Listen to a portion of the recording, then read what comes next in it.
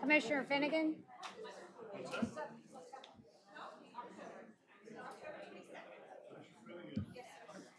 Chair was looking for you. They left the door open and one of our constituents made her way back there. Oh. Good afternoon and welcome to the Citrus County Board of County Commissioners meeting. It is September the 9th at 1:02, so you got an extra couple minutes to chatter. Anyway, we're going to be led in the invocation today by Pastor Anthony Brewer from the Crystal River Church of God. And followed by that will be the Pledge of Allegiance, and I'm going to call on, I think Sheriff Benson is here somewhere. And if you'll join us, please rise.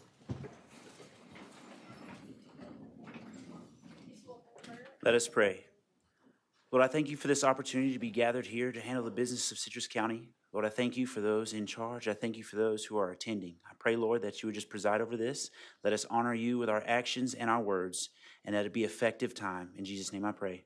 Amen. Amen. Thank you.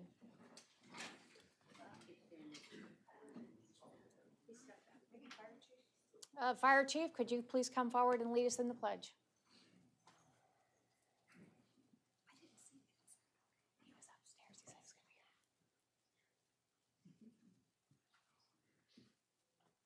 Please place your hand on your heart. Pledge allegiance to the flag of the United States of America and to the republic for which it stands, one nation, under God, indivisible, with liberty and justice for all.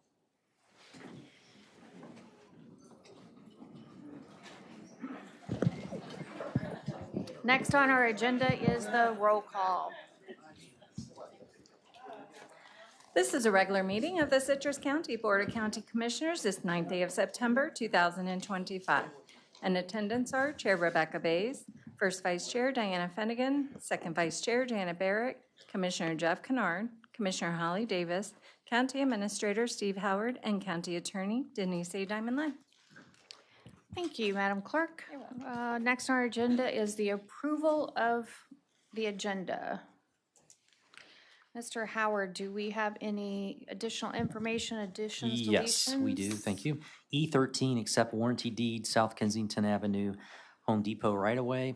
Additional information, C17, it's a correction to recommended action, agreement with the City of Crystal River, not the City of Inverness. E10, added C to recommended action, authorize the clerk to record the perpetual utility and access easement.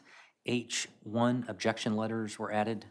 M1, added B to recommend action, adopt and execute resolution amending the miscellaneous fee schedule for the Department of Water Resources. And then C22, we're going to pull that item. The public hearing will be set on a future date. That's all I have. Thank you. Madam Chair, motion to approve the agenda with its changes. Second. I have a motion by Commissioner Davis and a second by Commissioner Barrick. Is there any further board comment?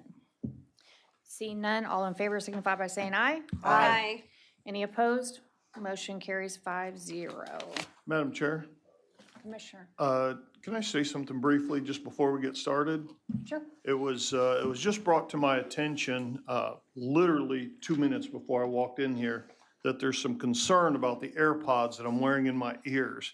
Unfortunately, my hearing is failing me with each revolution around the sun. And I have found that the new AirPods Pros, for those who are listening, actually function better than the hearing aids that I have been wearing. They're certainly much more visible, but there was some concern about them. That's why I use them. They reduce the noise and allow me to hear the conversation much better. Has absolutely zero to do with any music or conversation going on, other than what's happening and you're hearing everything I'm hearing. So anyway, just a word of clarification. We could share the music. Yeah. You're won't wanna welcome, hear it. Commissioner Kennard. All right, we're going to move on to presentation or proclamations, awards, and presentations. Motion to approve B1? Second. I don't think we have, oh, I'm sorry. Stoppers? Yes, I'm sorry, yes. I have a motion by Commissioner Davis and a second by Commissioner Finnegan. All those in favor signify by saying aye. Aye. Any opposed? Motion carries 5-0.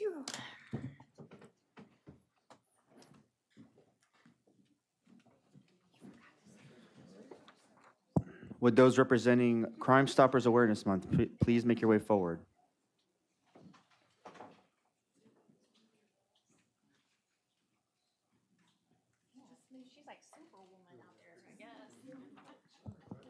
Whereas the foundation of Crime Stoppers is the partnership between the community, law enforcement, partnering agencies, and the media. Crime Stoppers works to educate the public, create awareness, and provide citizens with the opportunity to report suspicious or criminal activity anonymously. And whereas Crime Stoppers Awareness Month promotes awareness through education campaigns, Crime Stoppers of Citrus County is committed to fostering community safety, and since inception in 2009 has received over 14,500 tips, which have led to 553 arrests, 625 cases cleared. These tips also have aided in the recovery of nearly $152,000 in stolen property recovered and $1.5 million in illicit drugs off of our streets. And whereas Crime Stoppers of Citrus County, Inc. actively works with the members of the community, law enforcement, and the media as a community safety service partner. Its continued success can be attributed to the continued support from county officials, residents, law enforcement, and community organizations with Citrus County. Now therefore, the Board of County Commissioners of Citrus County, Florida hereby proclaim the month of September 2025 a Crime Stoppers Awareness Month and joins in honoring the men and women whose diligence and professionalism keeps our citizens safe. Executed this 9th day of September 2025.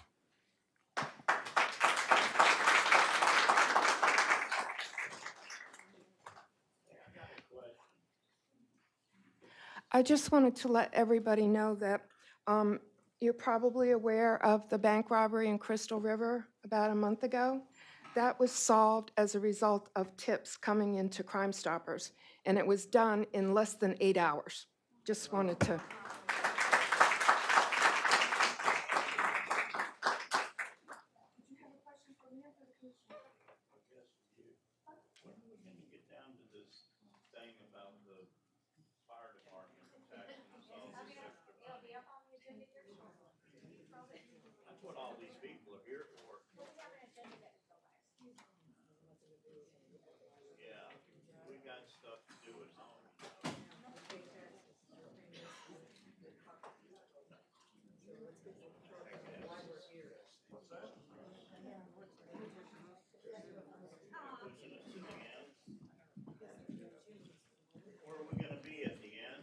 No, sir, it's coming up next. So next on our agenda is conduct a public hearing to impose the fire protection assessment and adopt the annual rate resolution for fiscal year 2025, 2026. Chief Stevens.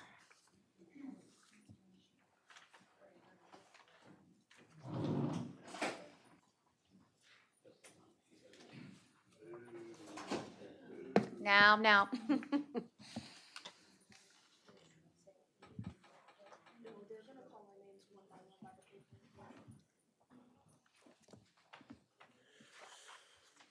Yes, ma'am. Welcome. Thank you, Commissioners.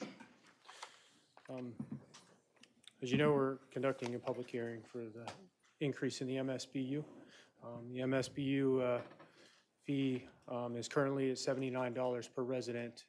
We're looking to increase it to $125 per resident, which is a $46 a year increase. And those needs are for priorities of the department, being our team members, emergency equipment, and the fire stations. That's the intent of those increases. As we've discussed, it's not a need, or I'm sorry, it's not a want, it's a need. And we're an all-hazard response service in order to meet the needs of the growing community. And as you know, we're experiencing higher severity in the type of calls, or higher acuity in the type of calls that we're responding to.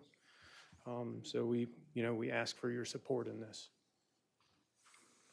Since we have so many members of the public that have come out for this, can you give them just a brief overview of the types of calls and how you came about the assessment and what the increase would go to support? So we had the consultant, which is present. They did the study, and of course that study's based on the property types that we respond to and the amount of calls that are at those property types. So that's where the information comes from, and they do a study of the past 5 years.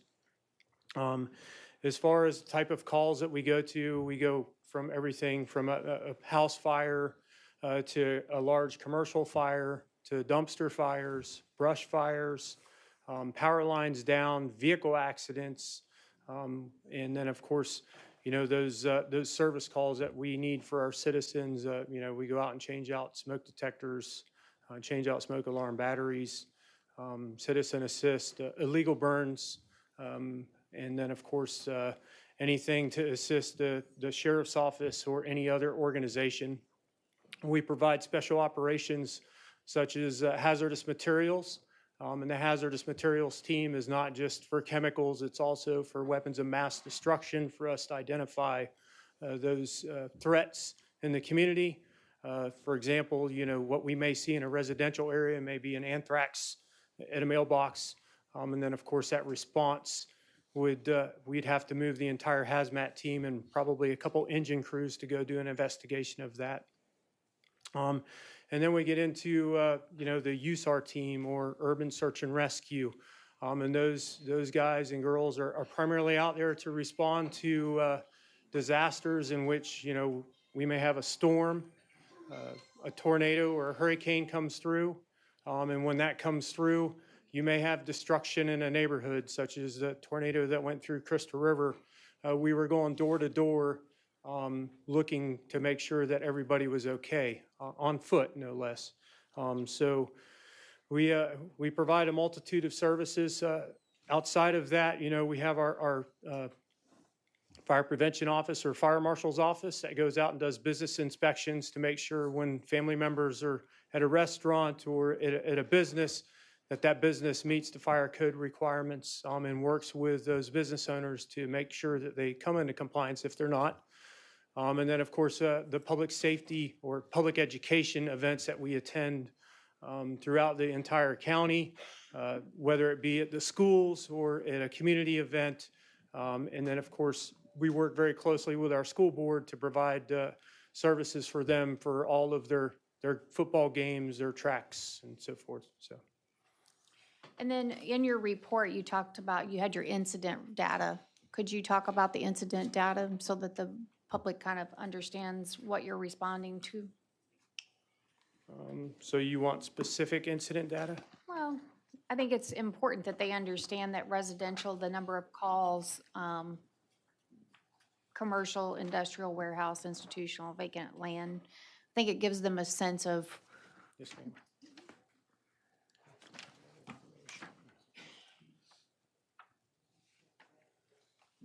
I know it's in the study.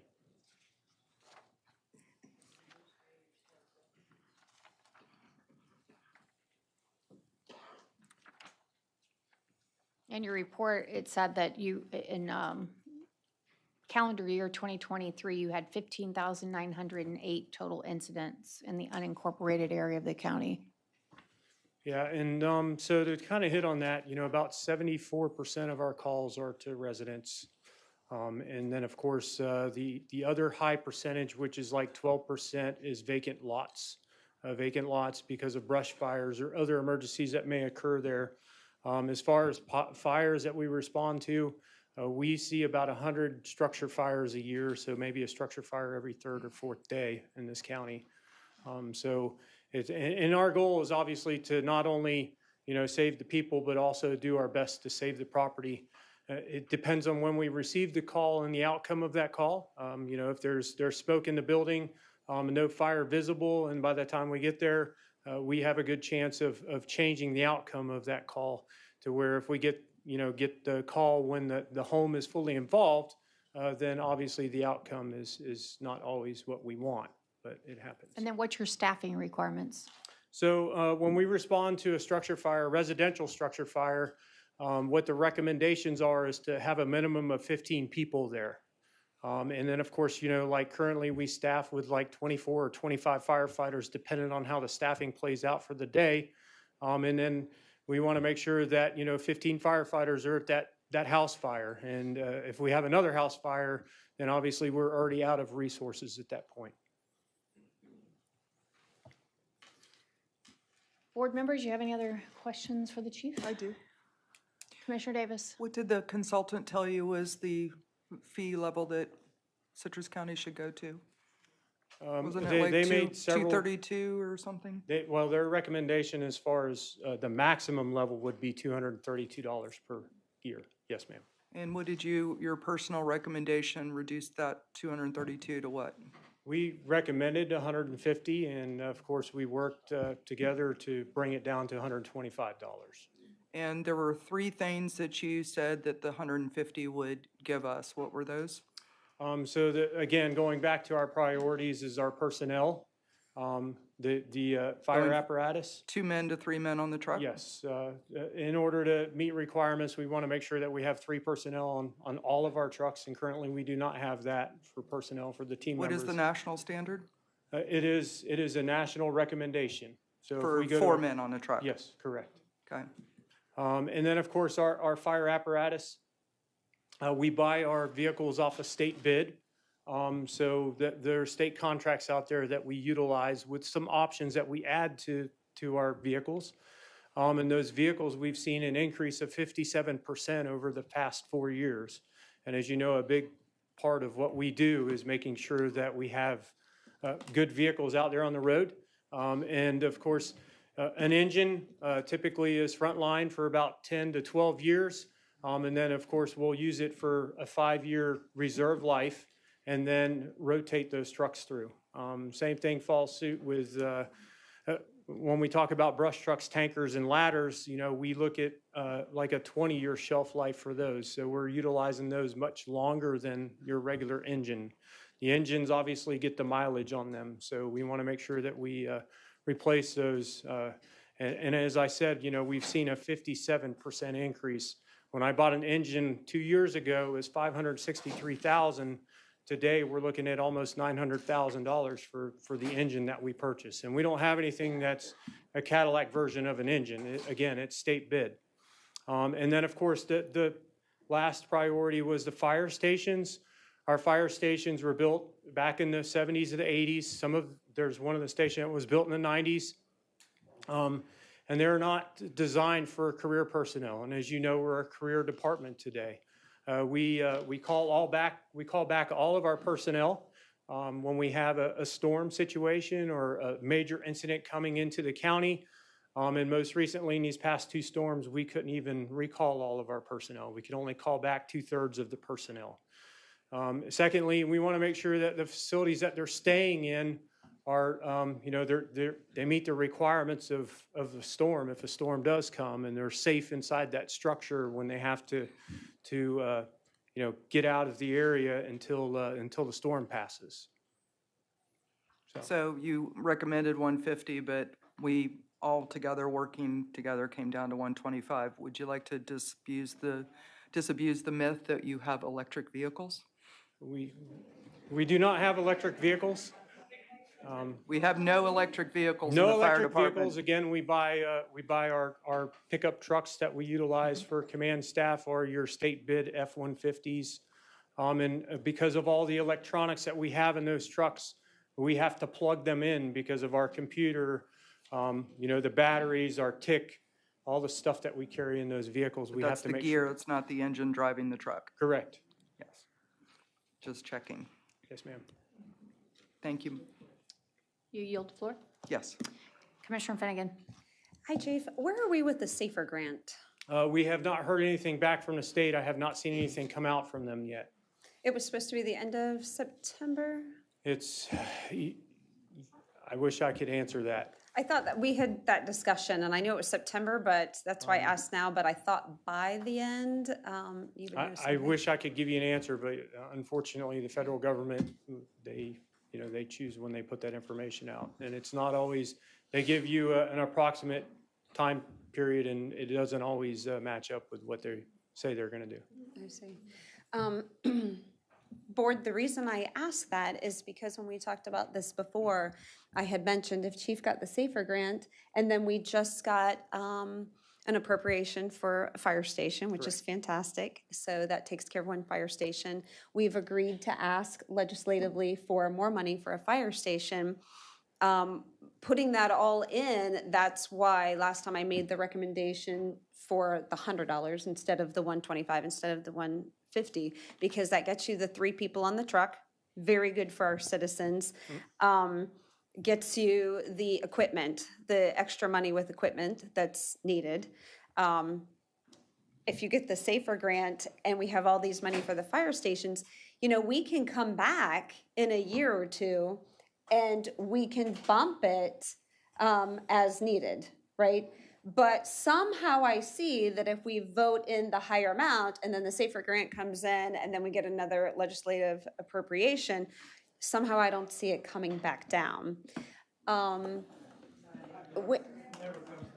So I'll tell you, I am a little shocked when Kat opened the doors and the floodgates came in. I knew some people were concerned about this. I did not realize that they would fill the audience. My comments were going to be the same. And why? Because I got all of my trim notices, which are quite a few with property and business. And if you don't know, our business is in the city of Inverness, and you can have one business, but they break it into a million little properties. So I may need to change that.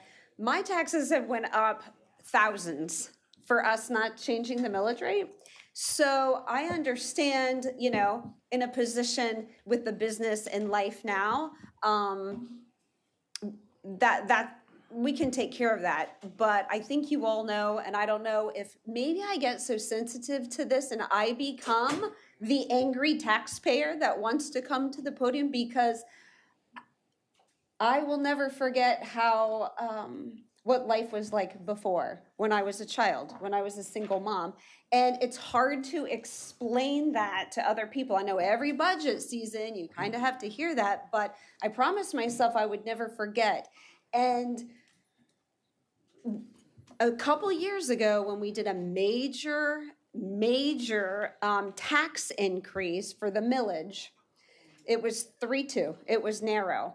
And I tried to explain that we can't have the attitude, if we need to tax it, just get it over with and do it and take the hit.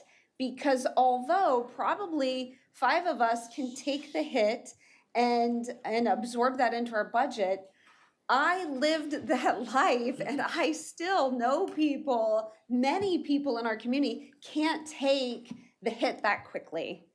If you don't know what it's like to wonder how you're going to pay for food or how you're going to pay for your next bill, like, I know that feeling. I don't, thanks to the good Lord and some hard work, I don't know, I don't have to deal with that now, but I will never ever forget what that feels like. On the other side, being a commissioner, I know that we have a whole county full of people that, Chief, you have to serve and protect. That's not lost on me either. And I know that that's why I voted for some of an increase, because the third person was necessary and we were failing. And that you had old equipment, we can't fail when it comes to the safety of our citizens. But I think that we are in a good position for that bump down. Even the people I've talked to, and I don't know what any of these people say. Maybe they'll think that I'm crazy for any kind of an increase. But like I said, that my comments were prepared before the crowd was here. There has to be a balance. And if we get the extra money in and that's enough, great, let's keep it at that lower. If you come back in a year or two and say, we are not doing right by our citizens, I'll be ready to hear that. But that, I guess, is more of my plea to the board and not to you, Chief, because I know you and every department head would need to fight for every dollar that they can get, because you're trying to do the best that you can. For the five of us, we have to find a balance. How do we serve the people the best we can? At the same time, how do we protect their tax dollars? So I am proposing what I said when you first presented it to us, and that would be the $100. And, you know, that changes commercially too, because when I've noticed people with vacant properties, way up. I guess I didn't really realize that, because we just kept saying 79 to 100 or 79 to 125, and nobody was really looking at all of the other properties and small business. I wouldn't want to do anything to hurt our small business owners, and they're taking a big increase too. Again, if my business is just going to pay it and we're going to be okay, but there are small business owners out there that are still struggling, and I don't want to do anything to kick them down when they're trying to get back up. Thank you, Madam Chair. Commissioner Kennard. Can we please refrain? Well, Commissioner Finnegan, I would support reducing to the $100 fire MSBU if and only if we stayed at two men per truck. Since we have had 2 people per truck since, I believe, Sheriff Dawsey took over fire services, and it has worked just fine. Since I was elected to the board in 2016, every board up until last year said we can't afford to go to 3 people per truck. That changed last year. I voted against it then. I still do not believe we can afford to get to 3 people per truck. We've got to have new equipment. Chief has got to be able to replace his trucks when their life cycle is out. And we could do that at the $100 assessment. The extra $25 going up to $125 then gets you the equipment and the truck. It still does not get you the fire station money. The $150 got all 3 of them, the 3 people per truck, the equipment, and the stations. Right now, I am at $125. I would believe that's where we need to be if this board is determined to put 3 people on a truck. But if you're willing to go back to what has worked for decades, 2 people per truck, then that gets us the $100 assessment. In fact, I think it was probably back in 2014 maybe when Commissioner D'Amato at the time, was suggesting raising that fee to that MSBU up to $100 at the time. I would be willing to go to that now only for equipment replacement, not for increasing an additional 13 firefighters. We simply cannot afford it, and you're seeing it right here.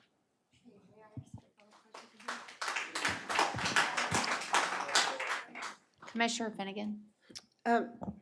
Commissioner Kennard, if I could just ask a follow-up question. So my thoughts were, with the lower fee, that we could afford the 3 on the truck with that and help with the equipment. Now, that left out building new fire stations, but shouldn't new growth pay for that? Shouldn't that be impact fees paying for that? And then we have legislative money on the way to us. So I feel like if we were going to go to 2 in the truck, I don't know that we even need to put it to $100. Really, the chief made a good, I'm sorry. Can I please ask you not to clap? We've got to keep some decorum. I apologize, but we really need to be able to have conversation. the chief made the case for 3. Now, I don't know, I'm not the fire expert. You're saying that we're fine with 2, and we have been doing well with 2, obviously. But I guess if we're not doing the 3, why are we increasing at all? Impact fee, I really believe, should be taking care of new stations. Madam Chair, can I respond? Commissioner Kennard? The impact fees, and thankfully, we just raised them, the impact fees and the legislative appropriations are going to cover some of the expenses of building additional fire stations, additional capital costs that come with an expanding fire service, but they're not going to go nearly far enough to cover those expenses. I believe when we had our workshop, and certainly, Chief, correct me if I'm wrong, but I believe the way it was laid out was that just for equipment replacement, we had to get to $100 in this fee. If we were adding the third person to the truck and doing the equipment replacement, that was going to require going to 125. And if we were going to be doing the station remodel, station expansions can be not just building new ones, but station expansions can be paid out of impact fee money as well. But to do all 3, we were going to have to go to 150. I think because of the increased cost of the equipment replacement, I think the case that was made, we have to go to $100 just to recover cycling out the old equipment, the old don't trucks, and remember that. bring in the new. Is that correct? I don't remember it that way. The $100 was to cover the personnel. Oh, The okay. 13 Yes. firefighters. You know, our increase, or the increase in revenue would be like 1.7 for $100. The increase of 125, what we were looking to go to was 3.8, 3.9. The cost of the personnel is around $1.4 million for the 13 personnel. And it's not that I want more people. It's to, again, it's for safety. It's for safety of our personnel, your team members, your county employees, and for the safety of the residents. I'm not looking to increase to 4, where is the recommended national average. Chief, may I point something else out that I noticed? You're saying at 1.4 for the personnel. Yes, ma'am. The buy down for exemptions is close to $1 million. Yeah, so, and you got to remember, we already received part of that buy down, so that buy down number would change a little bit, I believe. Higher or lower? Let's see what we're currently So doing. I'm just saying that for the edification of the board, because our our solid waste fee doesn't have all the same exemptions that the fire fees. I know Commissioner Bays has said that a lot of times with the church and the nonprofits. Obviously, whatever we decided to do, if we pass this ordinance and take out those exemptions, and then that could lower the rate even more, I would still want the exemption for those that can't afford it. Well, no, we can't do that from the audience. Sorry, you'll have your chance. We haven't vetted this thing out between the groups. We're only just- Sir, I apologize, but you cannot talk from the audience. You'll have your time. If I may, the board is not allowed to discuss any of this until we are in front of the public. So conversations that we're having now, doing it the right way and with sunshine law means that we have these conversations sitting here in front of you. We're not allowed to have them, nor would we have them behind closed doors. This is a chance for us to give our thoughts from our constituents, and this is a chance for you all after it's a public hearing. So after we discuss some things, everybody in here will get a chance to come up to this podium and for 3 minutes tell us all of your thoughts. We will be listening to that. But right now, this is our chance to talk. Second time. In front You of may you. want to point out it was the second time, though, that Second we've time. done this. Yes, so we all talked about this at another meeting. This is now the public hearing for it, but yes. Thank you, Commissioner. Sorry, Chief. Commissioner, to hit on your buy down, so currently we're at 727,000 for Okay. buy down. If we were at the $100 rate, it would be 783,000. If we were to go to the 125, then you'd be sitting at 960,000. I understand. Okay, I guess that would be separate. I don't want to get the board too much in the weeds, but just to keep in your heads where the board is with all of that. Thank you, Chief. Commissioner Barrick? At the meeting we had previous, I agreed with the 150 because if we do the 150, okay, people aren't gonna like this, but it's only $5.75 that you're spending more per month to have fire service, that when a fire truck comes there, they can all get off the truck and immediately start saving your property. We have a lot of new houses being built. And with the new people, we no longer have the numbers that Dennis D'Amato had. Okay? We are now at over 166,000 people, 166,000 residents, not around 110. So the fire department has to accommodate for all this increase. Most of you drive the roads and complain about the traffic on the roads because there's so many cars. How do you think the fire department is going to be able to man the trucks with 3 to a thing, get new equipment in a timely fashion, and add to firehouses? Impact fees are one way to do part of it, but it's only part of it. Getting appropriations from the state is only part of it. They don't pay for the entire new firehouse. The balance has to come from the taxpayers. Now, currently you pay $79, which is $675 per month for your fire protection. I agreed that 150 was a reasonable because that only bumps it up to $12.50 a month for fire protection. Where are you gonna get fire protection for that little amount that if you call 911 for a fire or an accident, or the property next to you is on fire because maybe somebody was camping there, or the teenagers were out there and they started a grass fire, you are not gonna be able to get any protection anywhere for $12.50 a month. And that was why I agreed with the 150. Now, yes, the consensus of the board was to go with 125. And that's what was brought to you and sent to you on your trim notices, okay?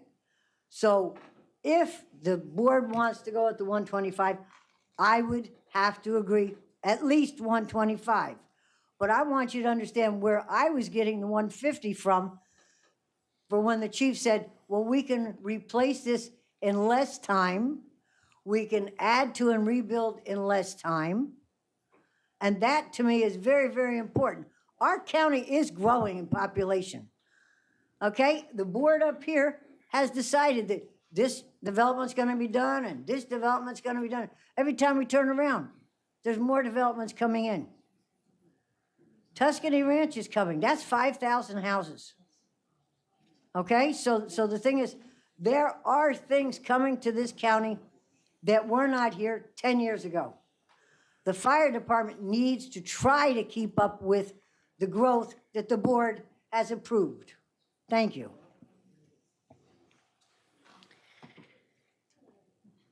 Madam Chair. Commissioner Go Davis? first if you want. No, but- go right ahead. Commissioner Davis? The trim notices said $232. Can you please refrain from speaking? It's very difficult to hear up here. The trim notices said that we could go to $232 without further notice. I think that that was a huge part of the angst, and I would certainly have a lot of angst about that myself.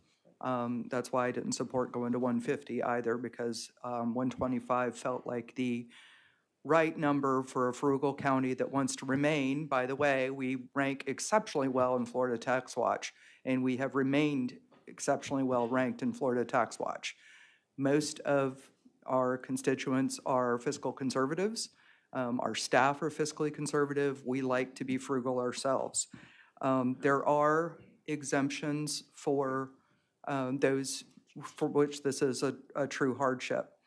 So I want to tell you about someone that I know that lives here in this county, but he's now I always get I told you the story, not a battalion chief, a division chief in a county over on the East Coast.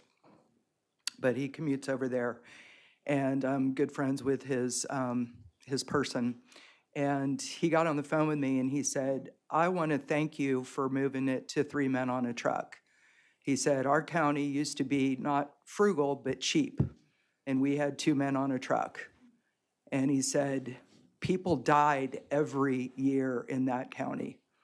They weren't pulled out of the burning building in time. They weren't pulled out to be put into an ambulance out of a wrecked car in time because there wasn't enough manpower responding on the scene. And then he said, a VIP, someone like you, Commissioner Davis, a VIP's family member died in a car wreck specifically because they only had 2 people on the truck. And he said, I can guarantee you that there are people that die every year in this county because we don't have enough firefighters. And he said, and one of these days, it's going to be one of our firefighters. So I know this is not my specialty. I've never been a firefighter, never desired to be a firefighter, okay? But if you can imagine pulling up, as I understand it, pulling up to a fire in a fire engine, and it's one person driving and one person riding along, I forget the titles again. They jump out, and the neighbor says that there's an elderly lady in there or whatever.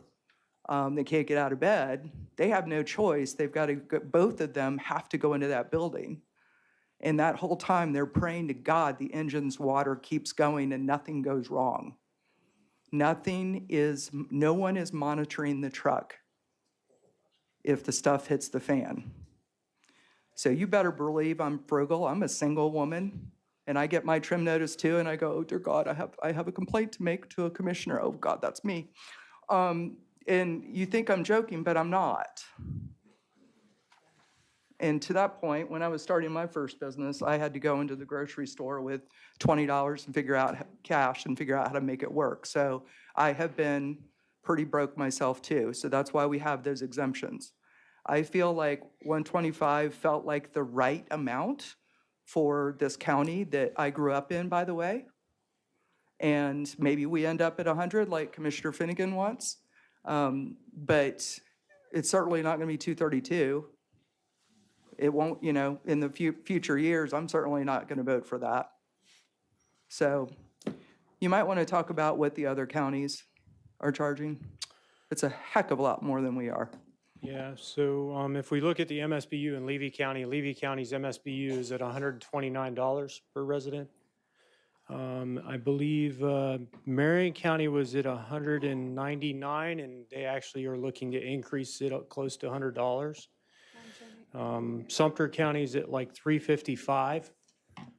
So the other, departments within the region have increased tremendously, but we don't look at that. We truly look at what is the cost per resident, right? And if you look at our region and you compare the cost per resident, Citrus County is far below everybody else at $90 per resident. That's the cost of fire services today if we look at the population. And another thing I wanted to kind of hit on is we're well below the recommended per capita, which is 1 firefighter per 1,000, which, as you know, we're sitting at about 93 firefighters, including our administration.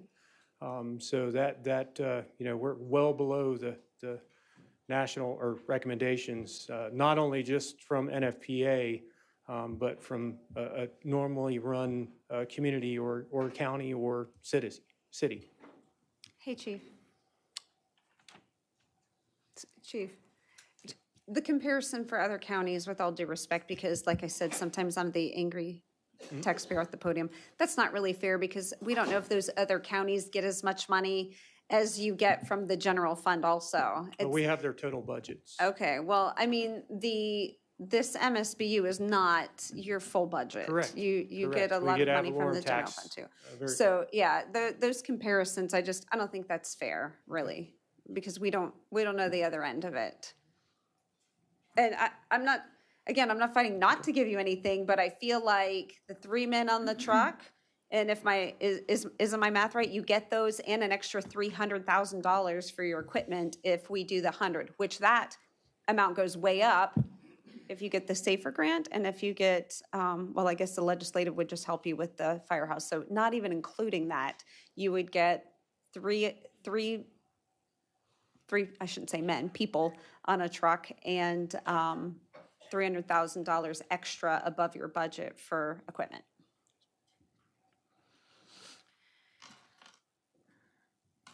Let's talk business.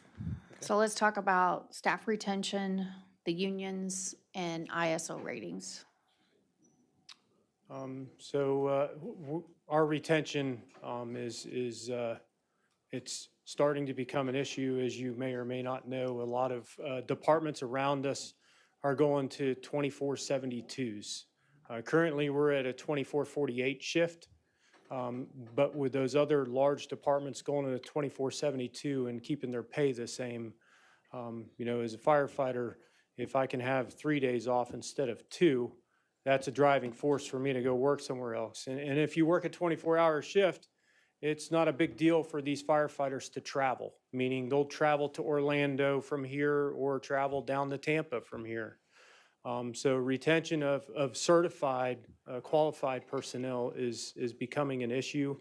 We're definitely seeing it on the EMS side, but I think we're going to start seeing it on the fire side because all these the recommendations in the House bill of going to that 24/72 for firefighters, a lot of departments around us have gone to that. So we're going to start probably seeing an influx of personnel seeking positions elsewhere. And I'm sorry, what was the other? The union. The union. So the union, we try to stay, competitive in wages. And of course, the county conducted a pay study 2 years ago. The firefighters were not included in that pay study. We concluded that we actually completed that pay study, came to consensus, presented that information to you all. So that's a big part of what we have to do in order to make things whole for the personnel, for the team members, and to retain them.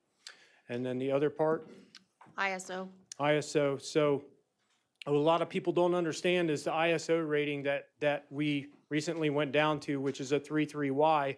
Those are only for residents within a 5 mile square 5 miles of a fire station, meaning, if you look at Citrus County, 773 square miles, you take away the water from that at 189 miles, and then we're down to, 500 square miles, close to that. And then, of course, you got to take about 30% of that for undevelopable properties. You should actually have a fire station every 5 square miles. We're nowhere near that, right, with 10 fire stations in this county. So, as we move forward into the future, this funding isn't just for today. It's also to look into the future and to make sure that we have the revenues available to help us grow with that community. Impact fees, we can use impact fees for an increase in service. We cannot use it for current services. We cannot use it to rebuild a fire station of the same size. Now, if I rebuild a fire station and I increase the square footage in that fire station, whatever the increase in that square footage is, I can pay for out of the impact fees. Impact fees have law on how we can utilize those, and unfortunately, we're handcuffed with some of that. And not to mention, we've got a little bit of impact fees that we've collected over the years, and we've been saving that for when we do have to build a new station in an area that the population has grown, such as the Central Ridge area, or we get into the North Central Ridge area that we're looking at to put the industrial park. So, but ISO is, we want everybody to reek of those ISO ratings. So we're working with both our cities to help fix the ISO ratings for those people that are within 5 miles of a fire station of the cities, to help fix those. But, if you live outside of it's actually 5 to 7 miles outside the fire station, unfortunately, the insurance premiums are a little bit higher than those that live within that 5 mile range. All right. Board members, you have any other comments for the chief?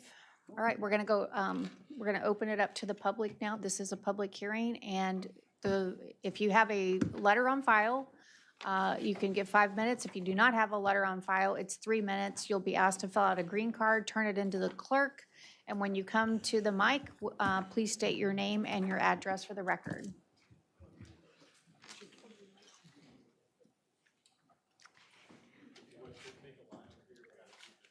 I'm Michael Fuller. I'm from Lecanto.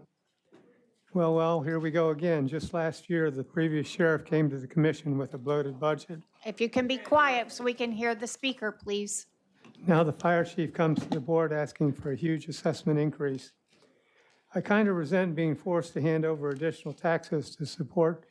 And it looks like we're talking about some of this as being future infrastructure upgrades that primarily benefit subdivision developers and not me. Indeed, with the increased traffic in this county, I'm wondering if I'm going to get killed in a traffic accident. A while ago, a commissioner suggested a permit moratorium to evaluate the effect and strategies for dealing with this crazy growth in this county. That died quickly when the developers threw a hissy fit.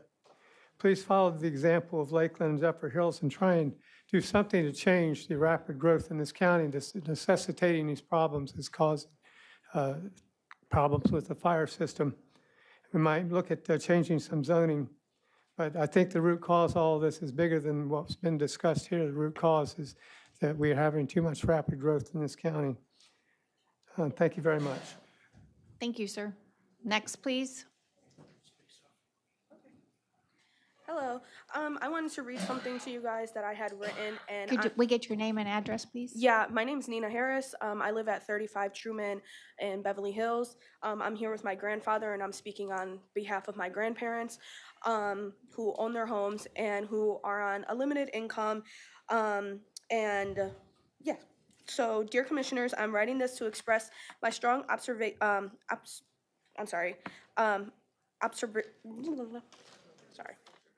Yes. Opposition. Yes.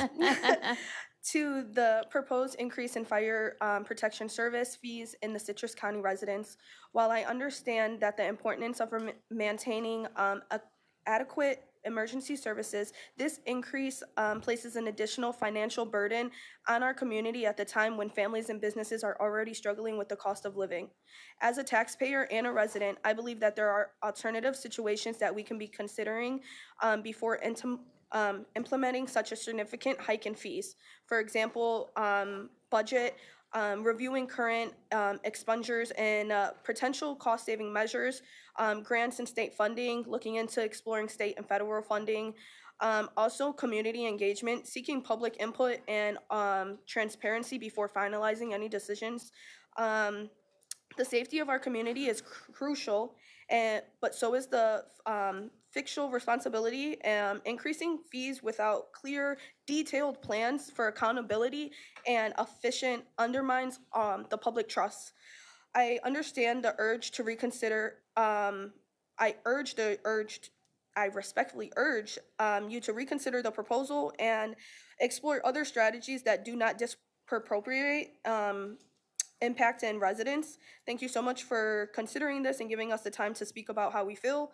I hope the board takes this into account. Also, something that we're considering is something that actually Commissioner Davis had spoke about is the increase of it. You know, we see this, that it's only going to be $125, but the maximum, it says it right here on the paper, can be $232, you know? So it's like, how fast can that increase? Well, you know, and just for example of when we got this notice, it wasn't sent out until the August 19th of, today's only the 9th. So it didn't even give anyone time to really know anything, you know, and it kind of says that this is kind of mandatory once it comes, you know? So what happens to, for example, my grandparents when they can't pay it, when they can't afford it? So what happens to their house? Also, they pay insurance. They pay fire insurance, they pay house insurance, they pay property insurance. So those are fees that are already included when it comes to the safety of things. So this is just another increase on what they're already paying. So, thank you. Thank you. Thank you. Thank you for the attention to my granddaughter. Well, you'll have to say your name and your address and fill out a green. Efren Feliciano, 35 Truman. And I got basically one word. You have convened this session in the middle of the week when nobody else can attend because they're at work, right? Are you gonna have these type of sessions elsewhere in the county?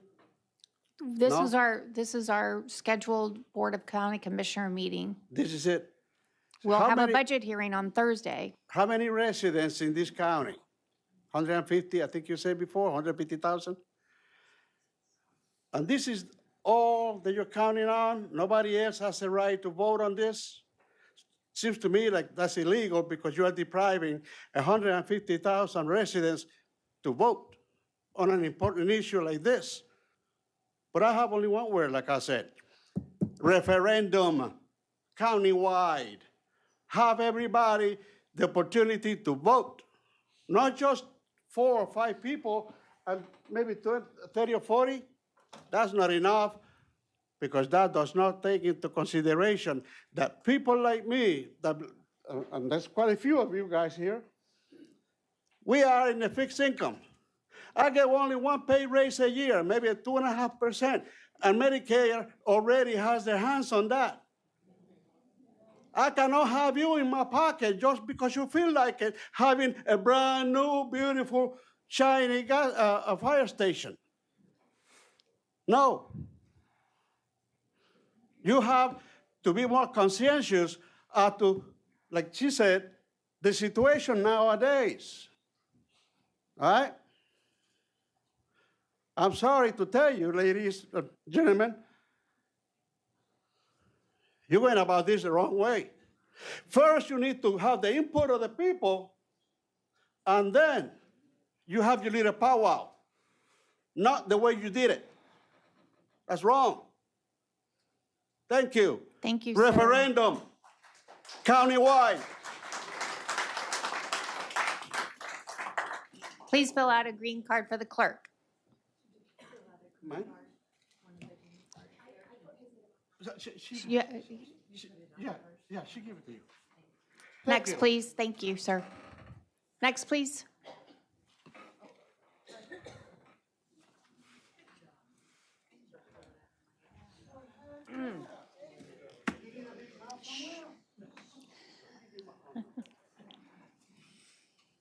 I'm Renee Bedford from Floral City, Florida.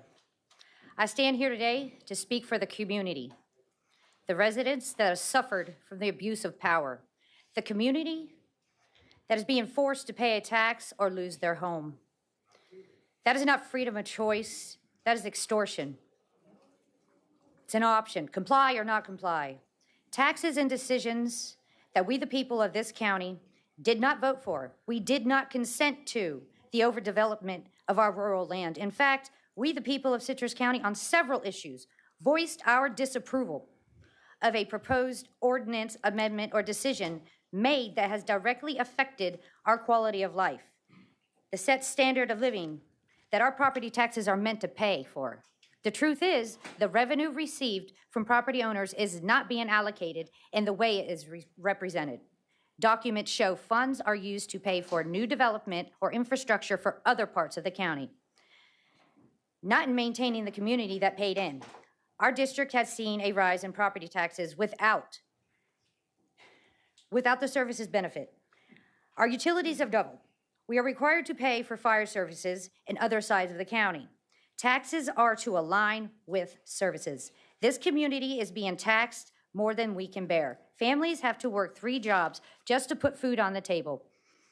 Most can't even afford health insurance due to lack of funds. Yet today you are approving a benefit because we all know that these meetings are not to include the people's input. Your decisions have already been made. That's what this is all about. Your decisions have already been made on what to do with our money, while our families do without. That's where we draw a line. Enough is enough. We, the people, should take a stand against the abuse of power and the taxation without representation. The right to individual liberty that we have lost to comply with county demands for more money for their needs for commerce. We need to take a stand when the total disregard of the very people you govern is dismissed. The Constitution of the United States of America states decisions are made with the consent of the governed. Power is defined by compliance. Therefore, we do not comply. We do not consent to any decision made without our vote. I have emailed DeSantis and Golia and all of your supervisors. Our next action is the Attorney General. You serve us, the people. Now it is time to restore what was promised in 1776. This is our Declaration of Independence. Thank you.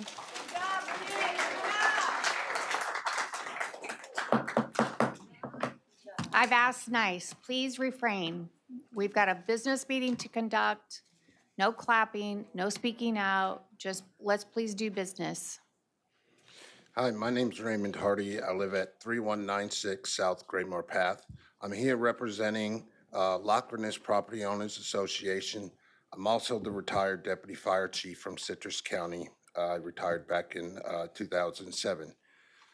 Unfortunately, we disagree with most of the people in the audience. We do support the $125 fee, not the $232 fee. We do, however, wish that the board would direct the fire service to move a little quicker on getting the agreement between the cities and the county on the mutual aid agreement for quickest unit response, so that our ISO rating will go down.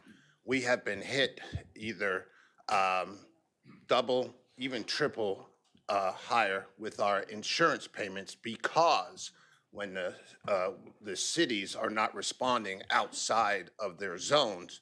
So therefore, we're going to have to pay this extra fee for the fire service, plus we're getting hit with the tax as well from our insurance. Everybody that knows a little bit about ISO knows that once it goes up, so does your insurance rates.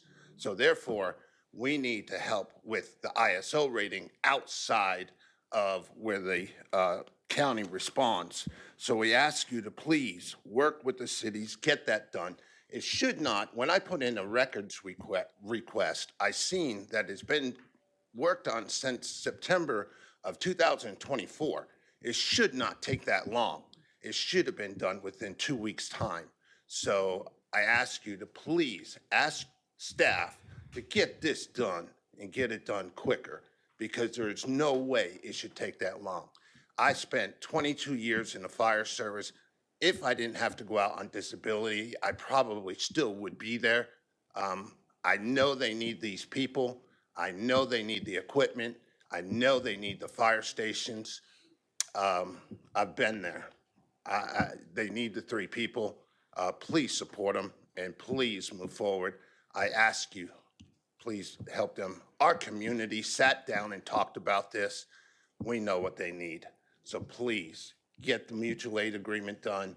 Please help them move forward with their needs, because it's not a want, it is a need. I have been there for a long time and I have seen what they need. So thank you for your time. Thank you, sir. Next, please. My name is Joanne Hurst, H-I-R-S-T, Floral City. I am against the $125 increase. I have 2 homes in this county. I am 100% disabled. I am a U.S. Army veteran. I'm 100% disabled.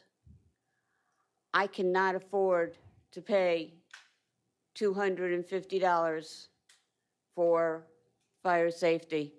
I do have a suggestion that maybe we can augment the 2-man crew with getting some volunteer firemen. We use volunteer firemen. I don't think it's a joke. I think it's a very good suggestion that maybe we can get some, especially some of our young people that may want to be, and then they may find that's a career, and that there's no reason why Tuscany Ranch can't get spend some of that money, that impact money on building the new fire homes and get some of that, those people to start thinking about being volunteer firemen and firewomen. I was a fire person. Unfortunately, I had PFOA, PFOS, and PFAS.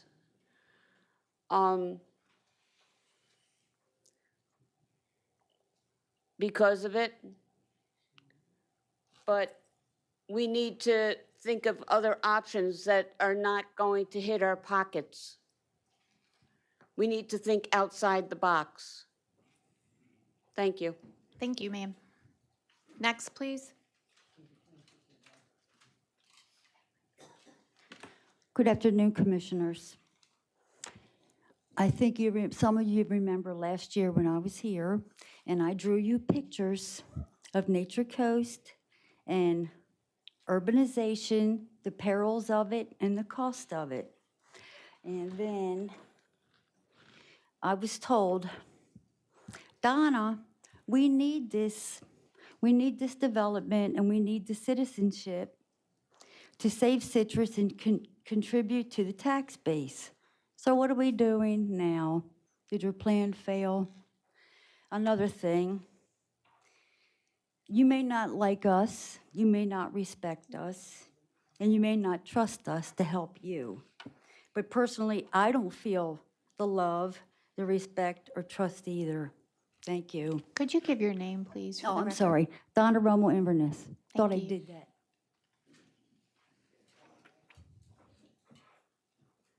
All right, Sabrina Watson, LeCanto, Florida. It's clear that that decision has already been made. Since it's on our trim notices, I think it's important for everybody in this room to know that that decision's already been made. Everybody in this room has to live on a budget, and so do the people here that call themselves government. I would like the public to consider all doing a public records request and getting the county's CAFRA reports, which show that they have over $320 million invested. That earns $20 million a year in interest, and they want to fleece you for more money. I would like to read the oath of office that these people sign. It says, I do solemnly swear or affirm that I will support, protect, and defend the Constitution. It doesn't say which Constitution, and it's not a capital T. So I think that's an arbitrary and capricious Constitution. Maybe, I'm not sure. And they will solemnly swear or affirm that they will support, protect, and defend the government of the United States and of the state of Florida.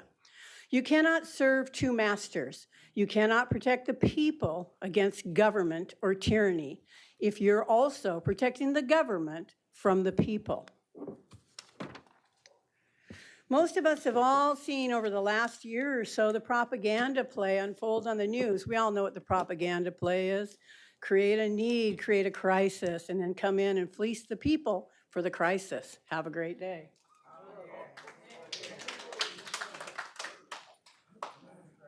Hello, everybody. I'm Mary Cedar from Inverness, and I have 3 points I would like to make. The first one is, why have taxes when you can just have assessments? All of a sudden, we have We have a Save Our Homes Act they're only allowed to raise taxes by 3%. Now, we have assessments. So why have taxes when you have assessments? And who else is next to assess our properties? The water department, the police departments, who's next? And my other thing I wanted to say is we have all these new people coming in. That's more tax base for you without having to come and see us. And the other thing I have to say is there are other sources of revenue for your county. That is business tax, income taxes, parks, beaches, gas taxes. Can you understand me? It's my speech, I know. Gas taxes, toll road taxes, and also contrary to the news media, tariffs bring a high form of revenue for your tax base. So there are other places you could look besides coming to see our property taxes.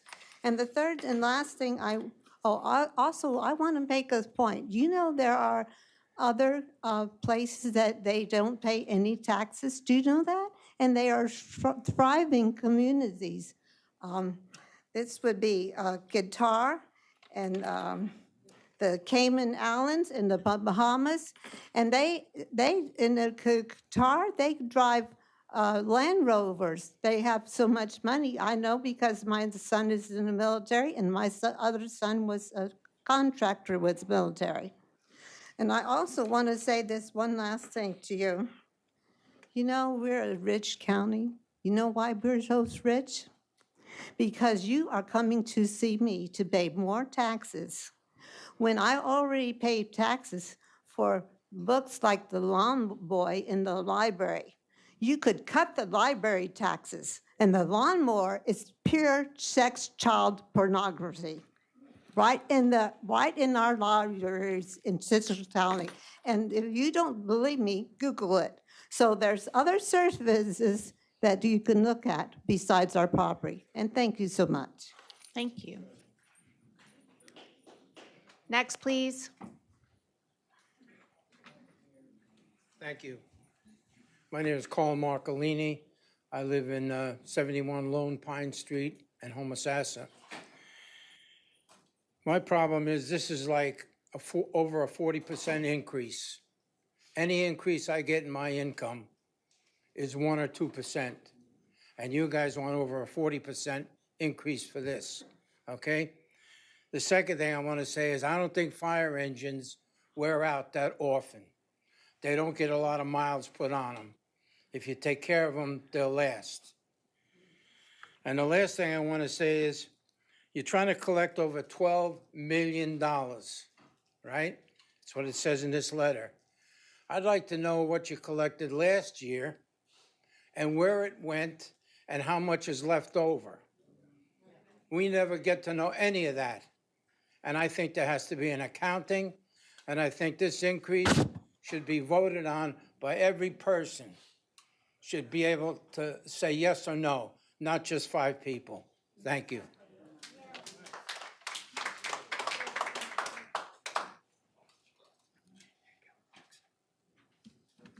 Okay, hello. Hi there. John Longacre, Lecanto, Florida. A couple of things I want to first address is the people that say you got to think outside the box. How many of those people have actually worked inside the box to understand what needs to be done? So one thing that wasn't brought up with the minimum manning, do you guys know how many minutes the NFPA recommends to have the 8 people on scene of a fire scene? It's 8 minutes. So you're not going to do that with trucks scattered and running engine couples, because that's what you're running, engine couples, not engine companies, and you can't get the stuff done. Chief Stevens referred to all hazards. All hazards means storm-related, call for a service, lift assist, all sorts of things, and you can find that, again, through what's called NIFRs and what they do. Concern about commercial properties, paying more. Commercial properties take more resources when they're on fire. So you have to look out at that. Commissioner Holly, I want to point out about the two in, two out. So that's a state law.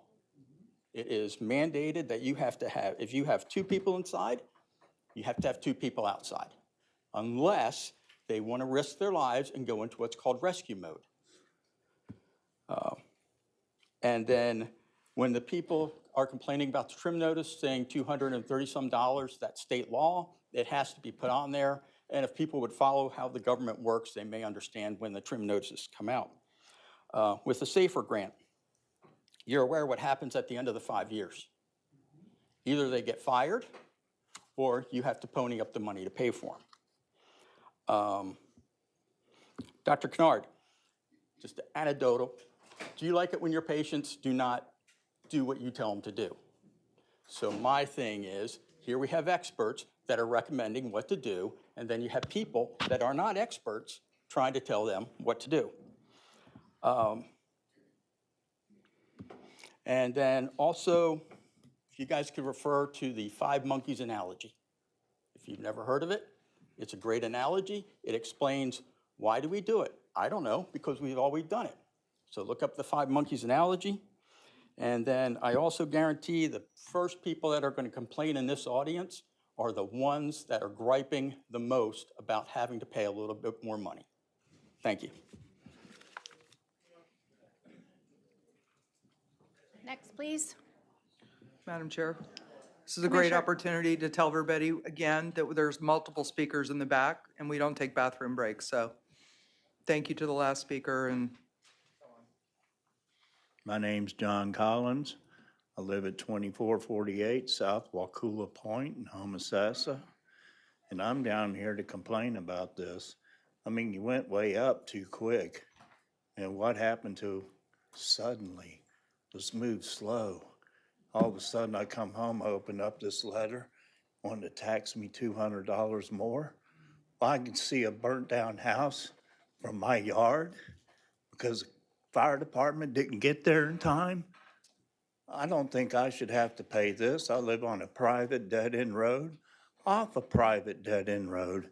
You guys won't give me a sign. You won't give me any rocks. You won't do nothing for us down there because it's a private dead-end road.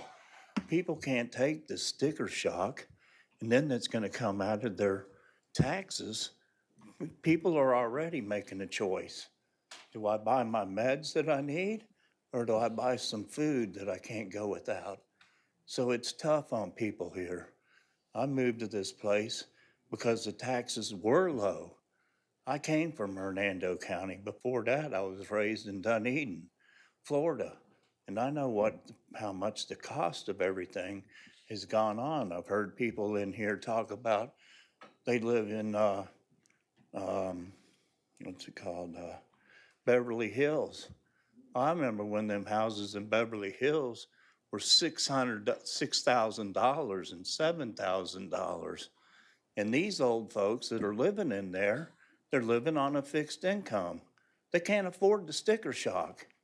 It's too much. You got to give us some breathing room here. The county's growing like mad fire. You got all these subdivisions and all these new commercial places for the people, industrial parks. They're paying an enormous amount of money on these impact fees going on here. And you guys want to come try to beat up the little guy again. Why don't y'all start beating up yourselves a little bit and leave the little guy alone that's barely getting by in this world? That's all I have to say.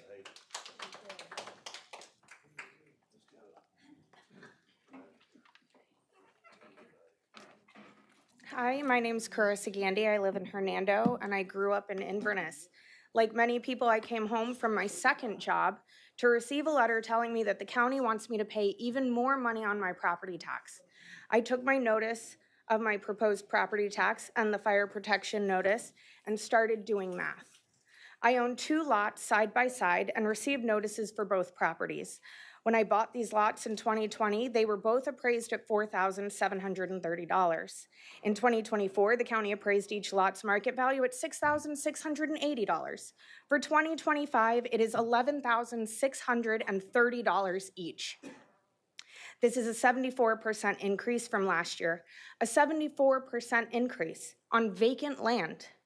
There have been no improvements, no structures built, nothing. Apparently nothing is worth $4,950. Now on to the notice for fire protection services. For 2024, I paid the normal amount. And now you want to add to vacant land $26 to $48 for vacant land, which is an increase up to 1,245%. What does that look like for my property tax? Currently, I pay $95 for each lot. At the absolute minimum, my property tax is going up 89%. Without notice, it could go up 113%. Again, there have been absolutely no changes to this property in the 5 years I've owned it. With only a short notice, you want to potentially more than double my property tax. And for me, that could look like an increase of $216 a year. What does that mean for the future when you want to do this again? I bought these lots with the goal of building a home for my family. Between inflation, out-of-staters driving the market into oblivion, and now, from your $1 million waterfront homes, you want to squeeze every penny that I can save. I want to provide my kids with a good stepping stone for stability, and now it seems impossible. Maybe when you can afford a $16,000 property tax bill like Jeff Kennard, and I really liked your comments, but $27,000 in property tax like Ms. Finnegan. You won't feel the impact of a few $100s, but for the average person who has to budget and plan, this is astronomical. The proposed tax increase is a systematic attack against people who have lived in Citrus County our entire lives, who want to grow our families and continue living in this amazing place that we love so much. If this plan is approved, it's because government is trying to strip the middle class and the lower class of the little bit of assets that we have. If we are unable to pay our property tax, you'll steal our land and our homes, you'll sell them to people who pay more, who can give you more money and eliminate us from the community. This plan is absolutely abhorrent, and the fact that it's even being discussed is insulting. Thank you.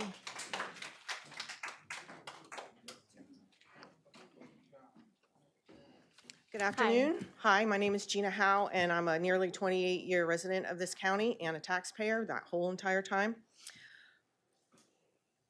You discussed transparency. Transparency would be when the fire department comes to a car accident, which my husband and I were in, and they say they have to check you out, and then they send you a bill for $175 per person. And the bill comes from out of county, which means you're using an out-of-county source to do those bills. Why can't you bring that back here? That other county is making revenue. We're not. As of today, September 9th, I know you all say that you have discussed this. This is your second time discussing it. But as of today, I looked at the property appraiser's website, and it shows that $125 increase on my property summary. Today, it's there. Please consider this question and my spoken statement as a public records request in accordance with this. Thank you for your time. Thank you. Name is Michael Prive, Lecanto. The first point I want to make is in fiscal year 22 to 23, Citrus County collected $206,066,560.32 in property taxes. In fiscal year 23-24, you collected $235,582,906.19. That's a 14.32% increase year over year. That should be helping him with his infrastructure. 5,000 homes being built, impact fees on every single one of them, more tax revenue coming in. The other thing is there's a whole bunch of various units of the government, and those units need to be run efficiently. Are we employing methodologies like Six Sigma or other methodologies to be more productive, to reduce cost? Are we managing employees appropriately so we're getting rid of waste, whether it be from human beings that aren't doing their job or from wasteful spending? What we need to do is we need to look at the whole picture. We need to put out edicts. We need to challenge the various groups on how to be more productive without throwing money at it. Throwing money is the easy answer, but it's not always the correct answer for how we want to address needs. I believe there is a need. However, I do believe there are ways to address that need, and that might be taking from Peter and give to Paul.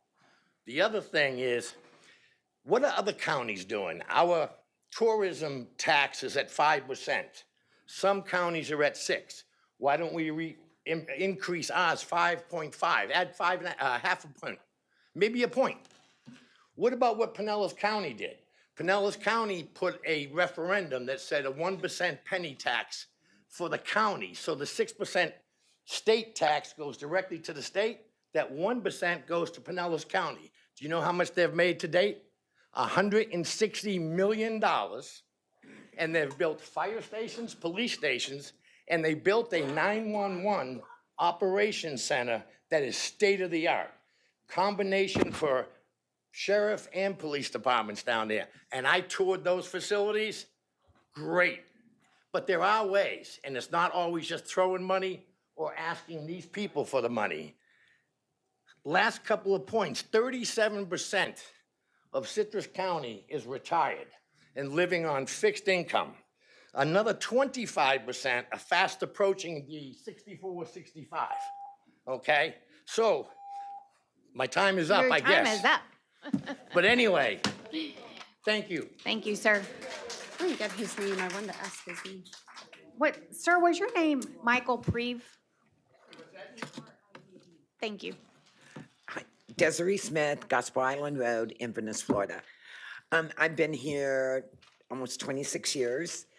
I remember, I believe, when the first fire tax was submitted, was it 2003? I'm not sure of the dates. And that was the cure-all. Well, ever since then, it has gone up. Being widowed, being 69, retired, Social Security. With all due respect, Mrs. Barrick, is that $12.18 a month would buy hamburger meat, would buy yogurt, would buy milk, would buy cheese. I mean, have you seen the lines at the food giveaways? Where people are lining up, there's hundreds of cars for free food. And a lot of it is, the produce is even bad. I know because I go there and we make boxes. I have friends, we make boxes for people. You know, when you have to understand, I mean, I'm lucky I can pay my bills, but not everybody can, and I see that firsthand. This increase is too much. You can't live outside your means, and you're putting too much on the very people that cannot afford it. And the other question I have, I thought of this, when I first moved here, there was a little fire station up on 44, right down from Gospel Island. I noticed now that last year it was taken over by a company. Was that sold, or was, and what happens to that money? You know, that, you know, it was a nice little fire station, and I believe at the time they had volunteer firemen. What happened to them? I think they got fired, am I right? I'm not sure, but there's got to be a better way, but the people of this county cannot afford this. To you, again, $13, it'll buy milk, it'll buy cereal. And unless you've seen these food giveaways, you really don't know what you're talking about. And I rest my case. Have a great day. Oh, by the way, I don't think anybody is refuting the fact that they want to give the fire station what they need or even want. You know, that's not the problem. The problem is the money. It's got to come from somewhere else, not the retirees. Thank you. Thank you. Next, please. Hello, my name is Shane Stevens. I live at 11740 North Farmwood Avenue. I was born and raised here, lived here a long time, went to Chris River Elementary, Middle, High. My problem with this is y'all keep saying $125 per resident. I'm one resident, but I got 5 bills. Because my wife and I busted our butt our entire life, saved some money, we bought 19 acres, opened up a business on it, decided to buy the adjacent property that was right next to us that was subdivided for 3 parcels. It's one lot, but it's 3 parcels. So I got 4 bills. I'm paying, they're asking me almost for $1,000 a year. So we have a venue, have insurance on it 3 months after paying the $4,000 a year for the insurance. I get a letter from my insurance company saying that they're canceling me because I'm more than 1,000 foot from a fire hydrant and more than 5 miles from a fire station.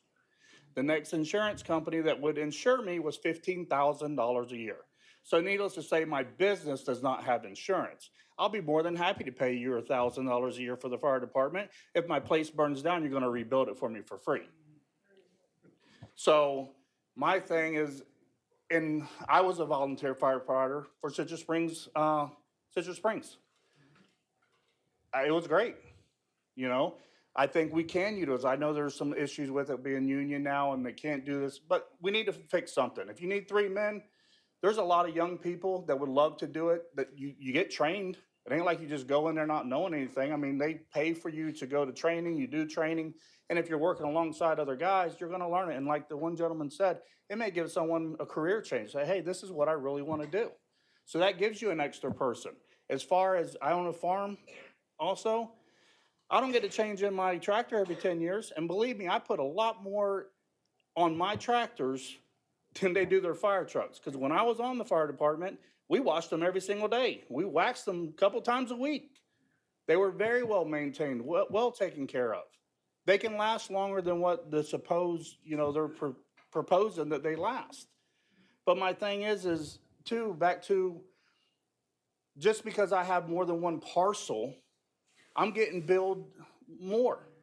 And it's not fair. People can't afford it. My mother lives right down the road from me. Hers is almost $500 because she has 2 parcels. Because we have a little bit of land that was given to us. My family came here back in the 40s. Because my great-grandfather had a big cattle farm, had 600 acres, and gave it to the family throughout the years. Now they're getting jacked for it. And let's not even talk about property taxes, because I bought the 19 acres. My wife and I bought for $200,000. Great deal. But guess what? My property appraiser says it's worth over $400,000. So what do you think they tax me on every year? So just my properties alone, I'm paying $20,000 in tax and insurance. Thank you. Thank you.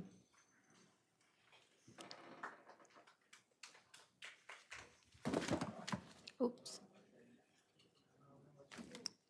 Hi. Hi. My name is Carla Fisher. Crystal River. I'm going to make this short and sweet.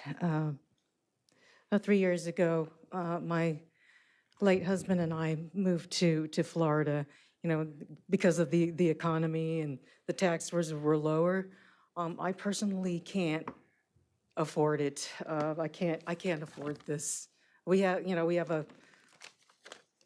a property next door, and I love my home, but now that my insurance is increasing, and I'm doing it alone now, and so I lost the love of my life. But I want the house for my memories, and I can't afford it. I just point blank, I can't do it, And I'm looking around, I'm seeing retirees, I'm seeing veterans, I'm seeing disabled. So, we're all on a fixed income here, and I make minimum wage. It's disheartening enough to know that I will never retire, but, this is a little too much. I understand that there's a need, but there's got to be a line to draw. I would agree with Diana Finnegan that it wasn't that much, maybe $100, but no more than that. And that's, point blank. I can't afford it. I can't afford it. Thank you. Next, please.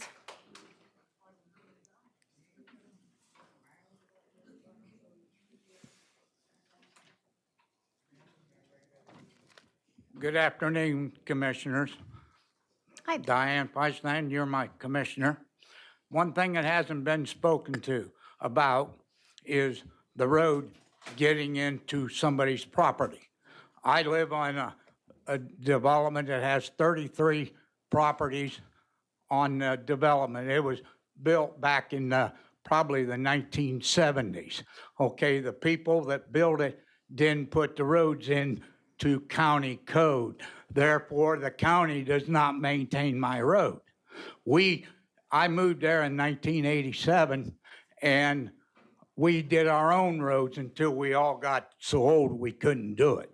So the fire truck cannot get to our residents because the road is all tore up. The reason the road's all tore up is because you guys have a county bus that comes and gets people, so they can't go to their appointments because the road is tore up.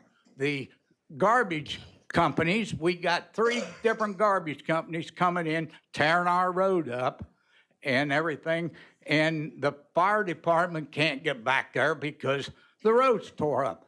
The mail's gonna stop because the road's tore up. And we need to do something about our roads so the fire departments and the emergency responders can get back in our roads. And I'd like to have a meeting with you so we could discuss even putting it on our property tax.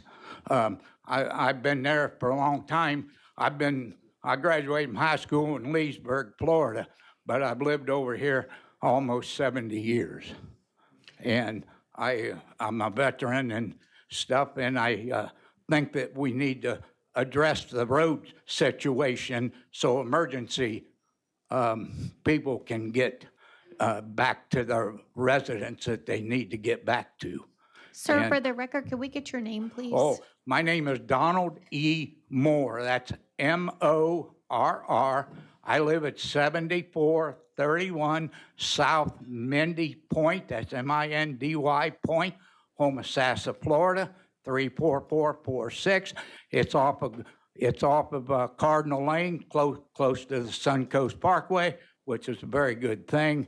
And so we need to address the issue of roads so emergency vehicles can get back on them. Thank you, sir. Appreciate it. Yes, ma'am. Thank you. Mr. Moore, you requested a meeting. This gentleman here, could you privately give him either your phone number or email address or however I can contact you? I'm from old school. I don't have no email. Okay. All I got is an old flip phone. All you need is nothing like one. I'm 86 years old. Well, I'll call you, and if that doesn't work, I'll come beat on your door. I've got your address. Mr. Moore, you're my hero.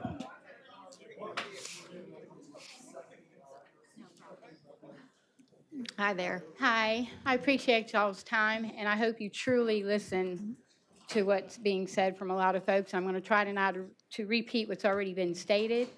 Name, please. I am all for supporting our emergency services, whether it be the fire station, our sheriff's department, our 911 dispatch. I just totally disagree where you want to get the money from. I don't think it should go towards taxes. I believe we should learn to live within our budget, and I feel that Citrus County, we are not living within our budget. I can honestly, I'm going to state today, you may not like to hear it, but I'm hoping you'll at least take it in, consider it, think about it. We have a lot of money going out that we can honestly reallocate and go towards this need that we have, because our emergency services are far more important than some of these things that I'm going to discuss. Number one, I believe it's already been approved, but they have not started building yet, so I would really like you to consider to stop and decease with the animal shelter. That is $9 million we can be using towards Citrus County for its emergency needs and any other major important needs that we have. So I really request, plead, ask that you stop the building of the animal shelter. This can be done through a 501c3. If the individuals that, it's a good, wonderful thing, let those individuals work up like our other homeless shelters for people have done. Go through a 501c, raise funds through donations, and operate through donations. We have the sanctuary, we have the path, we have the veterans homeless that do it. There's no reason why this animal shelter could not be run through a 501c3 and dealt strictly through donations. The other thing is, I'd like to ask that you would possibly consider dismissing this Rudder Airport dispute that's costing us taxpayers money for legal fees and court fees and all that kind of stuff. Let them finish out this contract, whatever, and at the end of that contract, then don't renew it if they're doing something that, that you don't like. Just don't renew it. Don't waste taxpayers' money on lawyer fees for a disagreement about something that's not harming anybody or hurting the county. The third thing is also I've heard discussions about this. You're wanting to hire Aspire to do some kind of growth thing. That's some major money. I think I read something of like over $500,000 to hire this company to do some type of I think we can do something far better. I've even looked up, there's some things that they're not even strong at that we need, because we are a very flood zone area. We need someone who's stronger in that area. Aspire is not strong in that area. But the thing is, look at hiring someone privately that is here within our community that might have the experience, that can look for all this type of information that you're wanting. Hire it within ourselves. Another thing is, what was the other thing? I know there's talk of, sorry. And but I need really, your name for the record. I apologize, I thought I said so. Tracy Duncan of Lecanto. But Thank please you. consider reallocating money for our county for better uses.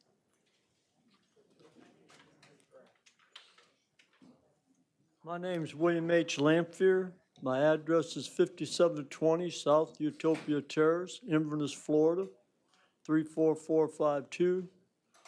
And when I first came to Florida in 81 actually, I guess, this was not a place for young people to get a job because there's no industry here. And I haven't seen where that's changed in the last 50 years. It's still the same. But yet, every time we turn around, you want to raise taxes on everybody and everything.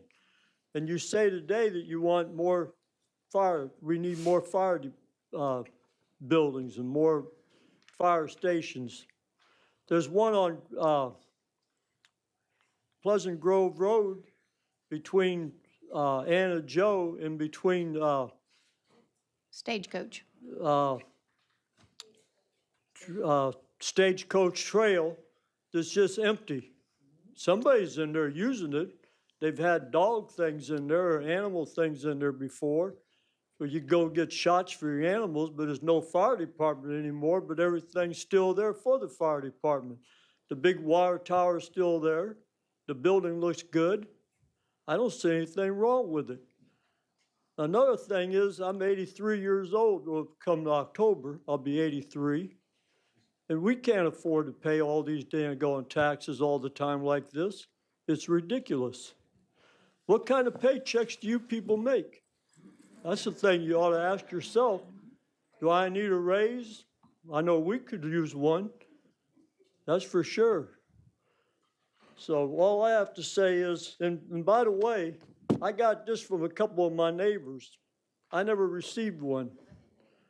And a lot of people, I've talked to a lot of people, they didn't receive one either. So why not? Why didn't everybody get one? It affects everybody in this county. And I'm a citizen of this county.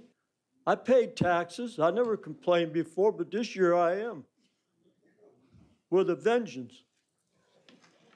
And by the way, you want to put in city water and take my well? That's fine. I'll sell my house and I'll move. Don't take my water. Don't take my pump. And don't give me your city water because the daggone water in Inverness tastes crappy anyway. Can't go to a restaurant and get a good meal without terrible water. And that's the God's honest truth. And that's about all I have to say, folks. So enjoy your job. Because if this goes through, you may not have one tomorrow. Think about it. Think about it. Next, please.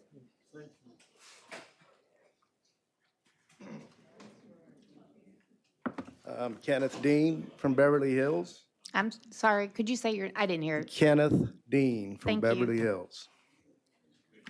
All I can say is from 2021, my property tax have gone up from $4,608.71 to date to $5,827.35.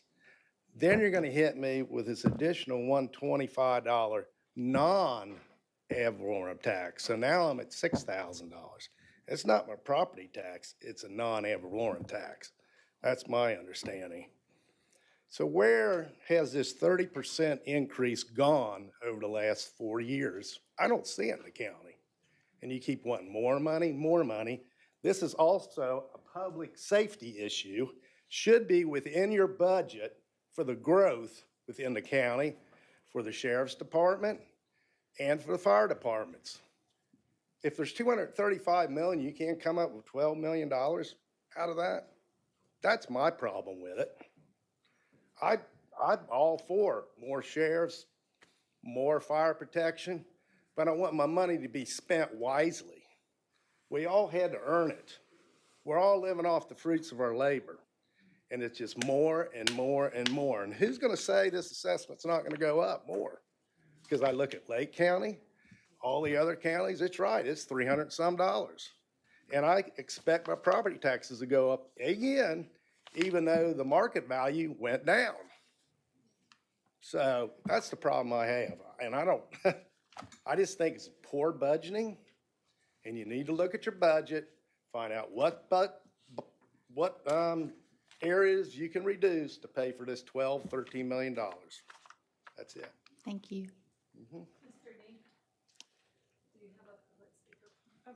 The green form, she needs the green form completed.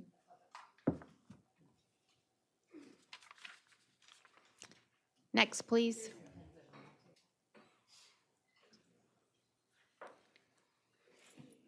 Hi, my full legal name is Blenna Kathleen Imhoff. 3 years ago, I was only paying $200, a little bit less than $300 a year on my taxes. Now I'm paying over $14,000 on my taxes. I'm only on SSI disability. My income does not allow me to have this extreme, ridiculous prices put on, in addition to what I'm paying now, which I had to pay quarterly in order to be able to pay it. I had to struggle every 3 months to pay my tax bill. This is not right. This is not fair. I'm about ready to lose my home over this. And I'll be out on the street. I'm supposed to have a service dog for medical reasons, and I'm about ready to be put out on the street because of this. This is utterly ridiculous. I'm struggling as it is without this additional fee that's being put on my tax bill. And I really, I'm at loss as what to do, where to turn to, where I can get help. There is none for us. Go to soup kitchens to eat, get food from soup kitchens, which half the time end up having to go to the hospital with food poisoning on top of it. So this gotta stop. That's all I gotta say. Madam Chair? Commissioner Finnegan. Sorry, Mr. Bryan. I don't want to stop the speakers, but for the people staying here, there is an exception if people, because I've heard some people in some dire straits, and I still understand that. I still, yes, I pay a lot of taxes as we've heard, and I did not keep that a secret, but I still have scars from being where you are. Can we have somebody present what they can do when they can't afford it? I know there's a process. I don't know how to explain the process or where to have them turn, but maybe after the guest speakers, could we, I would ask Mr. Howard, I don't know where he is, and I don't see Maricel. They're in the back room. Also, the last speaker, did she say 300 to 14,000? I think she may have meant 1,400. Yeah. Okay. Yeah. That's still a pretty doggone big jump, so somebody needs to look at her tax bill. Pardon? I don't, yeah. Chair? Senior staff is in the back, I'm sure whoever can Okay, respond. so maybe after all the speakers are finished, we can have someone come out and explain the rules of how to get that abated. Okay, thank you. Sorry for the interruption.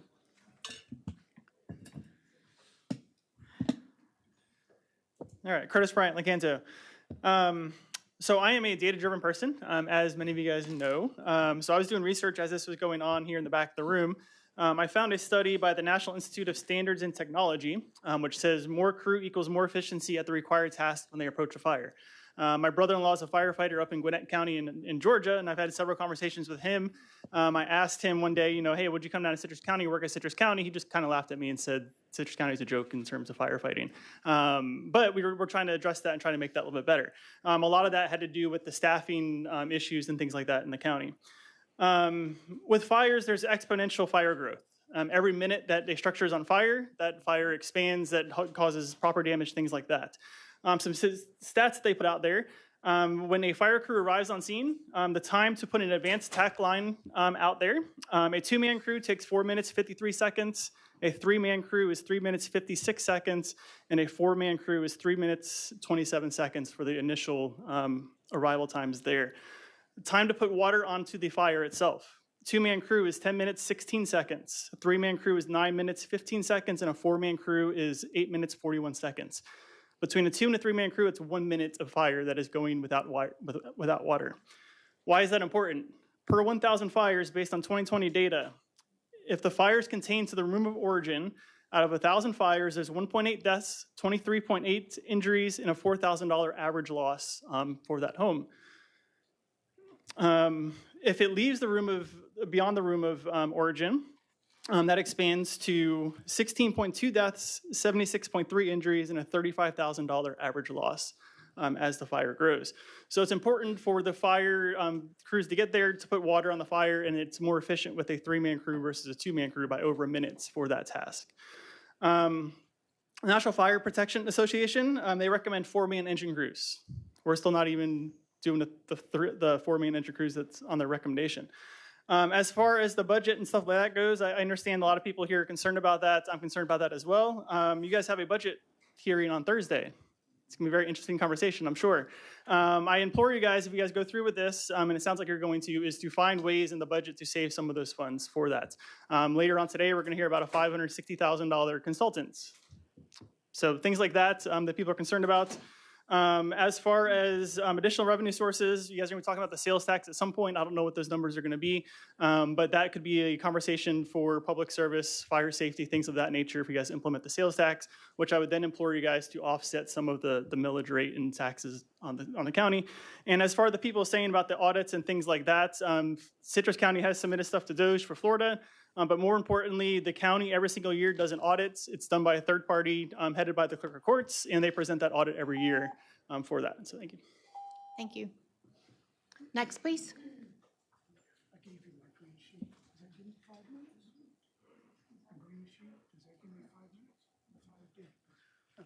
Hi.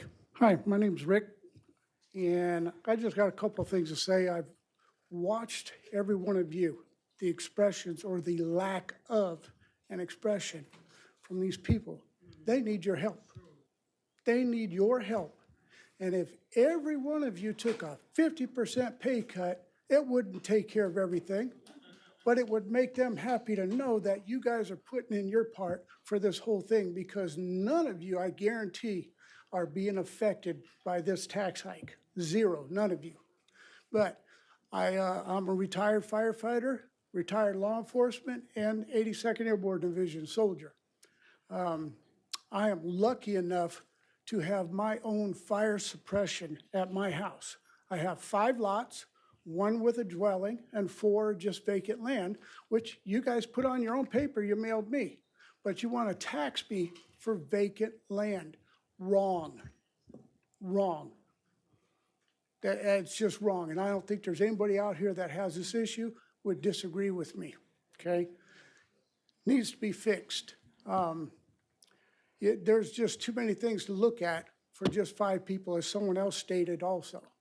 And there's a point in time when, if you're not going to help the people, guaranteed, every one of you can be replaced. Oh, and I'd like to say something else to these 6 firefighters right here. We need 4 people on a truck. I've been a firefighter, responded to fires. It's not fun. It's very dangerous. And having these guys have a partner or a brother or sister out there assisting them is always good. So if you haven't been in a fire or fought a fire, you have no idea what these guys go through every day. So there you go.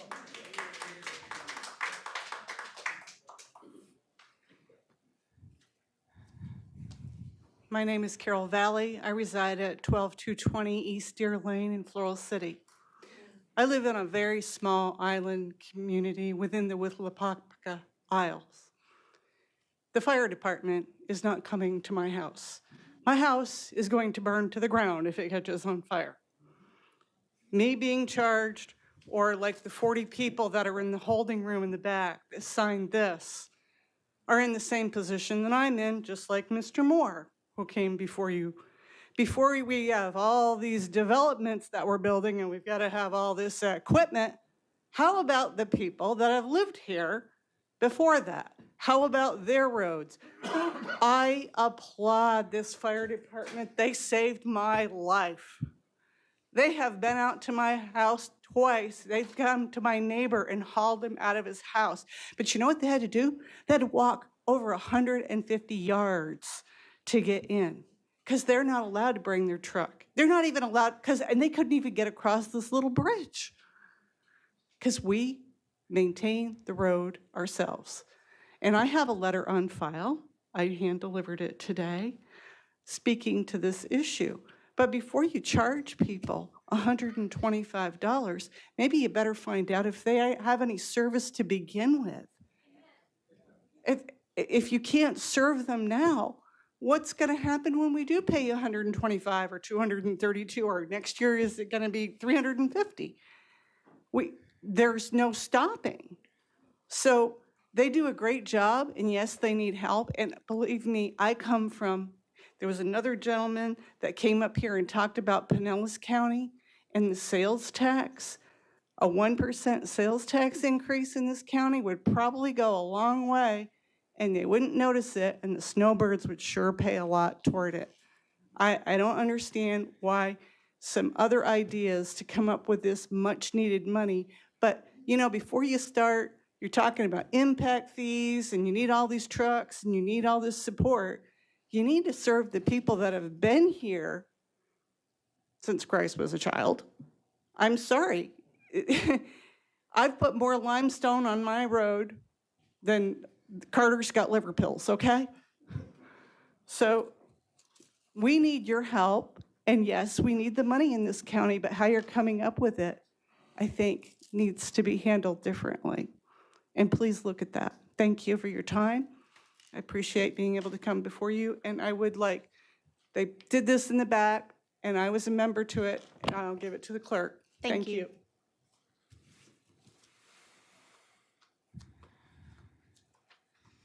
How you doing? Hi. My name is David Elder. I live in Laurel Ridge, 397 West Hillmore Lane. I just want to come up and say, first of all, I moved and bought my house because of lower taxes in Citrus County. Okay, that was one of the #1 reasons that I started to even think about purchasing this house. I've lived here for about 3 years. Love the place. It's nice and quiet. We are getting a little bit more traffic, stuff like that. I understand it. But I'm supportive of that. I'm supportive of all the retail that's moved in and whatever's coming. So my point is, though, is I think that this is not the best way to collect this money. I think the best way to collect this money is through higher impact fees. Those people want to come here and they want to build because they see the advantage of coming here and doing business, like I did, come here to live. Why don't we just raise impact fees, to whatever level is reasonable, take care of these needs that we have in the county? I mean, these people want to be here. Tuscany Ranch wants to be here. Target wants to be here. And there's more coming. So it seems to me we could get more money from those people. And then I want to second what the last person just spoke in person a little while ago about the fact of increasing the county sales tax by one penny. I mean, like they've said, 1 penny is not a lot of money, and you'd be collecting it from everybody that spends money in Citrus County, tourists, snowbirds, us, and it's a great way, and you heard the number. It was huge. I think it's not $100 million. Not in Citrus County. I'm sorry? Not in Citrus County. What's that? Sales tax. So one penny of sales tax in Citrus County in today is worth about probably $26 million. Well, still. And it has to go, but it goes on the ballot, and it's voted on, Right. and it has to pass by 60%. Right. If my memory serves me correctly, it's been on the ballot 3 or 4 times, and it's failed. Well, the thing about it is, though, is that look at the failure rate you're having with this. This is probably not going to go anywhere. I understand. I'm just trying to explain the details. I know, I'm saying. But the thing is, though, is maybe this one penny sales tax is not being promoted properly. Because, so you said 26,000, that takes care of half of this. Or more than half, I should say. And finally, I do want to say also, before I get down from the podium, you guys, I want to thank you all. Sir, You have to talk in the mic because it's recorded. Okay, these gentlemen right here, I want to thank all of you. I want to thank all of them, every one of them, okay? That goes here and across the country because we've seen all kinds of evidence how great these people are. And we owe them, honestly, in some cases when they're on the site, we owe them our lives. So I think the best thing for everybody here is to find a better way to collect these funds, okay? Thank you very much. Thank you.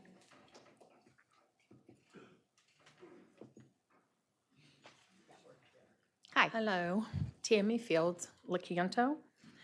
And each of you are sent 2 pages from me and emailed requesting a response when possible.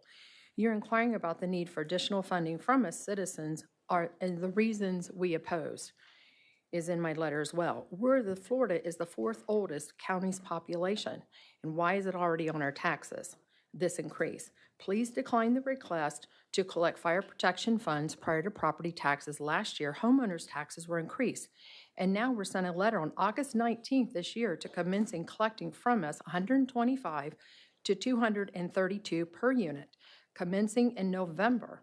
This is a substantial amount, especially for retirees, and I'm one of them. And you're not attempting, and I didn't attempt and didn't implement any changes on my property. And you're attempting this in such a short period. And please consider alternate funding sources, such as new developers, homeowners, and impact fees, especially from the developers who might have previously requested a break. Additionally, you should reduce and redirect the $9 million allocated to the animal shelter, which currently houses, the one you're building is not even going to limit and increase that many animals in your shelter. It's more about the hospital and all that. I'm totally against it, and I'm an animal lover. Furthermore, we oppose the request for $150K in the monument signage for our county in the hiring of Inspire company, the consulting company. And as stated prior, they're not even aware of the water runoff. Please prioritize our existing tax payments, our tax payments, which we have been contributing for years, and our property owners, my husband and I, over 40 years. I have faith in our commissioner's ability to listen and assist us when you were elected. However, I'm now concerned that you're not fulfilling this responsibility. Please heed the wishes of the public who elected you rather than the influential developers who are offering substantial financial incentives. My husband acquired land years ago and had it in the villages as long as other people. And they were purchased out, and these other people's properties were taken and purchased. So I don't want to see this happen. I don't want to see this action repeated. I can see it happening. I believe that some of these developers are still present in our areas. And although I can't confirm this, I moved to this area years ago seeking the traditional Florida feel of the quiet, laid-back country. However, I'm now witnessing transformation into a city just like coming Tampa. We got Tampa Hospital coming in.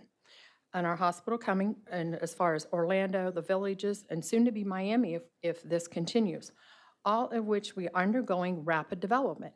We can't go backwards if we go forward too fast. I'm saying slow it down.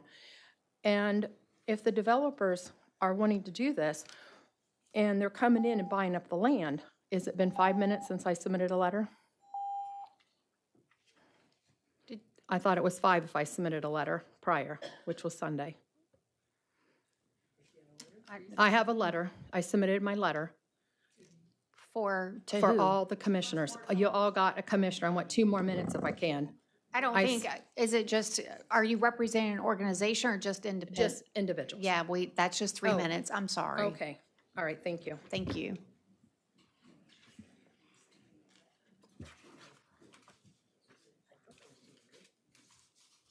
What's that?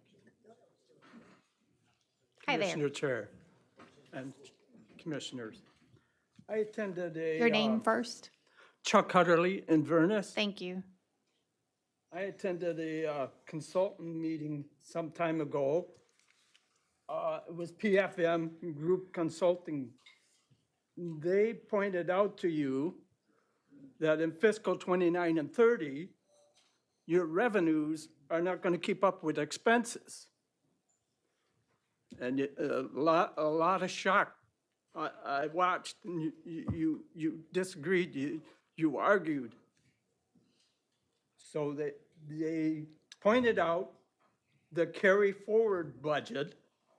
That's another revenue source down there, somewhere hidden, has been propping up the budget all along. So they suggested to reverse that trend, and I'm quoting this, boost tax revenue, especially from property tax and local sales tax. The second thing they said, cut expenses, particularly in large departments like the sheriff's office.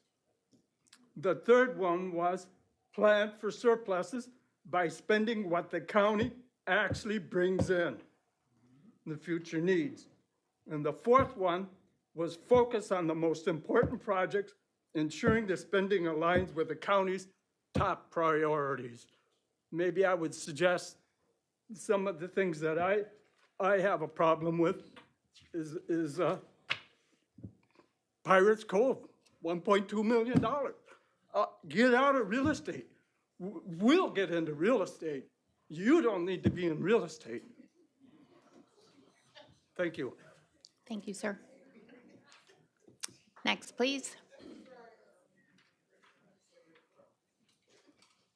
Hi, my name is George Cafalas. I reside on 9354 South Spoonville Avenue. I received one of your letters, and I live in a single home dwelling on this property, which I have 2 lots were combined for this dwelling. I have a problem with that, with the taxes for this area, and I've talked to a lot of my neighbors since I've received this letter. Some of them said they were going to be here today, and they probably were and left already. And a lot of them are really very, very unhappy about this, especially that, as many of you heard from other people, voted taxes in from being raised for all of this stuff over the last elections and stuff like that.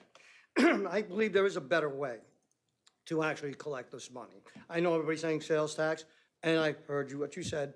Yes, I've seen the sales tax on the election ballots, and they probably didn't win. And you probably are not blind to this. This area is basically a lot of senior citizens. You know, this has been like this for a long time, okay? I used to live in Hernando County, and I was there in the very early years when Hernando County started to build an area called Spring Hill, and it became this place called Little New York. Unfortunately, more than just New Yorkers were moving there. But as it was growing, and the township there, Brooksville, promised that little town that it could become its own independent corporate little city itself. Failed to do so. The 10,000 people that they promised came in, they waived that, and they never became what it was. People went, try to get this straightened out, but it never happened. So this hearing is a good forum for all of us who live in this county. I've moved here, been here for 23 years now, and I lived 25 years in Spring Hill.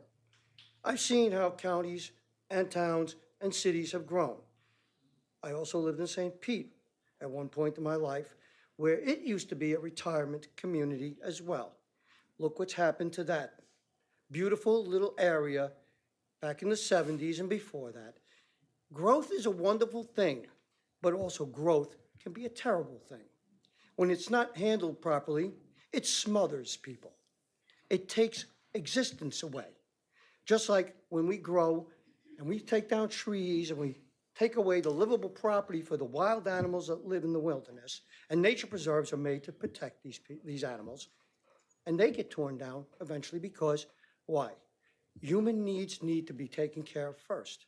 Eventually that becomes a priority. And it destroys communities, it destroys natural habitats, it creates the problems that we are standing here and talking about today. Protection. Protection for everything, not just us. So my time is up, but what I'm going to say is this.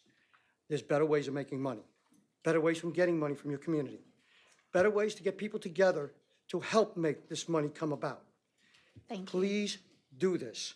Don't try to raise the people's taxes who are starving. And some people, like this lady here, thank you, are at the brink of losing their homes. That doesn't help. Thank you. How do you take care of the ones who do not have homes anymore? Thank you. Thank you.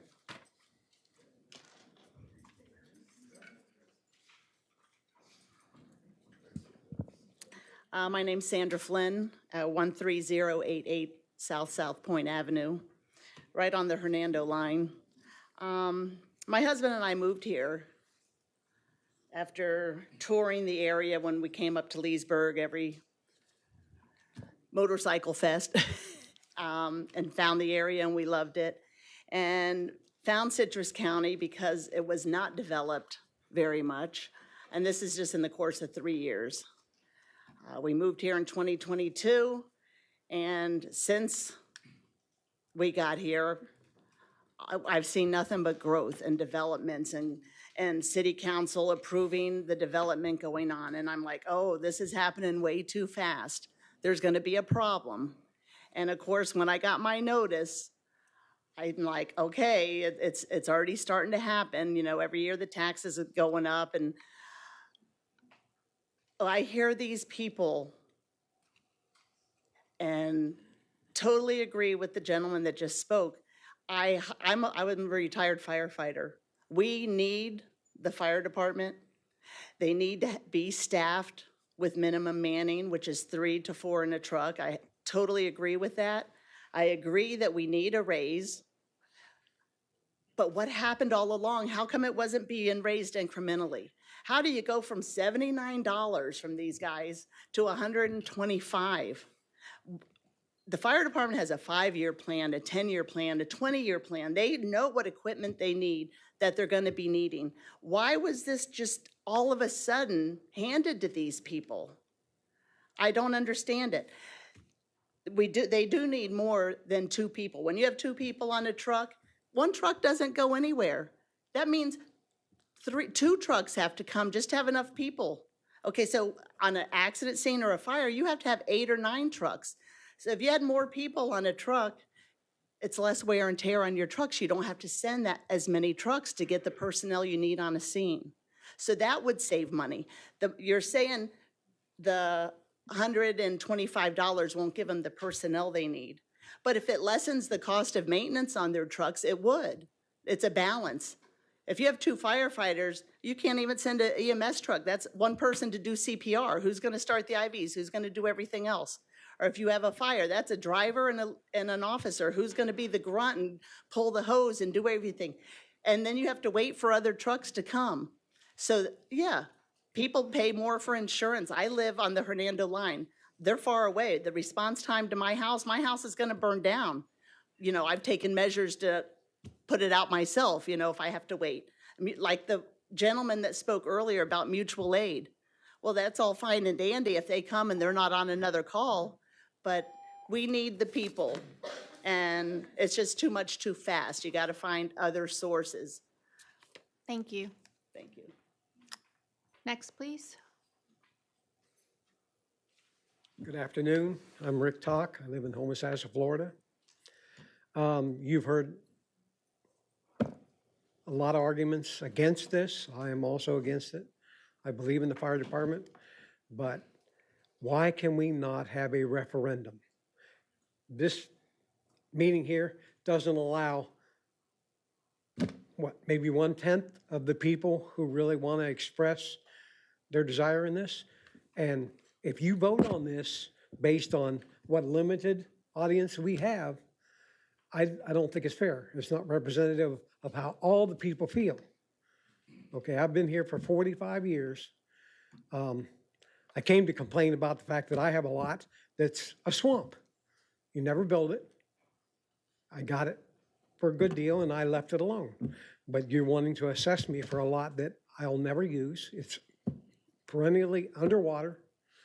And there needs to be some sort of means to adjust that for people that might have a lot and can't use it, okay?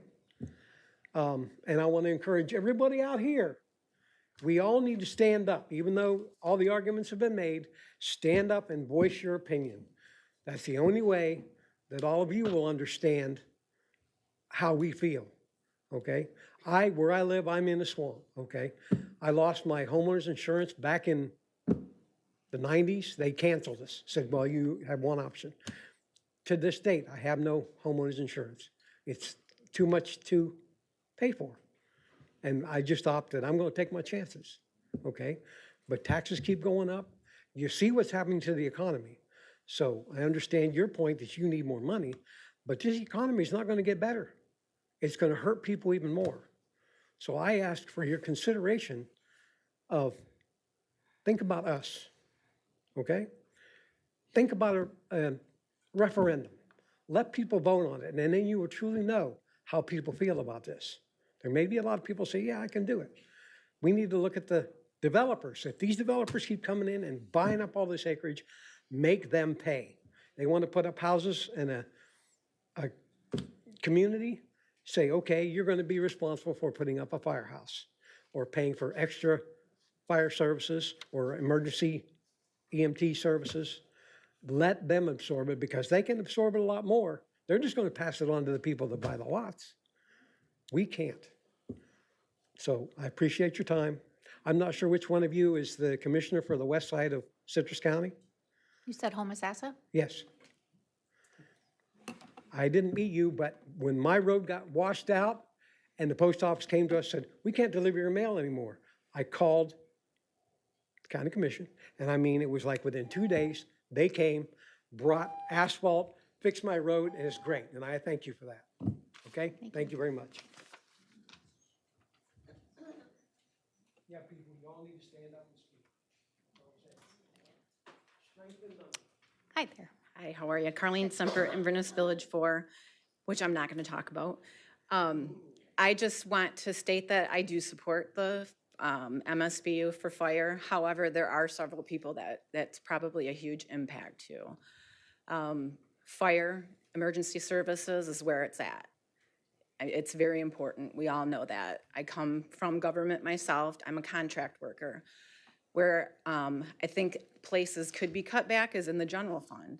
I don't know if Citrus County has ever considered contract work. It's very lucrative for someone like me. I do not get benefits. I do not get health insurance, but it's a huge expense to the county itself. That's where I think the county needs to really focus on is your costs for health insurance for your employees, your legacy costs for retirement. Those are probably the two top tier where you could roll back in the general fund. Maybe the people and the public wouldn't mind paying those. I mean, nobody wants to see their house burn, but there needs to be some sort of rollback. There are different ways where you can find it. But I do support the fire millage, even though they got stuck in our subdivision. Sorry, I just had to say that. But I do support it, but I do think that the general fund could be looked at deeper and things could be rolled back. Thank you. Thank you.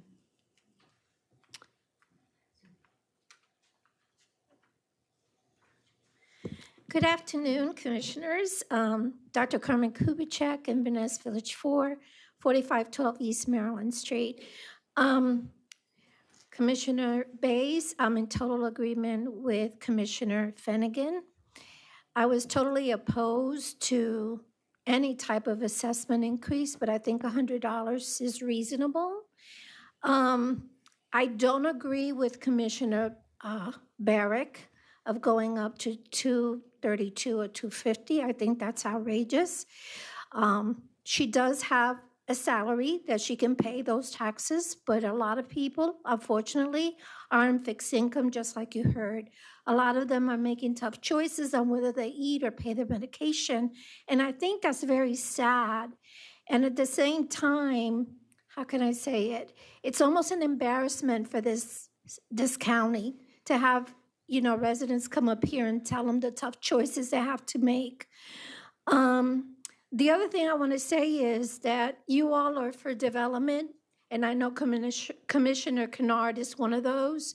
You have 5,000 homes that are coming in, and I agree with one of the ladies, I think it was Ms. Hurst from Florida City, and the gentleman before Carlene talk about making the developers kind of, also pay for that.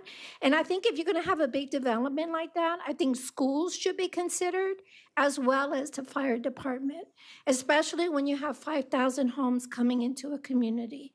I don't think it should be the rest of us paying for it, especially when I live in a community that I know the fire department can't get to us. I know that. You can say whatever you want, but when you have taper and they have exposed water mains, I think we got a problem. So I think you all need to revisit this. And $100, I think will be okay. Anything over that will be criminal. Thank you. Thank you. Anyone else wishing to speak before we close open to the public? All right, we're going to close open to the public. Commissioner Barrick. Okay, first of all, I did not say 232. I'm sorry, Is that on there? Denise. I'm sorry, we had some folks in the overflow room. I just wanted to Oh. make sure that they're all done. I don't know if this young Oh, lady, did you want to speak? Please come forward. I'm sorry. That's okay. I'm so short you just didn't see me. I did not see you. My apologies. I'm Catherine Reynolds. I'm from Point Lonesome, Unit 3 in Inverness. I live approximately 2 miles on a dirt road. I would like to say up front that the county does nothing for us.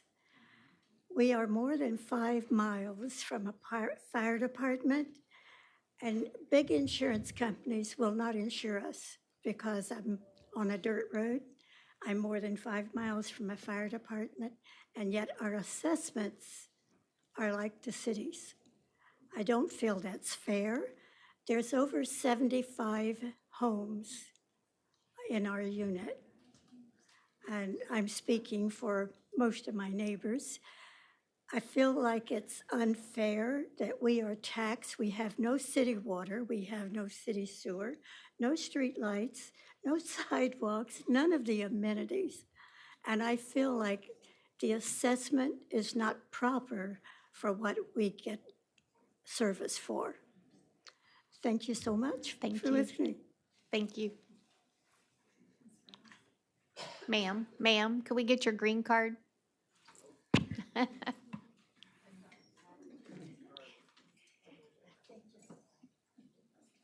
Anyone else? All right, I'm going to close open to the public. Commissioner Barrick. First of all, I did not say the $232. I said I was not opposed to the 150 because of the length. Now, a lot of people talked about impact fees. Impact fees are not paid until a house is built. So yes, we have impact fees possibly coming in. And Tuscany Ranch has already spent 44 years and not everything is built. They still have 5,000 houses to go. So to expect us to be able to pay the bills on anticipated impact fees, there is no money there until the house is built. And there are agencies that the county has that if you do not have funds to pay your taxes or need help, you just need to reach out. If you touch base with the fire department, they could give you some of the names or numbers because they also know the names and numbers. If you went to the United Way, they have names and numbers. If you went to Citrus Hope, there are many, many agencies that the county has which will help citizens that cannot pay their bills. And yeah, currently I do have a salary, but that's only for the next so many years. I have lived on Social Security for a lot more than you think.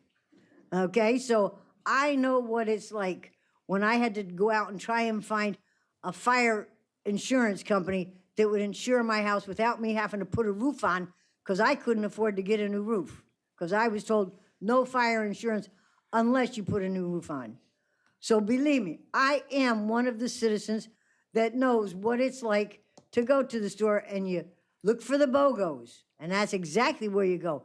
Buy one, get one free, and that's what you eat. And I'm sorry that so many people are having a hard time struggling, and I know where you're at. Thank you. You have anything? Yeah, I'll go ahead and make a couple comments. Just to follow up on what Commissioner Barrick suggested, impact fees were mentioned a number of times. In the 5,000 home development, the Tuscany development, that development's got a 25 year build out. So those homes aren't coming next year. They're not coming the year after. I think when they were here, they expected, once they start building, they expected a few hundred homes per year. or ultimately to get to that. I don't recall exactly off the top of my head, but anyway, as she said, those impact fees aren't collected until those homes are built. So that's a long ways out. Plus, the impact fees can only be used for expanded service, as Chief told us earlier, not for ongoing operations or replacing existing vehicles, replacing existing stations, unless, of course, it's a larger station to hold more firefighters. The local option sales tax, we should be hearing more about that over the next month or so. I would think that's going to come to the board for discussion. There was a group that was put together. They did a handful of public outreach meetings to find out what the public wanted to see, what you would support, what it would take to gain your support for a 1 cent sales tax increase. So we'll see if the Board of County Commissioners supports that.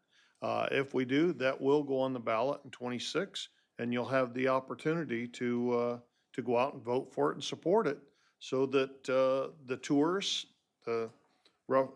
would cover roughly 26% of that bill, and everybody that spends money in the county can share in the costs of covering these bills for our first responders and so forth. You know, what I heard a lot of today is, everybody supports the fire department. Of course we do. Many people, most people want to see 3 people in a truck. I do as well. But also we all want low taxes. I want those as well. So we've got to decide, what level of service we want to pay for. And if we want the 3 people per truck, the 3 men per truck, it's going to cost. If we want to have fire vehicles that aren't going to break down on the way to your house or my house or your neighbors, so forth, those vehicles have to be maintained. They have to be replaced every so often when they reach the end of their life cycle, and that too costs money. So this board's got to decide: are we going to move forward with the level of service that we're being told people want? If that's the case, I think that is the 125 number. I would not support the $150 number. I believe that ultimately the impact fees, the growth in the community, both residential and commercial, ultimately can fund those fire station improvements. But if we want to have our equipment up to date, if we want to have 3 men to a truck like the public and the professionals are telling us, then I think 125 is that number. The only way, as I said earlier, that I would support dropping down to $100 MSBU would be if we're doing away with the 3-person per truck right now, and those additional revenues are going to be to maintain a fleet of vehicles that can get there when called on. Commissioner Finnegan? I'm going to take one more stab to the board and to win Commissioner Kennard. At $100, we can put the 3 people on the fire truck, and I'm pretty adamant about wanting the 3rd person because Chief and then some other people in the fire have made that very, very clear how that's beneficial to our citizens. With the $100, that does that and still leaves him $300,000 extra for the budget. I want to remind you specifically, Commissioner, because you and I had the similar stance 2 years ago at a budget hearing. And the taxes were increased greatly. And you and I fought really hard against that. And what we were in agreement on was, yes, we might have to get there, but we don't have to do all of this right now, remember? So with there being a grant out there, with there being some legislative asks, we could still immediately get the 3rd person on the truck, more money in the chief's budget for the equipment. What's to say get people into their budgets, what they have to budget a year or 2 from now? Take a look at it again. We have a max already. We don't have to do the whole huge process and hire the consultants or whatever again. I'm saying we can get him where he needs to be now and take another look at it again. And I feel like, I mean, I think some people want 0, but I think the 100 was reasonable for the protection of the people, for the service that they get. So that's where I am. And if anybody here and the commissioners know, all the comments I made at the preliminary budget hearing, I would invite everyone to come Thursday evening at 5 o'clock to the budget hearing, because there's a lot of cuts that have already been asked for so we can pay for things. So we're going to take a tough look at the budget. And at that preliminary budget hearing, remember, every department head had to come up here per my request, and say, why are you looking for more money? I mean, fire is very important, but we've asked everyone to really tighten up that budget. So I guess we should ask the chief to tighten up the budget. But in essence, we're not, because we're going to give them another person on the fire truck and an additional $300,000 just this year if we lower what we've put out there. So I hope I made my case well enough. I respect the wishes of the board. Thank you. Commissioner Davis? Play cleanup on a couple of the comments. Someone mentioned tourism tax that can only be used for tourist advertising and tourist-related capital improvements, so that's not a possibility. Sales tax has already been covered. Impact fees, Commissioner Kennard covered what they're for, which is only capacity, increase in capacity, which is capital infrastructure. But we also, a lot of people said, just raise the impact fees. Well, not only can it not be used for this, but we did also just dramatically increase the impact fees to try to slow the growth down. Apparently that got lost in the shuffle somewhere, and make sure that it paid for itself. The reason we set 232 as the max amount, that's because that's a periodic third-party study, and I'm not sure however many years it takes to go between those studies, but that costs money to do those studies, and we do them ever so often as is legally dictated. Like impact fees, we can only do every 4 years. So they set it at that high rate in case something comes up in the future. Hey, COVID, anyone? Everybody's budget's doubled during COVID. So that 232 is set there so we can go it if extraordinary circumstances say that we need to, but I certainly have zero desire or want to go to that. So someone mentioned they pay, I think it was the granddaughter said that her grandparents pay fire insurance on the home. That doesn't pay for fire service. That pays for loss of your home or damage. EMS, somebody said the ambulance charges fees. EMS, ambulance, and fire are separate budgets and separately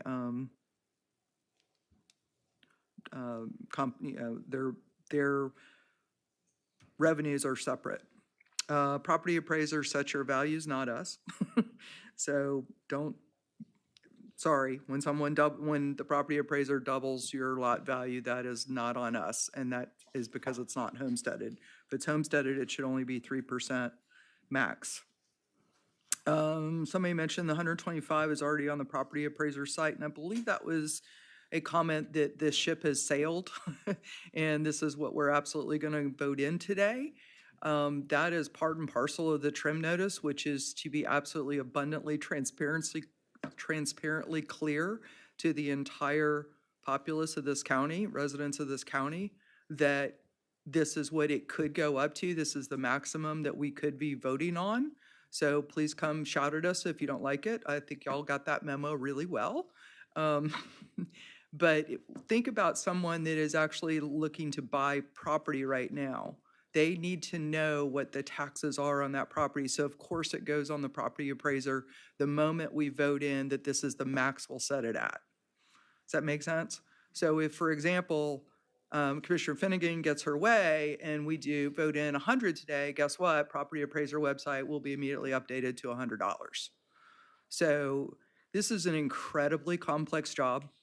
I mean, it is unbelievable how many moving parts. And the one huge theme I heard over and over again is, we love you guys, we support you, we owe our lives to you, sometimes on a very literal basis, right? So all the guys in yellow shirts, you guys are feeling the love. We're not up here, but you guys are, and rightfully so. That you want to support them, but you're looking for other funding sources. I really wish you had been here when we went all the way down this rabbit hole the first time, because there was we went in, the open to the public was very, very short on that particular time, but we all read all the backup, went down what all the various sources are, grants and other funding mechanisms that we can do. And this is what the five of us who typically don't agree on anything came up with. One of us wanted 100, one of us wanted 150, and the other three of us wanted 125. So that's where we came up. It seemed like a happy medium. This job can be very rough some days, and this is one of those days, hearing about how taxes are going up and this is horrible for you. And I just implore you, wherever we land today, if you need help, please reach out to the county to find out what sources are to get the waiver or whatnot, because we do care for our folks that can't make ends meet, and we never want you to lose your home over that. So I'm still in favor of the 125 as the happy medium. This is painful, but that's where I am.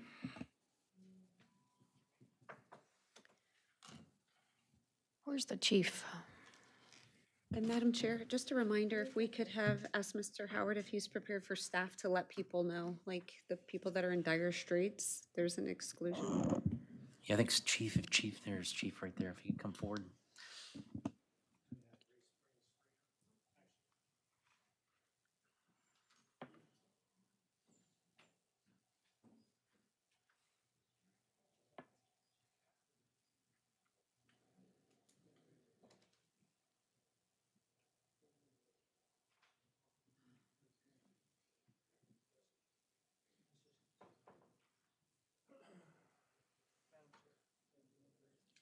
I know.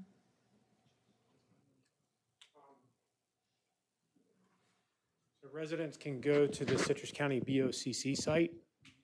And if they go to the Citrus County BOCC site, they go to DPW, to land section. And the land section has the application for the hardship exemptions. The hardship exemption isn't just to completely exempt them, it's also based on their financial state to help them pay for that bill if needed. What's a phone number? Because, did you say DPW? I'm thinking in my head Department of Public Works, but no one's gonna know that. Department of Public Works oversees the land section. Yes. So Reese will get that phone number up for us.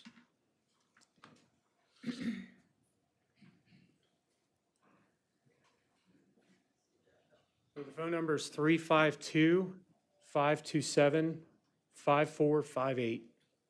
Thank you. No, ma'am. Can you repeat Open to it? the public is closed. I think they want it repeated. the Oh, phone number. repeat it?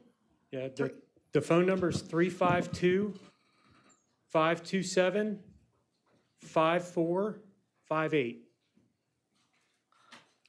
And I'll work with staff too to put it on the homepage. Yeah. So we'll have where it says maybe under recent news, we'll have something there that'll be easy to get on the homepage, without having to go through multiple pages. Yeah, my hero, Mr. Moore, doesn't even have email, so I wish I didn't have email. So we need to make sure that we just keep repeating All that right. phone number. Moving on. Chief, if at $100, where does that get us for a year? So to- that to- basically will give us the cost of the personnel, and that will leave us with about 300,000, as Commissioner Finnegan stated. The problem with 300,000, that's not enough to cover the vehicles, because the vehicle cost, again, today for one engine, we're looking at 890,000 to 900,000. So I'd be looking at 3-year replacements for engines to get enough money in the funding, because we put that in basically like a savings account and allow it to build to the level to where we can purchase vehicles.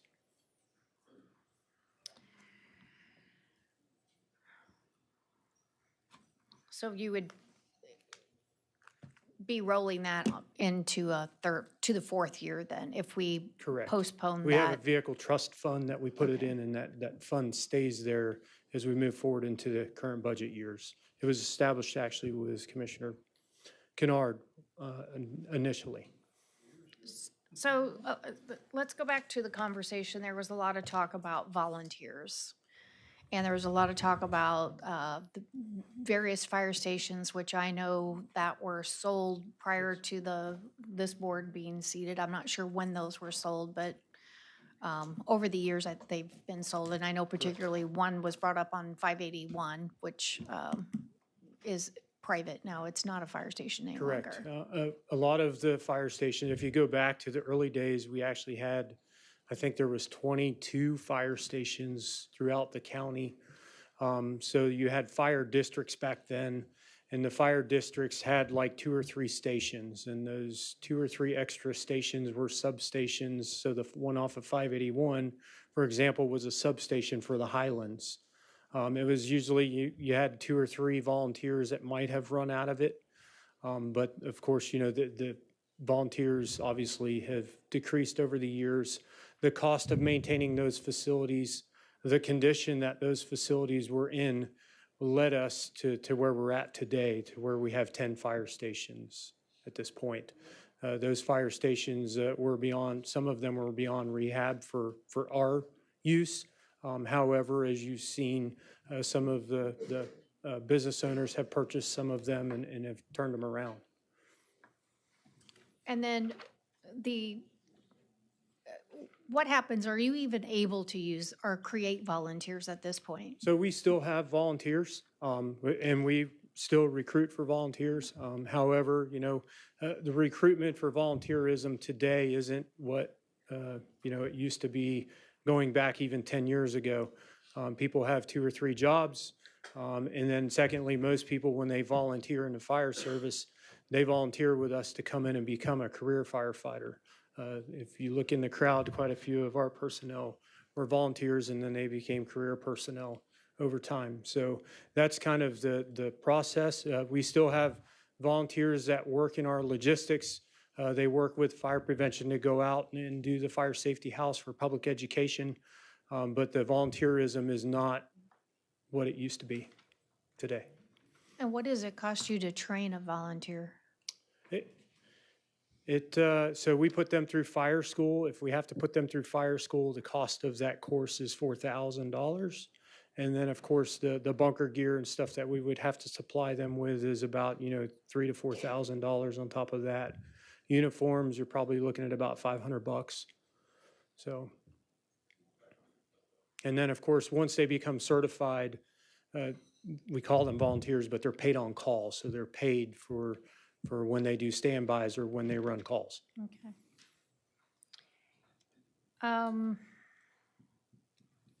So the $100 will get you 3 to a truck? Yes, ma'am. It just leaves you short for Leaves us short for the equipment. truck. Probably would be difficult for us to do our increases in wages. And then obviously leaves $0 to do the facility replacement plan. So that doesn't fund your pay and class study? It would, I honestly, I can't answer that right now because we'd have to look at the numbers completely. I don't feel that it will. Just Well, that would be really important to me to know. Yes, ma'am. I agree. I think for this board, maybe, is it possible? Can they come back with that information? Can we move on to H2 and then bring this back? I can go back and sit down with Tammy and see. See if they can look at that real quickly. Madam Chair, I thought at the last time we talked about all this, it absolutely included the pay and class study.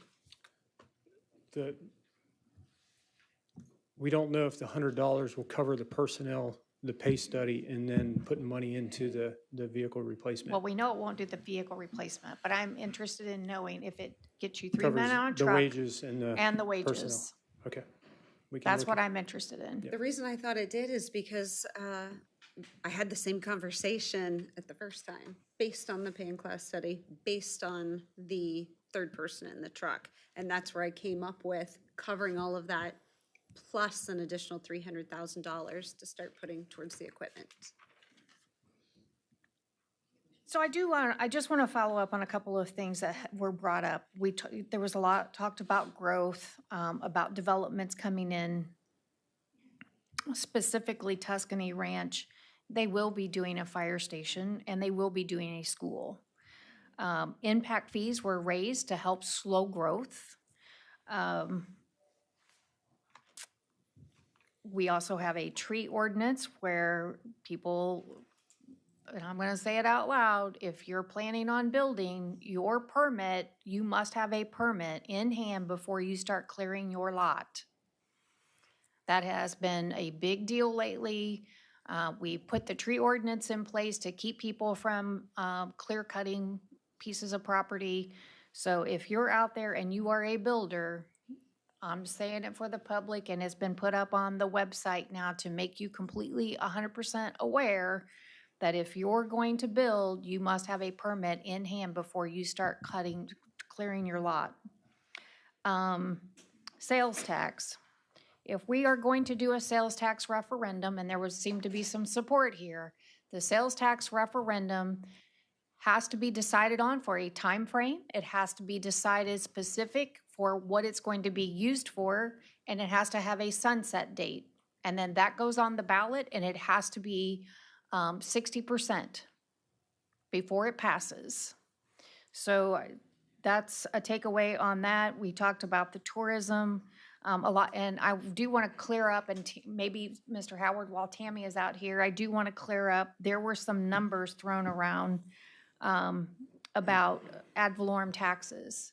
Ad valorem taxes this past year were not 200 and some odd $1,000. Ad valorem was $104 million. So there's some other funds in there, but some of our departments run on enterprise funds, and those funds are specific to those departments and they cannot be intermingled. Just like if if we collect gas taxes, that can't go into anything else. It has to be used specific to roads or to the department itself. So not all monies are equal. The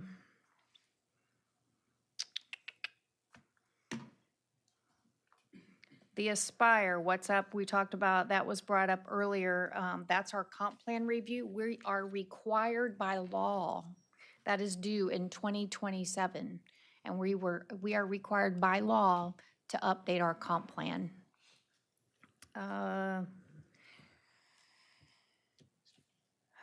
Let's see. I don't know, did I got she you give an you? answer. Okay. It will not cover both the wages and the 13 firefighters. It will cover one or the other. Do you have any idea where that leaves you short, like where you're I at? think we'll be sitting about $600,000 short. To do both? Yes. To do the wages and the 13 personnel. So it would leave you $600,000 short if we do the $100? Correct. Okay.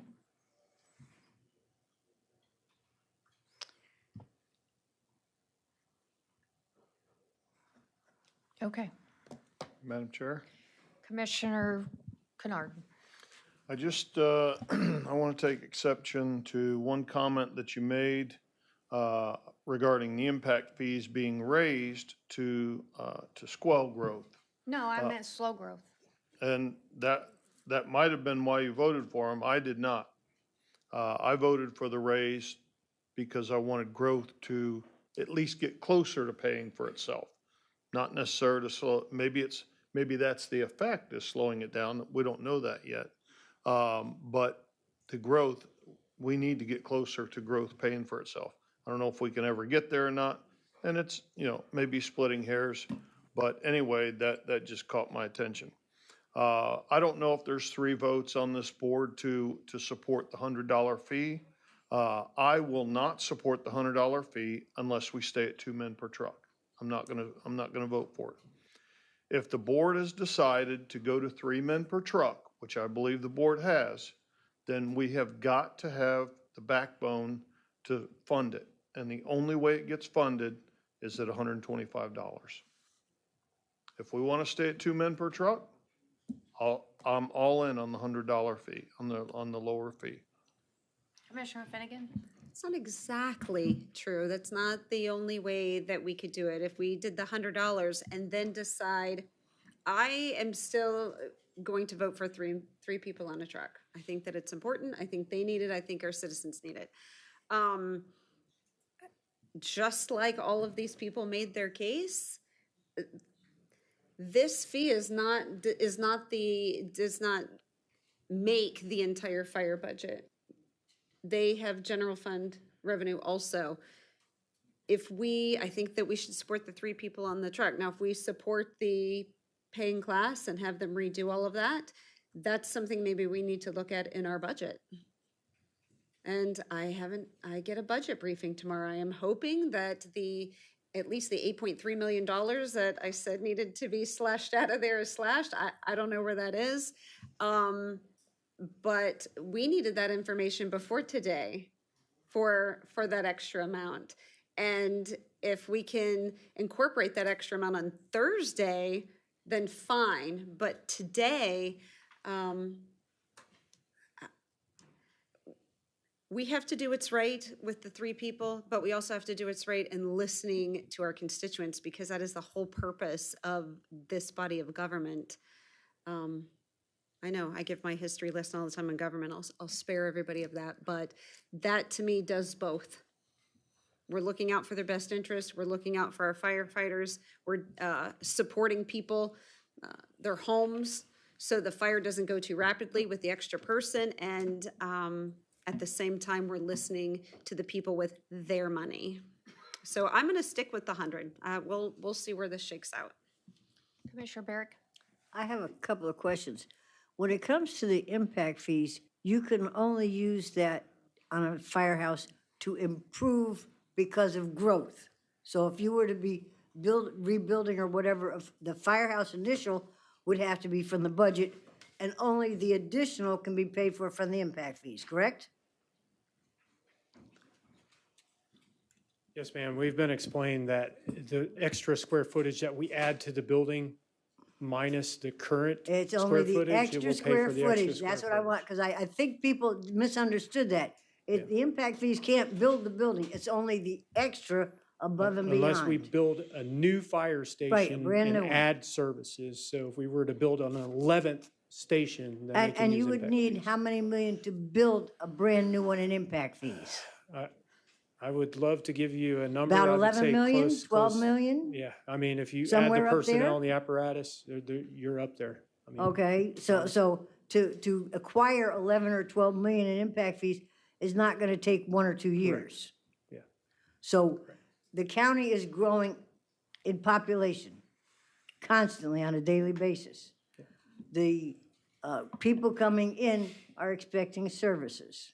We're supposed to provide those, and those are not want services. Those are need services. Those are for safety. The 13 firefighters is a basic, okay? So when I looked at things, and I agreed to the 100, and I wanted the 150 because I want there to be funding down the road to do the next truck, to do the next station. Okay? I didn't want to be saying, well, we have to wait till this comes in or that comes in. We have to be proactive. We're being proactive. We're letting all these developers come in and say, well, you could build here, and you could build here, and you could build there. Okay? The roads aren't there. The infrastructure's not there. We still have to get that proactive. The funding for that. People want a referendum for 1 cent. I've been asking for a referendum for 1 cent for residential road resurfacing, not for the fire station. The fire station is a simple fix. If you paid $150 a year, that's $12.50 a month on your property taxes. That to me, and I'm telling you, is not too much to expect any resident to pay, no matter who they are. And that's my personal thing. And some people may say it's not, but it's not. It's not hundreds and hundreds of dollars to get you where you're at. but the impact fees are not here. Now, the other question is, we've talked about grants. Can grants be turned down, or are grants automatically given to us? We have to apply for the grants. And of course, you are in a competitive state for grants. Okay, so we cannot rely on grant funding as an income source unless it comes in and then we put it into the thing and reimburse something else, correct? So a grant coming in is pie in the sky, maybe. We don't always get what we want, okay? And so if we need to provide service for our citizens, then we need to be looking out for every citizen. Now, I will agree, if you guys want to go with the 125, I'll go with the 125. I would prefer the 150, but the 125 will at least get us partially where we need to be. Is that a motion? I'd like to make a motion to approve $125 for the assessment for the fire department and put it, on the tax roll that way. So it would be section B. Okay, adopts and authorize the chairman to execute a resolution of the Board of County Commissioners relating to the retaining of the fire protection cert, adopting a fee of $125 and assessment rates in the upcoming fiscal year, adopting the fire protection service assessment roll prepared by the property appraiser and providing for the effective date. Second. I have a motion by Commissioner Barrick and a second by Commissioner Kennard. Do I need to open it back up to the public? No, ma'am. Thank you. All right, all in favor signify by saying aye. Aye. Any opposed? Nay. Motion carries 4-1. All right, we are moving on to H2, a presentation, Children's Movement of Florida Business Engagement, Bosses for Babies. You know everything you ever wanted to know about a fire assessment, right? No, I thought this was fantastic, and I hope to speak about something that the public will have as much passion for going forward. It might not have the immediate impact that the fire department has, but it's about the future of children and the future of education in the state of Florida. Thank you for having me today. My name is Rick Bonciella. I'm the Director of Business Engagement for the Children's Movement, and I lead an initiative called Bosses for Babies.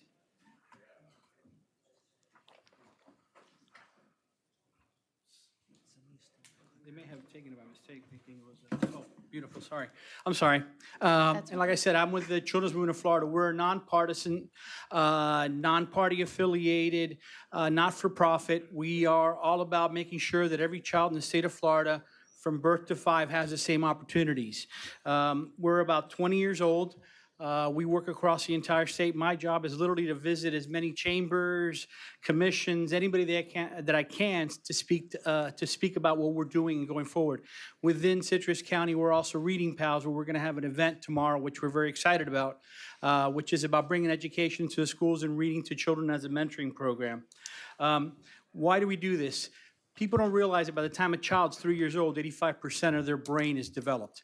By the time they're 5, 90% is developed. It's not that they're not going to continue to grow, but as much as we put into that child's mind in those early years are going to make a huge difference. We're partnering with the Florida Chamber, and they came to us because to be the leaders in that the 0 to 5 space. By the year 2030, which is part of the Florida Chamber program or study, we're going to have about 4.5 million more kids under the age of 6 moving into Florida. What are we doing as a state? What is each county doing to support this? 2 things we look at the Children's Movement, which are very, very important. And I know we're at a crunch for time, so I'm trying to go through this. There's 2 factors that we look at that are very, very important. Kindergarten readiness. And these numbers for Citrus County are 37%. If you were to say 40 to 45% across any county in the state of Florida, you're probably going to be close. That means that a child, and it's not that he can count to 100 or do all his ABCs, it's some of the simple things, the social skills, the ability to take directions, the ability to sit still. So those are the kind of things that are among others, that are tested. Why? Because the next big milestone in a child's life is third grade reading. If a child is not reading by grade level in third grade, 75% of those kids are not going to catch up. The challenge there is that there's studies and direct correlations between not being at a third grade reading level and not graduating high school, not potentially going to college. Studies will show that that child is already going to make less money in the future than those that are reading at a third grade level. So it's something we need to look at. And like I said earlier, it might not have the same impact as our fire going forward in a couple of years, but 15 years from now, we're going to hire those kids. As a purely business entity within the state of Florida, who are we going to hire if these kids are not ready going forward? So why are we talking about, let's say, a social issue across a business platform? Because we're looking at three different things. The Bosses for Babies initiative, which I'll get into, is all about educating businesses about the importance of the role they can play in supporting families and supporting their families, kids, and so on. Because our position is, if you can support a family now, you're really supporting two workforces: the workforce of today and the workforce of tomorrow. Why is this a business issue? Because 55% of all unexpected or unplanned absences of work are because of a child care issue. The state of Florida, employers in the state of Florida will spend anywhere from $1.7 to $2.5 billion a year in recruitment, retention, and turnover costs. And the Florida Chamber did a terrific study a year or so ago, which is called the untapped potential. When you add in all those factors, recruitment and retention, lost wages, lost taxes, lost revenues, the state of Florida loses $5.5 billion every year in revenue. Again, what are we doing to support that or to change that going forward? Two other things that are very, very important, and most people don't realize it.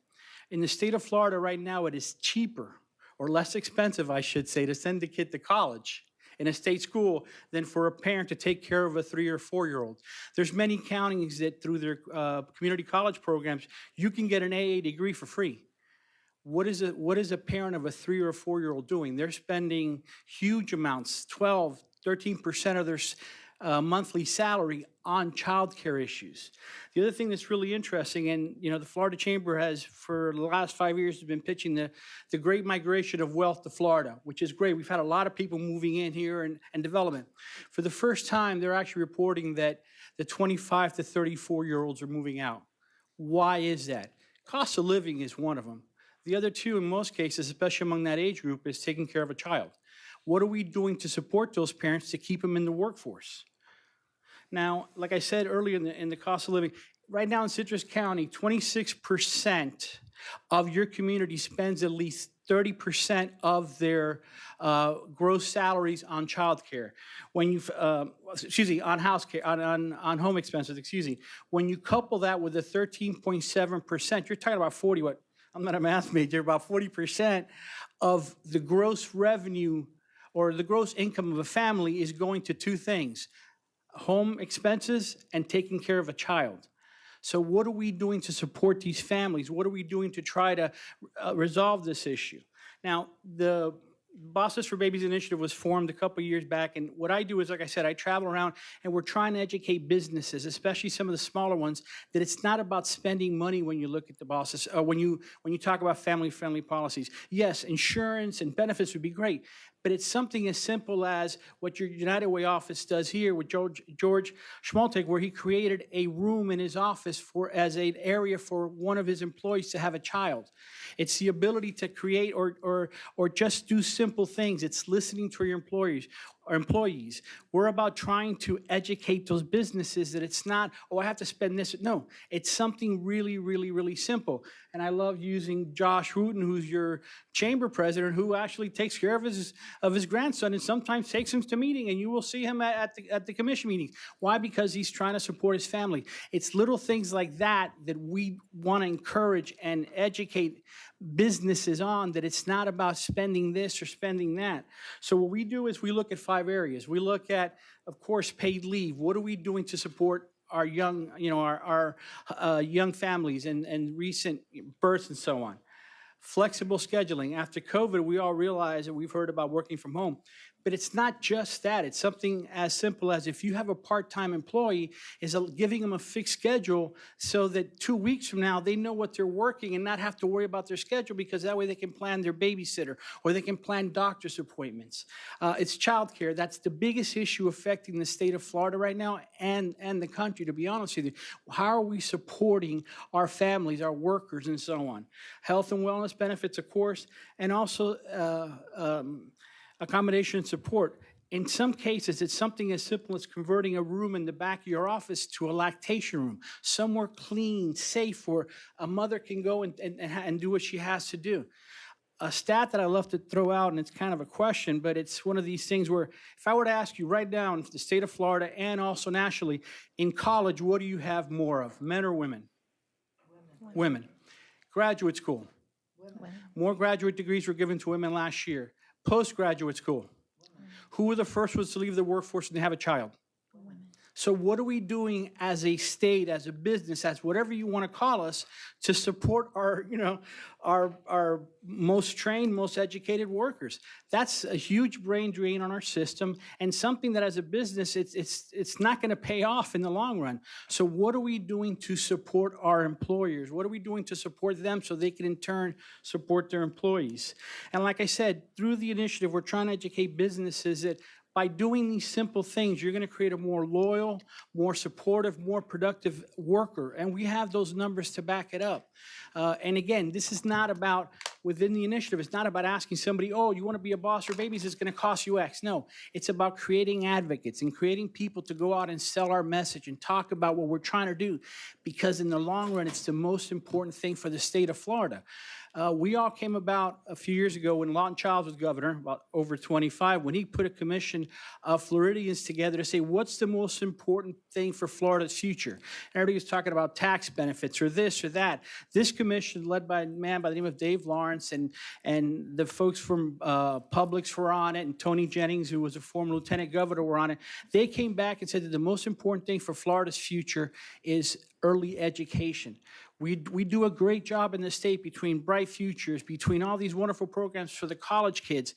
What are we doing to support young families, young children?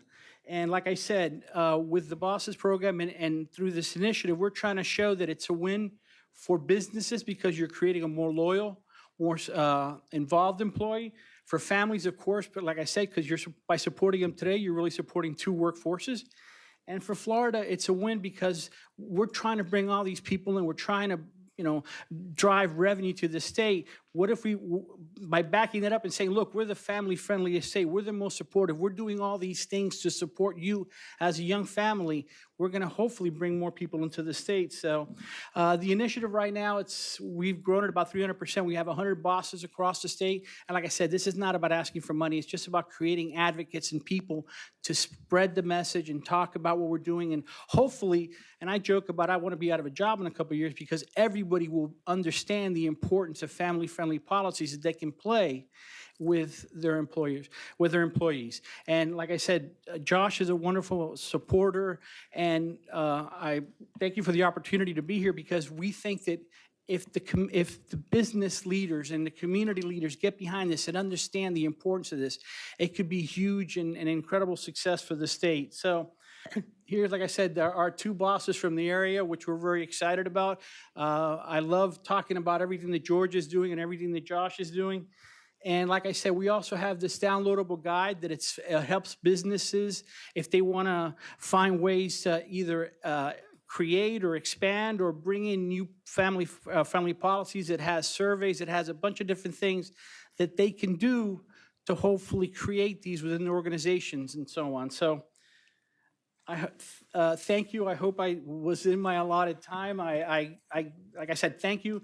It's been a terrific day. If there's anything I can do to support you, please. We're the Children's Movement. Our website is childrensmovementofflorida.org, and we're there to support this community and the businesses in the area.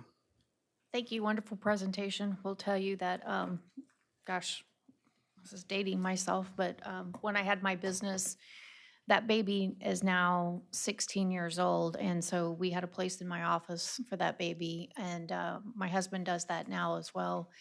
The one thing that I would ask you, though, many times you have these young women, they come in your office and they work for you, and you get them to the next salary level, they lose whatever benefits. That's unfortunate. I mean, that needs to be reversed. If they're working, we want to keep them working. Now it's like it's like the raise isn't worth it to them because they lose everything, so they just go back home. That is something that I think we need to work on. It's the financial cliff, and that's a huge issue going on in the state right now. Through advocacy work that we've done, we've been able to extend the actual dollar amount that a person can make before they'd actually get kicked out of those early learning scholarships that the children can get. But it's a work in progress. It's a constant thing. It's it's because of the way that the laws are structured and so on.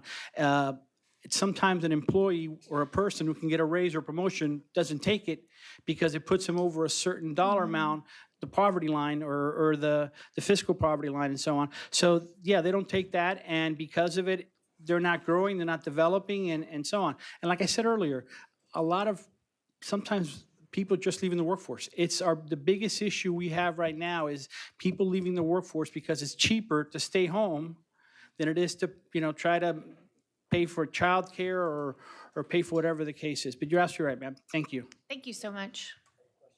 Commissioner Barrick.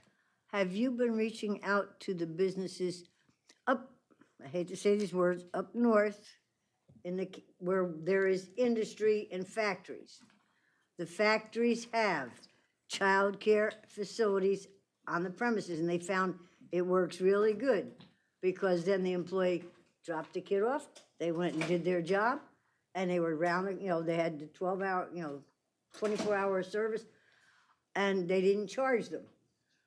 Are you reaching out to people like, say, Walmart and saying, okay, do you know how much better or how more productive your employees would be if they could bring the kid to a room where there's a child care person and they could work all day without having to be stopped here, stopped there, the telephone calls, the interruptions? Walmart is a big one, but there's other companies that we have in the county that would do that. Because I know we do have the Early Child Coalition that does have the babysitting for people that don't make a lot of money. Yes, ma'am. To your point, we work with several across the state that actually have facilities on site. Many of the hospitals across the state actually have facilities on site. P&G Glass a little further south off of 75 in Venice. So yes, we are constantly talking to these organizations and helping promote them to try to inspire others. The guide that's up, there's case studies in there that talk about these organizations that do that. So to answer your question, yes, part of my job is finding those organizations to highlight them and talk about them. There's a lot of wonderful organizations that realize that, and a lot of them have made that decision, but it's part of an education process. And one of the things I like to say in defense of businesses is that people like to say, oh, businesses don't care, it's all about the money. No, we believe that they just don't know. Once they know what they could do and how they can support, most of them say, oh, I can do that, I can support. So yes, we do reach out to those, we try to highlight those, we try to talk about those as much as possible, push them out through our website, push them out through our social campaigns to introduce them and hopefully promote them to inspire others. All right, so you're reaching out to like our nursing homes and other facilities also to tell them, listen, if you had a room where the kids could, the parents could drop their towel, you'd have a wonderful worker that's here every day on time. Yes, ma'am, we do. We were also talking about the tax credit that was pushed through last year by Fiona McFarland from Sarasota, and we're trying to, again, educate those businesses of how to take advantage of those credits and so on. But it's a constant work in progress. Little meetings like this and opportunities to, whether I'm speaking to one person somewhere or a terrific body like yours, it makes a difference going forward. So thank you again for the time, and if there's anything I can do for you, please let us know. Thank you very much. Anything else from the board? Thank you, sir. Wonderful presentation. Thank you. Great presentation. Thank you. Great presentation. Thank you for your advocacy. We appreciate you being here. Thank you. Okay, looks like up next is the Transit Development Plan presentation by Banesh for Citrus County Transit.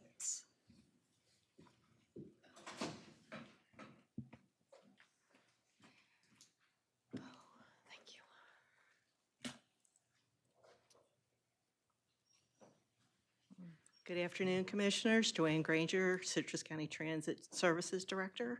I'd like to introduce Kayla Hutton. Kayla Hutton is with Benesh. It is the consultant that was contracted by the Hernando Citrus MPO to conduct our 5-year major update to our transit development plan.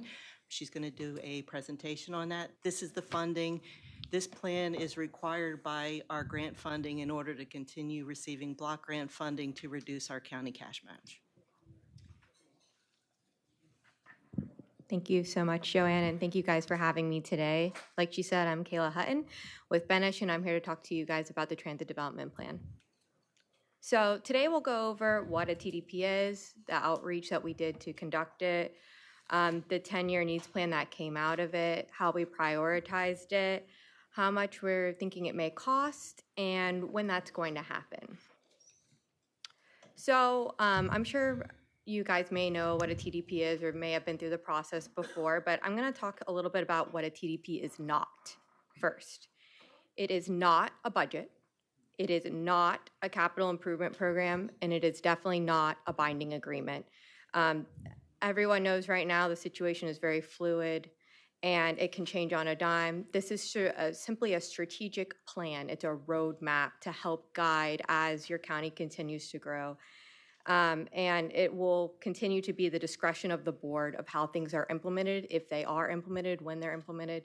So one other thing I should mention too, go to the next slide that talks a little bit more what a TDP is that there is an annual update and the staff comes to you annually to discuss progress, what's going on, what they may need, and that's an annual discussion. But like I said, it is a strategic plan.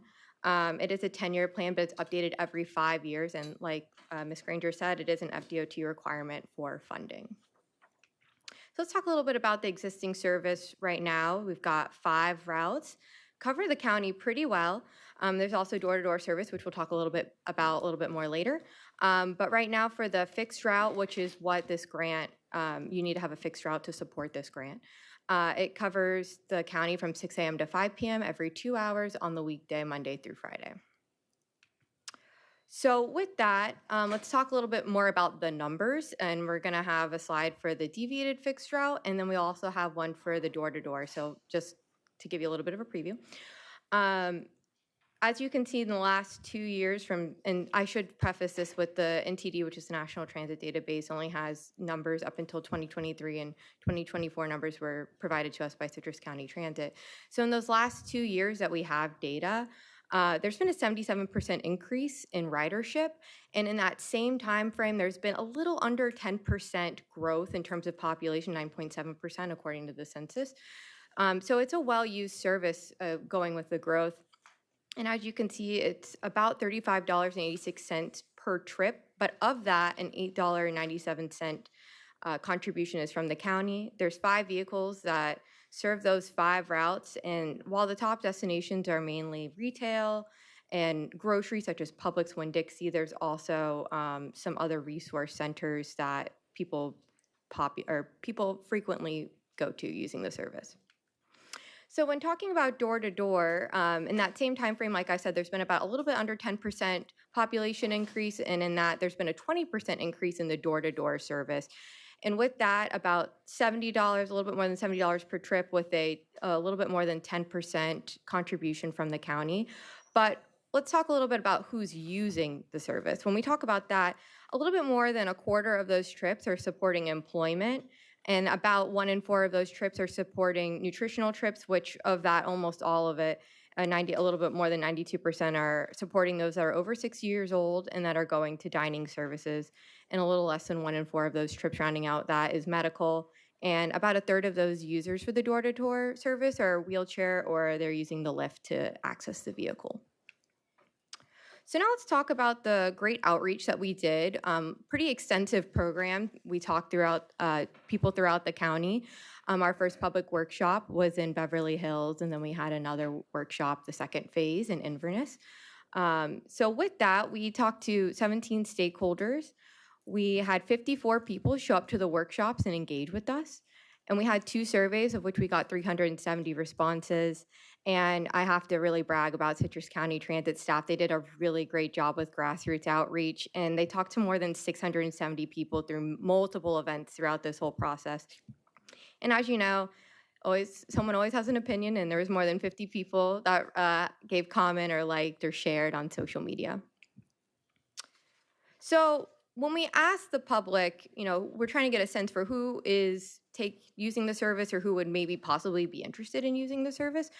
When we took it to the public at first, we learned that more than half, about 65%, had never used Citrus County Transit or didn't even know that it was a service. But of those people, 89%, so almost 9 in 10 people, thought that there was a need for improved or additional services throughout the county. And then we said, well, what would make you use the service if you're not using it, or would make you want to use it possibly more? And the top 3 answers for that were more frequent bus service, later or earlier service, and Saturday service. So they wanted just more of the existing service. They were enjoying it, but they'd like to have more access to it. And I will say, as a little aside, in public workshops, we heard a lot of people say that they were using it to get to work, and that of those requests that they had, if you will, for the improvements to the existing service, it was because they were looking to access additional shifts or even just get to another job opportunity. So after looking at a lot of data, a lot of census data, a lot of projection data, which I know I don't have to tell you guys about the growth, we looked at the community outreach that we had completed. We looked at plans and policies that were already in place. We also do an assessment called the Land Use and Corridor Assessment, which looks at known future growth and where that might be going. So looking at all of that, we came to this. This is our 10-year transit needs plan. And something that we kind of try to explain, how I like to explain it to the public, is this is your wish list that you're submitting to DOT. If DOT has extra money, they like to look at, well, who already has plans in place? What's ready to break ground, if you will, although these are mainly services. And so they look to these to start funding those, and that's if there's extra money.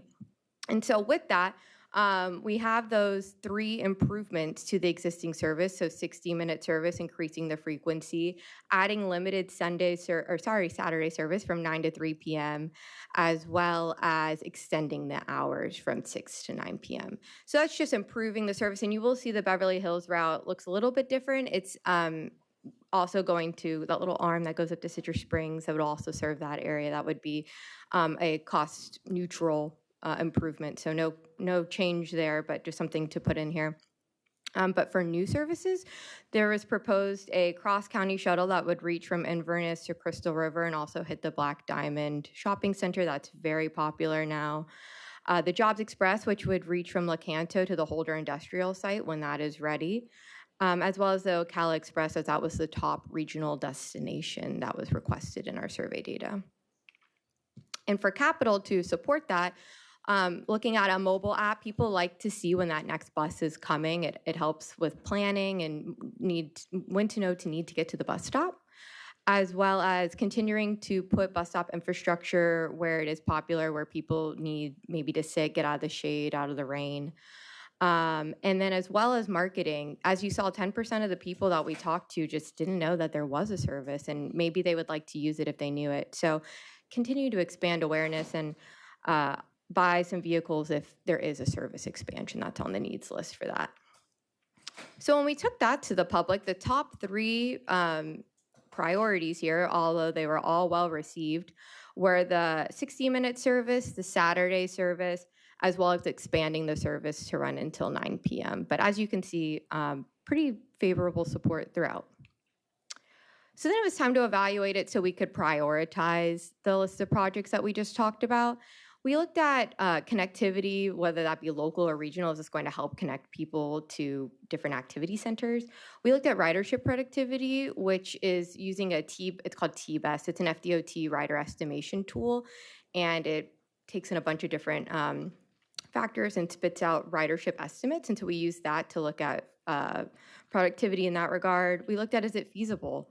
What does it cost? And we also looked at that transit corridor access and connectivity, which looked at land use and known growth coming, as well as public support. And after doing that, we got a top 10 list, and that included the cross-county shuttle, the 60-minute frequency, and realigning the Beverly Hills Road. Those were the top priorities that came out of that process. So now talking a little bit about what this is going to cost. As you can see, it is mainly grant funded with state and federal grants. That's the vast majority of it. You will see local money, 18%.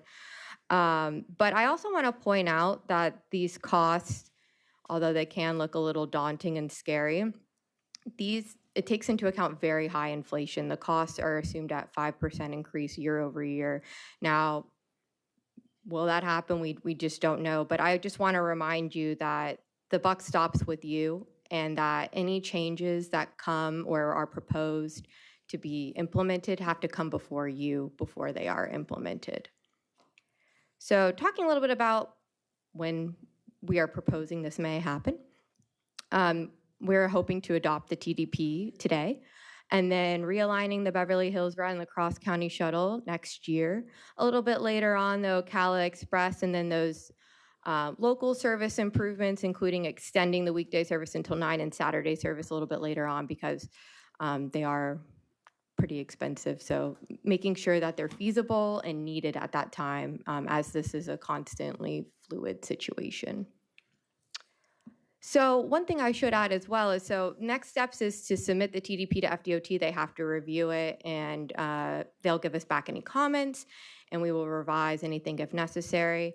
But next, we would also propose a service efficiency assessment.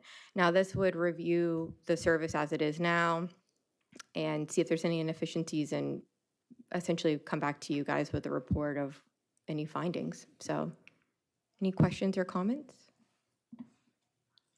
Commissioner Barrick? All right, I listen to this and I go to the meetings, and I really appreciate everything you're doing. Can you once more say how many years it is for replacement for the buses? In other words, the buses are only good for a certain amount of time. How many years is that cycle for replacement?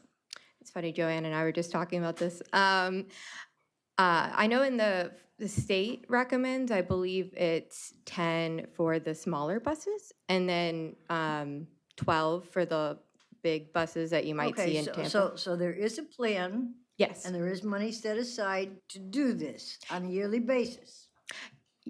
Only reason I'm asking is because we just finished the fire, and we need to start setting money aside for the fire on a yearly basis for replacement.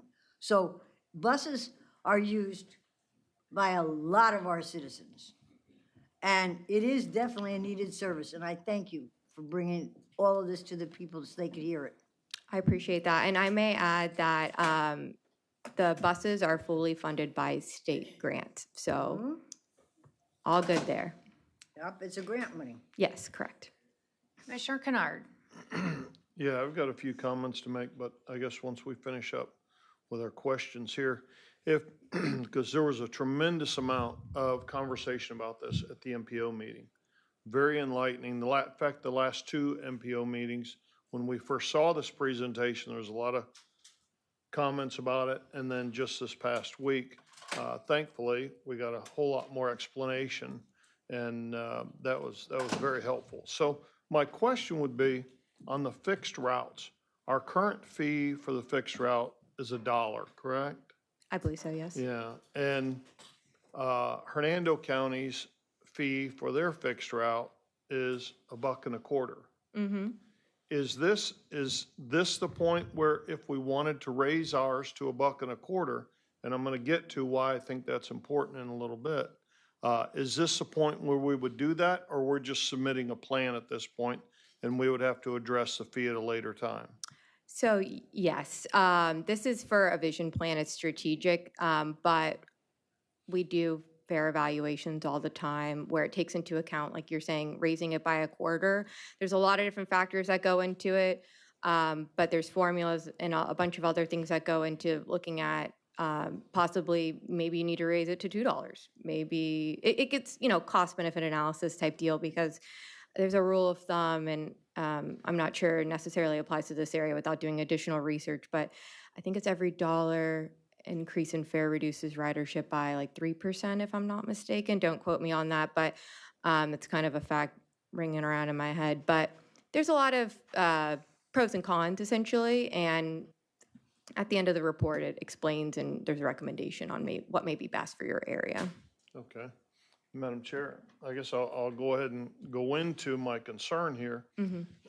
We talked about, that the belief, I guess, probably many people or a majority of people possibly think that transit's a necessary service, and I too believe it's a necessary service, but there's a bit of a misconception that it's, oh, the government's taking care of that. It's a grant-funded thing, and so that's fine. It is, but Citrus County government's contribution to our transit is $469,000 last year. Of that, $160,000 of that came from our gas tax dollars.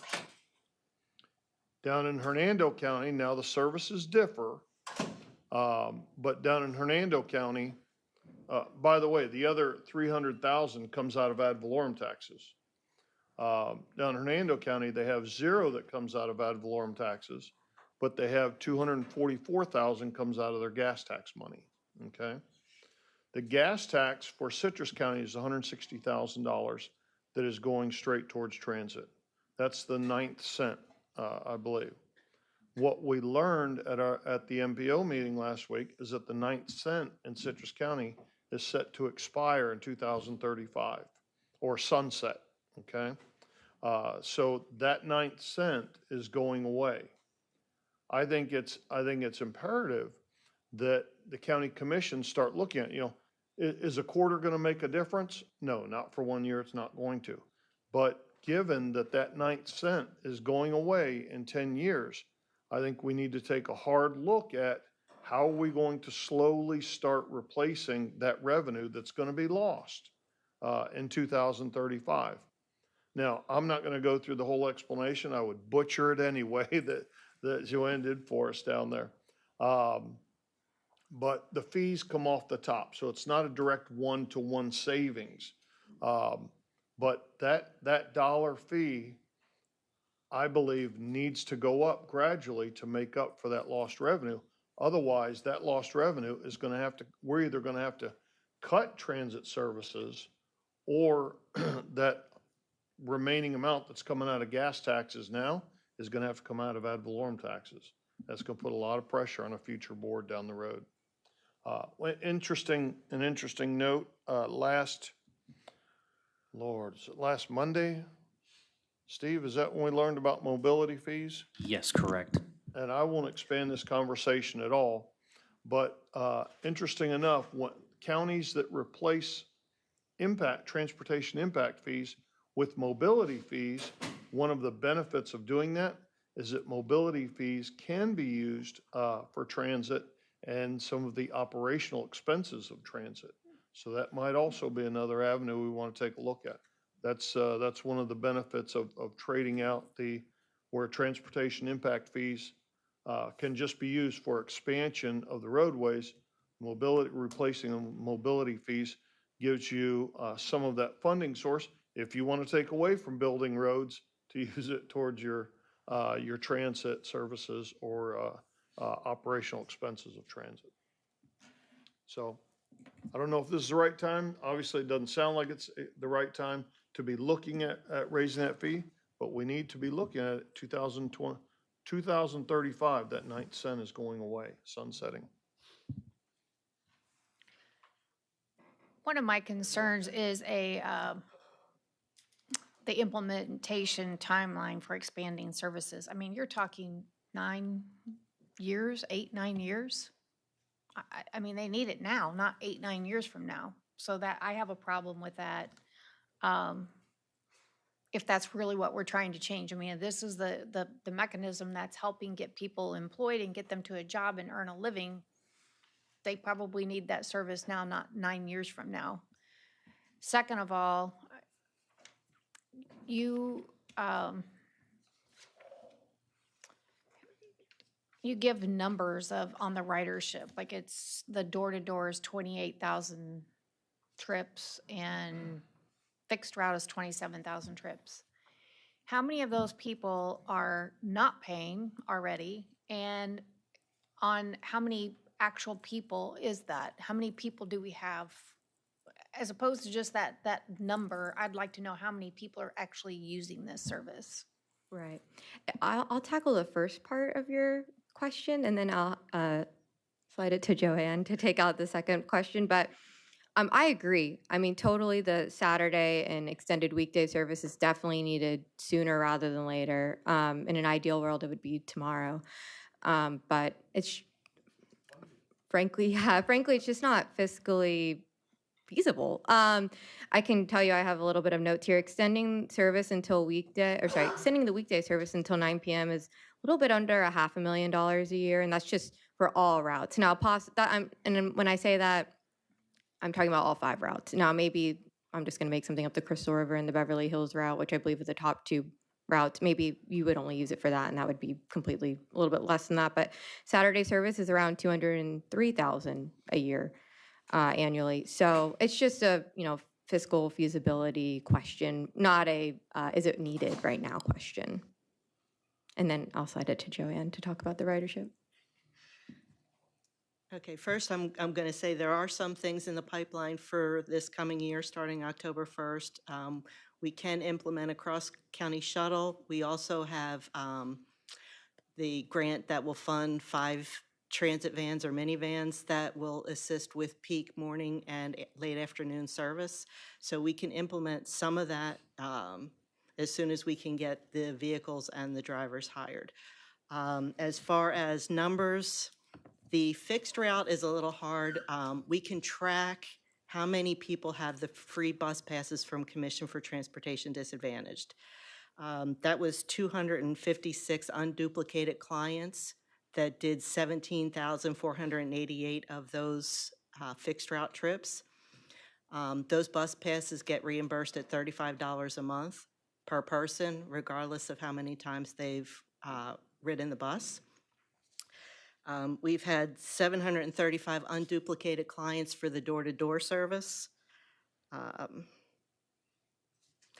And the estimate for this year, we're actually increasing to, the projection is close to 64,000 trips instead of 58,000. So it is increasing exponentially.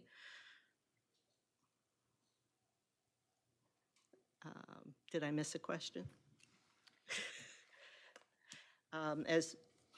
As far as extending evening, there are some modifications to the fixed route that can be done in the short term to reduce layover times at transit, which may increase an actual route during the time frame. Also, the Beverly Hills one going up into Citrus Springs, close to the Habitat for Humanity area, that can also be implemented fairly quickly. That will have to all come back before the board in order to make those changes. Okay. As well as the increasing the fare. Now, the door-to-door fare is $5 each way. However, Commission for Transportation reimburses us a significant amount of money per trip for anybody that gets a reduced fare on the door-to-door as well. So that money also comes off the top of expenses before the county. The Commission for Transportation grant is a 90-10 split, and then that comes off of everything before you get into the federal, state, and local. Okay. I tried to condense that a little. It was a little more extensive at the MPO meeting. Commissioners, anything else? All right.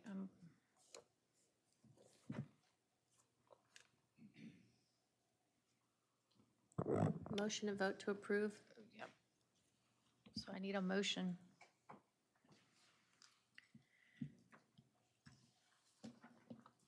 It's approve and adopt the 2025 major update to the Transportation Development Plan. So moved. You need me to repeat that? I have a motion by Commissioner Davis and a second by Commissioner Varick.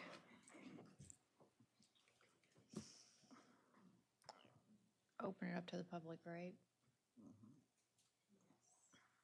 Yes, I ma'am. will now, thank you very much. I will now open this up to the public. Anyone wishing to address this agenda item, please come forward. Seeing none, we'll close open to the public. All those in favor signify by saying aye. Aye. Any opposed? Well, we have one missing, so we are 4-0 at the moment. Okay, next on our agenda is Plat Vacation PB-2025-00003 for Casey.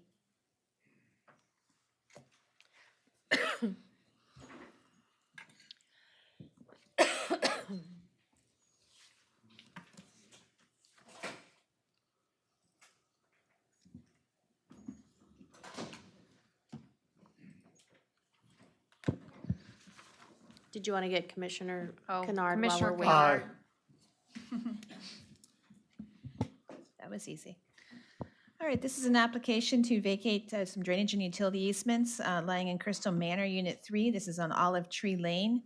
You can see in this front picture, that's where the easement about is. That's my best guess. I don't know what this is.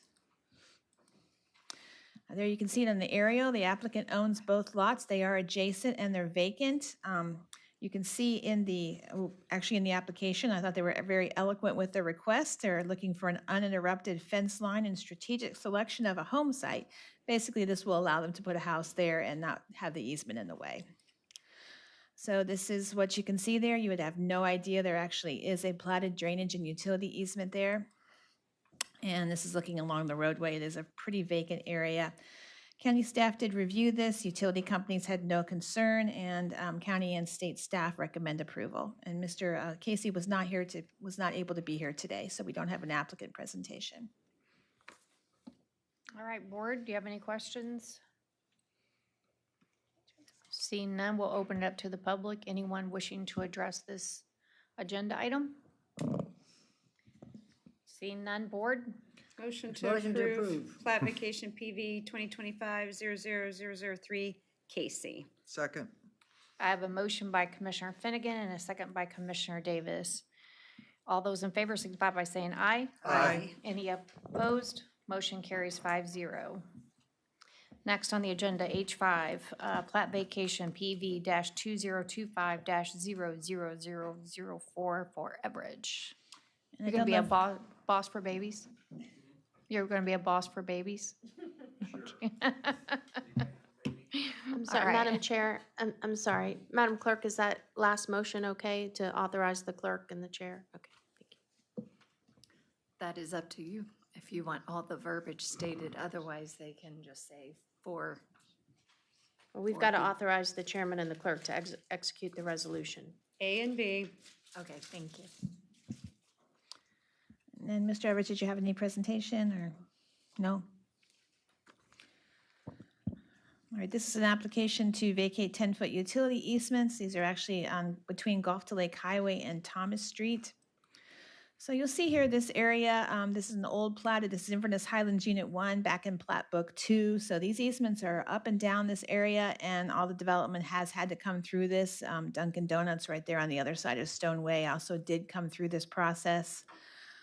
This is just showing some of the development that they're doing and why they need to vacate this easement. They are expanding that driveway and trying to put additional, like a shed sales there on the other part of the property.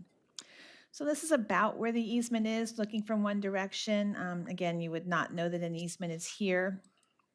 And this is looking across Stoneway. Again, Dunkin' Donuts did also come through this process to vacate so that they could locate in the easement. Utility companies had no concern. Staff and state environmental health staff had no concerns and recommend approval. Board, any questions? Seeing none, we'll open it up to the public. Anyone from the public wishing to address this agenda item? Seeing none, we'll close open to the public. Motion to approve Plat Vacation PV 2025-00004 Everidge, A and B. Second. I have a motion by Commissioner Finnegan and a second by Commissioner Kennard. All those in favor signify by saying aye. Aye. Any opposed? Motion carries 5-0. Was it worth the wait, Chuck? Run. Next on our agenda is conduct a public hearing on an ordinance relating to ex parte communications. Commissioner Kennard, I guess. Yes, at the conclusion of this public hearing, you're going to be asked to consider an ordinance of Citrus County, Florida, amending Chapter 2, Article 2, Division 4, Section 2-60, entitled Ex parte Communications, providing for severability, providing for inclusion into the code, providing for modification that may arise from consideration at public hearing, and providing for an effective date.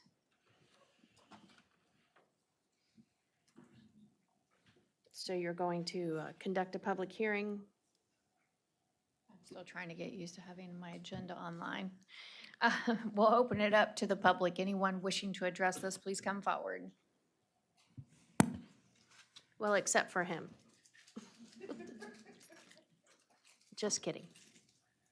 All right, Curtis Bryant LeCain, so I'm gonna be like 30 seconds on this one. I think it should go through. A couple things to keep in mind. I found out recently that emails for these different development projects have not been sent to staff as they're supposed to be. So make sure that when you guys get emails that you guys send them to staff so they can be included into the packet for disclosure, which will now be required under this. Number two, is my request again to make that form for the disclosure a little bit more difficult to fill out, make them do a summary of the conversation rather than just checking off boxes, because I think that that would discourage some of those ex parte communications with developers and things like that. So make it a little bit more burdensome to fill out that form. All right, thank you. Thank you. Anyone else? I would just like a little more detail on what it is exactly, please. I'm just looked at the sheet and that's all I had to go on. Madam Attorney, would you like to explain it? What this means? Yes, please, thanks. When we're done with public Yes, input? if you'd like to have a seat, she'll explain. Okay, thank you. Chair, Yes. did she say her name? Oh, I'm sorry, ma'am. Can you say your name for the record? Tammy Fields. Thank you. All right, if there's no one else, we'll close open to the public. Madam Attorney. Yes, Commissioners, if you'll recall, currently there is there's case law and a statute relating to ex parte communications for quasi-judicial matters. Currently, the board has, or the county has a Citrus County Code which provides procedures for quasi-judicial and ex parte. The board determined that it wished to take a different approach for ex parte communications and to follow state statute, which allows the board to adopt an ordinance such as this, which would allow ex parte communications and remove the case law prejudice, the case law established prejudice that usually applies to ex parte communications. So with the adoption of this ordinance, you're following state statute that allows you to have ex parte communications so long as those ex parte communications are disclosed before or during the quasi-judicial hearing. Thank you. Commissioner Finnegan. I have a question about something that Mr. Bryant had said when he said about our emails. So I would previously forward any emails to Joanna, and then I know with Steve we had talked about it because we were all getting the same emails, that there was a way for IT to just go in and capture all of that. So then I was not forwarding every single email. So I guess we need to find out what we're supposed to do between the two of you. I would always say to err on the side of caution and forward the emails to staff. Yes, staff does get numerous emails, but as was discovered, there were, I believe, 2, and on the high side 4, but I believe it was 2 emails that didn't make it into the packet. So in an abundance of caution, I would just say forward them along and staff will make do. And Unless Howard or Mr. Ms. Lynn, Howard has a different. I just want to make sure we have the appropriate email, like who exactly do you want this? Or is there a way that IT's capturing all of these? Are there triggers that they can see, you know, with the application number, or if it just says XYZ development? Yeah, I'd have to look at that. I mean, I don't know I'd have to talk with IT and see how they can do that. And kind of what Denny said, we can look at that after this. And until that point, previously I was forwarding things to Joanna. Is that still the appropriate person? I would think so. I would, for now, I think if you want to, you can continue that. We'll look at that because like the county attorney said, I'm not sure somebody, the subject line may not have something in it that could be an issue. But we can talk about this afterwards together collectively and figure that out. But I think we could continue to do what you were doing at this We point. could talk about it on H7 because I'll just forward them Yeah. all to you. You can do that, sure. Just send them my way. I get a bunch of them now. So. Sorry, Commissioner Bates. Madam Chair, Yes. I know we need to keep moving, but I just, seriously, in this day and age, we have got to find a more efficient way to do this. You know, everybody wants to keep our taxes low, me, chief among them. In efficiency, this is, I mean, guys, seriously, we'll get hundreds and hundreds of emails on one growth management case. Can you imagine how many thousands of emails we get on a regular basis a day? And then we have to process every single one of those while sitting on 5 boards and reading 3,000 pages a month and being prepared for these discussions. I'm glossing over the details, but that's a rough approximation. So we're gonna make mistakes. I'm just saying, there's gotta be an AI way to take care of this. You know, to scrape not just the subject line, but the actual email and all of that goes into the And we're public doing some of that record. internally 'Cause with it's IT. gonna so- break Reese if all 5 of us ask him to send every single email for us. Yeah, And my then assumption maybe is it's not there's- getting done and it's on us, not on Reese. Yeah, I'm gonna say my assumption is another county's dealt with this already. So there's probably some best practices we can Yeah, implement. please find a better answer on that. We'll Thank find you, it. Madam Chair. Did you have something else? No? Okay. No, ma'am. All right. All right, board. Motion to approve H6, A, B, and C. Second. I have a motion by Commissioner Kennard and a second by Commissioner Davis. Is there any further discussion? Yeah, I think until we get some answers as to who and what, we should wait. And once we get some answers back from Mr. Howard, then move it forward. But that, you know, that's my personal feeling. She'll probably kill me if she's in the back or out here, but I've been telling any of you who asked me to forward them to Joanna Katu. All right. I'm not sure whether she's here to throw daggers at me or not, but that's So what I've been that's the telling you all. answer until we can find a more streamlined way of making sure all the emails make it to the All right, so packet. then we have a definitive temporary answer. Yep. Okay. All in favor signify by saying aye. Aye. Any opposed? Motion carries 5-0. Next on the agenda, conduct a public hearing on an ordinance pertaining to interactions between commissioners and staff. Yes, Madam Chair, you're going to be conducting a public hearing, and at the conclusion of that public hearing, you're going to be asked to consider an ordinance of Citrus County, Florida, clarifying how communications between commissioners and county staff should occur, amending Chapter 2, Article 6.1, Section 2-208, entitled Non-Interference, providing for severability, providing for inclusion into the code, providing for modification that may arise from consideration at public hearing, and providing for an effective date. Board, do you have any questions? If not, I'll open it up to the public. Anyone from the public wishing to address this agenda item?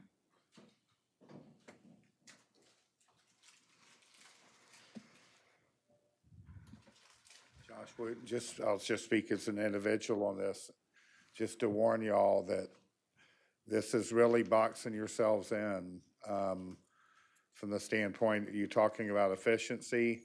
I mean, I believe this would preclude you from asking for a phone number, or how many times a month are they supposed to mow on 44, or just very simple questions that don't cost the taxpayers anything. So I think this is overkill, and that y'all are probably going to find yourselves kind of looking over each other's shoulders like, well, this commissioner called this person and that person, and then staff is going to be in I just think that you should water it down just a little bit. I think I know what you're trying to accomplish here, which is giving board direction. I mean, a board member giving Mr. Howard direction to do something that the board hasn't voted on, or any staff member that. But just to be very efficient, or run into somebody during lunch in a restaurant and say, hey, when are they going to start that widening project or resurfacing project? I mean, you're just precluding yourselves from being efficient, getting answers right away. And we're the constituents, we're the ones that deserve the answers, and we're gonna come to you. Not everybody knows to call Walt Eastman if we want to question. So I'm just cautioning you. I think this is overkill, and it's gonna cause problems for this board and future boards. My 2 cents. Anyone else? Close open to the public. Well, this got brought forward because we actually, I guess, had an ordinance and an AR, and they were contradictory to one another, and so to make them conform, we brought this forward, and Madam Chair, I implore you to fix it the opposite way. I think a board before us realized the issue of what the AR said and said, okay, just like Mr. Wooten had said, a simple question, yes, we should never be directing staff, and we should hold each other accountable for that. But I'll tell you, I really do try to be a rule follower, and I have asked Mr. Howard before, hey, and you all, before I work with anybody, or how can I do this? You all know he gives blessing. That's how we've gotten things done. But I'll tell you, at some point, when it comes between obeying the fix and helping the people I represent, if I have to violate that to help them, and I will do it.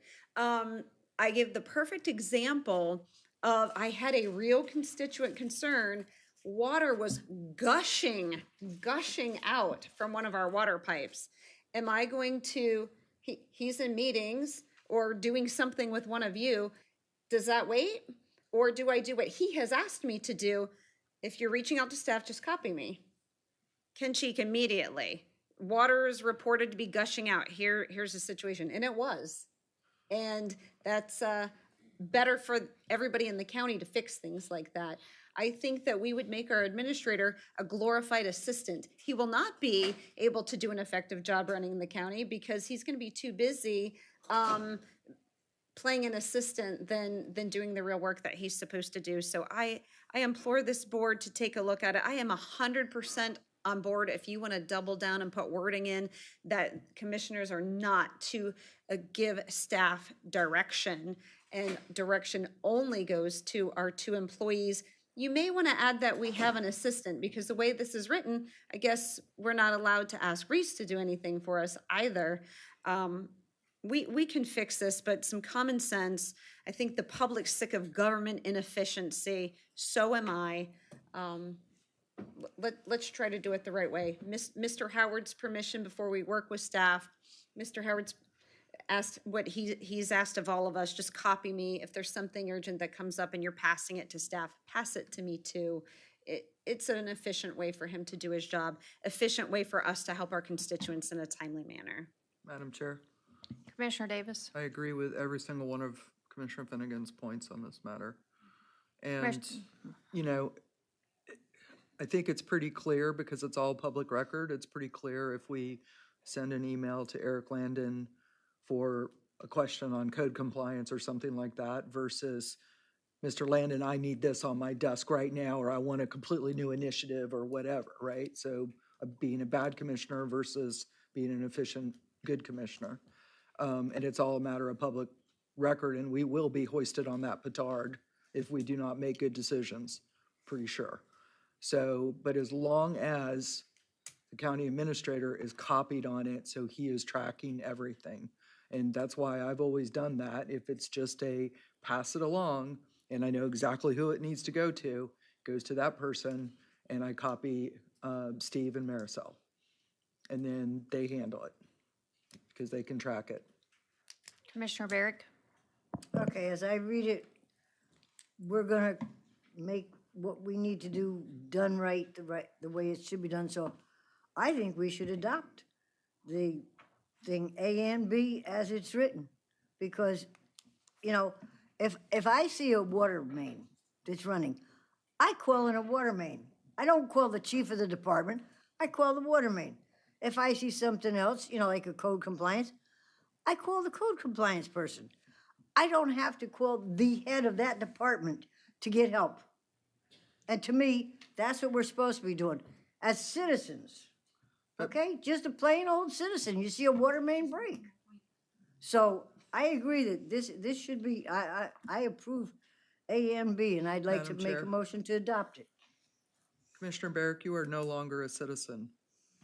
You are a commissioner, so it doesn't matter what level of county employee you talk to. Your word is like the word from word on high. You cannot play citizen anymore. So that's why we do go to senior staff. Chair, there's a No. motion on the floor. I did, Commissioner Barrick made a motion. Did she? She did. That was the motion? I did.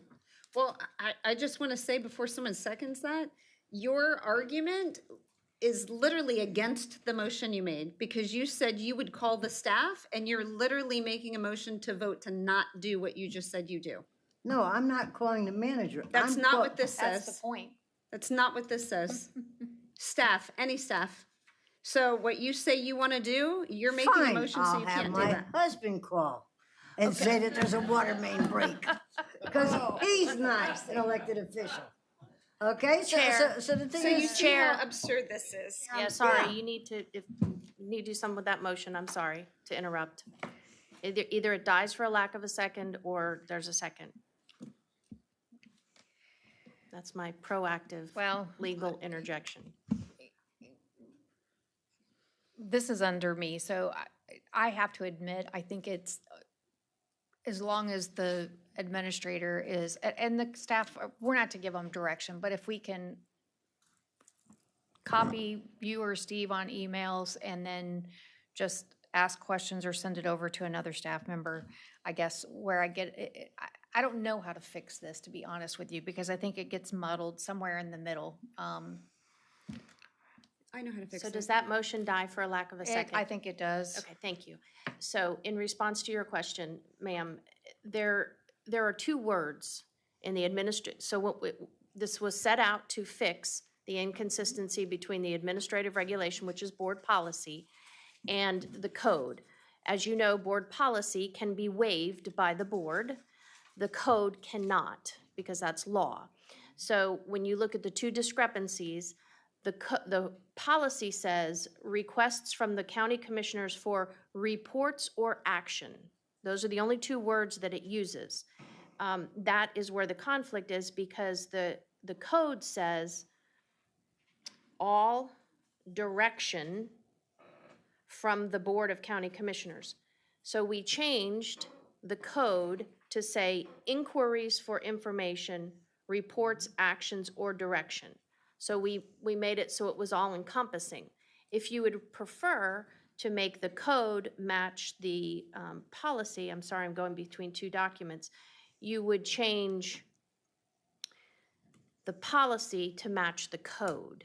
So it would say requests from the county commissioners, sorry, I'm going through two documents, inquiries for information, actions. I think we would put those words into the policy and leave the code the way it is. So we could do that. Just y'all at the last meeting wanted to do this. Commissioner Kennard's got happy fingers down there. My suggestion would be for the board to give direction to the county attorney to bring it back to reflect exactly what you just described. We Perfect. table this for now. Yep. We'll address it at the next meeting. Perfect. Or do you Moving want on. to give it 2 meetings from now to give you enough time? Well, changing an AR does not take the same notice requirements and so forth that the code change takes. So we could have it, when is the deadline? Let's do 2 meetings, please, just so we're sure that we have enough time. And I believe that you still need to conduct a public hearing on this. Did we? I opened it to the public. Thank you, I'm sorry. Yes, ma'am. Okay. All right, H8, conduct a public hearing to consider golf carts on county roads in Old Homosassa. So you are going to be conducting a public hearing, and at the conclusion of that public hearing, you're going, sorry, ma'am, did you want to consider starting the 501s. I was going to finish this up and then go to the 501. Yes, ma'am, thank you. At the conclusion of this public hearing, you're going to be asked to consider an ordinance of Citrus County, Florida, adding Chapter 98, Article 3, entitled Operation of Golf Carts on Designated Roads, adding Section 98-70, entitled Purpose and Intent, adding Section 98-71, entitled Definitions, adding Section 98-72, entitled Authorized Use, providing for severability, providing for inclusion into the code, providing for modification that may arise from consideration at public hearing, and providing for an effective date. And if I might just also add to this, we currently have one resolution within the county relating to golf carts on county roads. That is solely a resolution. This is, and it is, if you approve it, is adding a procedure within the county code to allow for golf cart use on county roads, on any county road. But for today, if you adopt this, it only relates to the one area which already has the resolution, which is the Old Homosassa. I just wanted that clarification because it came up several questions yesterday.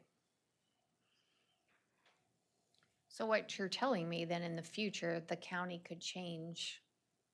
Could add additional areas to allow golf cart use on county roads by passing a resolution consistent with this ordinance that you're passing today, if you pass it. Thank you. Board, do you have any comments on this matter? I had some things I didn't like. You want to conduct the I'll public do hearing the first? public hearing, then you can do first? that. Okay. I'm going to open it up to the public. Anyone wishing to address this matter, please come forward.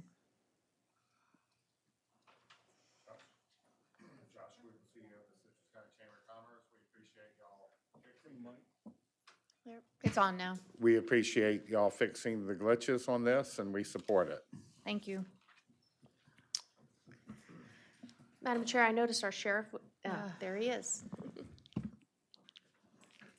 Unlimited time. Good afternoon, Madam Chair, Commissioners.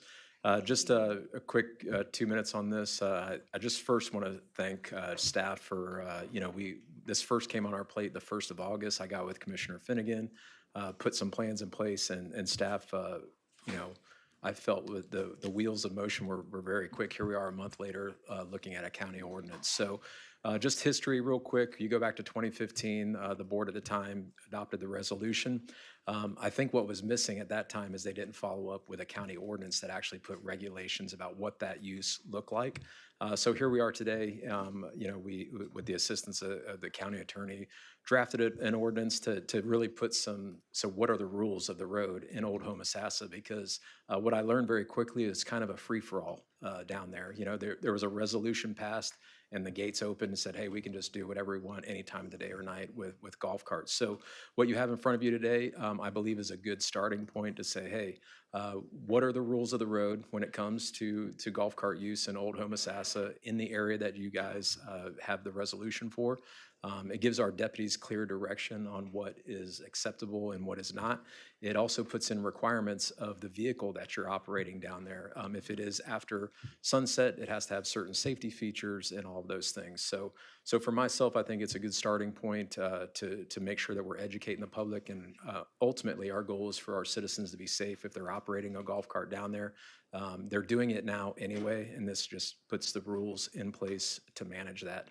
Moving forward, we're going to probably implement a golf cart inspection program that will help our residents make sure that their golf carts are up to speed if they do want to operate them after dark. It also puts some driver's license requirements in that ordinance and that they have proper insurance for that vehicle on the roadway. So I think it's the right step forward, and this I'm sure will come back again because there's discussions about expanding the zone, but I felt that we needed to get this in place first. So if you had any questions for me, I'd be happy to answer them.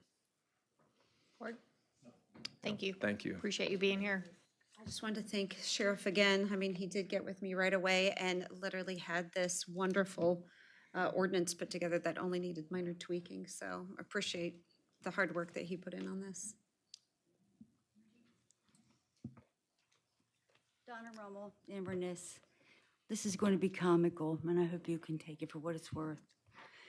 If you've been down to the village and the village people are driving all over the place, running over people, doing whatever they have to do in their golf carts. I hope that doesn't happen in Citrus. That's all. Stay in your little smart city and don't harass me out on 44 or wherever I'm going. Thank you. Thank you. No one else will close open to the public. Board? To make a motion. Oh, wait a minute, I'm sorry. Commissioner Barrick had questions. My apologies. Okay. I agree, golf carts are okay in Old Homosassa because we do have a resolution. I would like to see only people driving them that have driver's licenses and car insurance or golf cart insurance, whatever. Because that's where the problem comes in. You're driving them at night because you went to a party, which is fine. You know, Homosassa has some really nice functions at night after dark that people want to go to.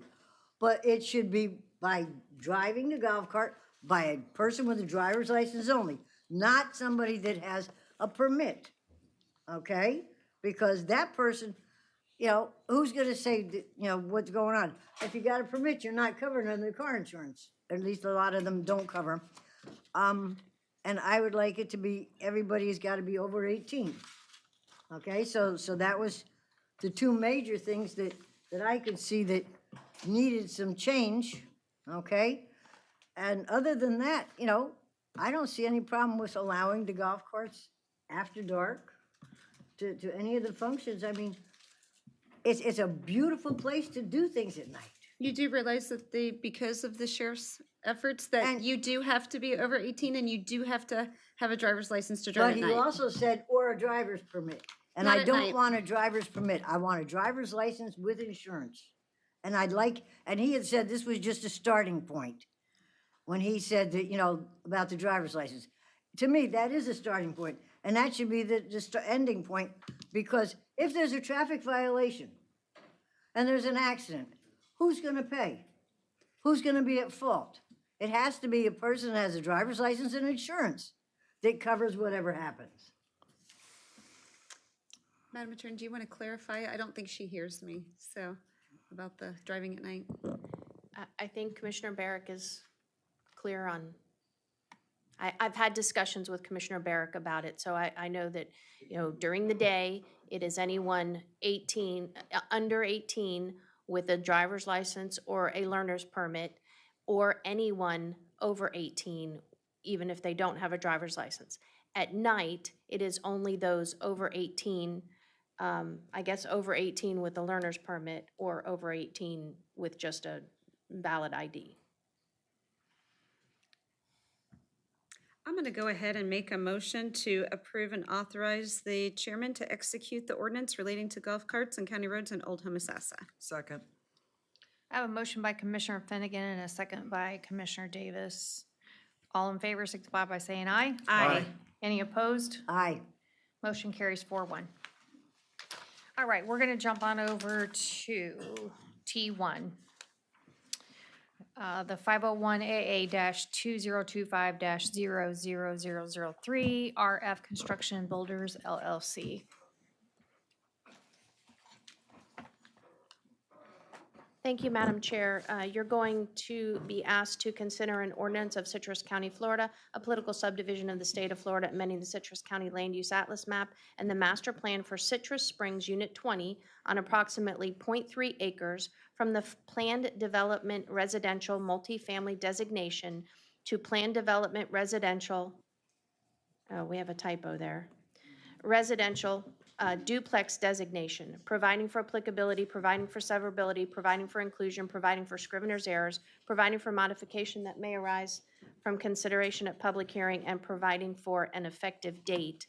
And I need to ask if you have had any ex parte communications relative to this application, and we'll start with Commissioner Davis. I'm always first. No, not at all. No. No. No. Thank you, and I believe that the applicant is here to make their presentation.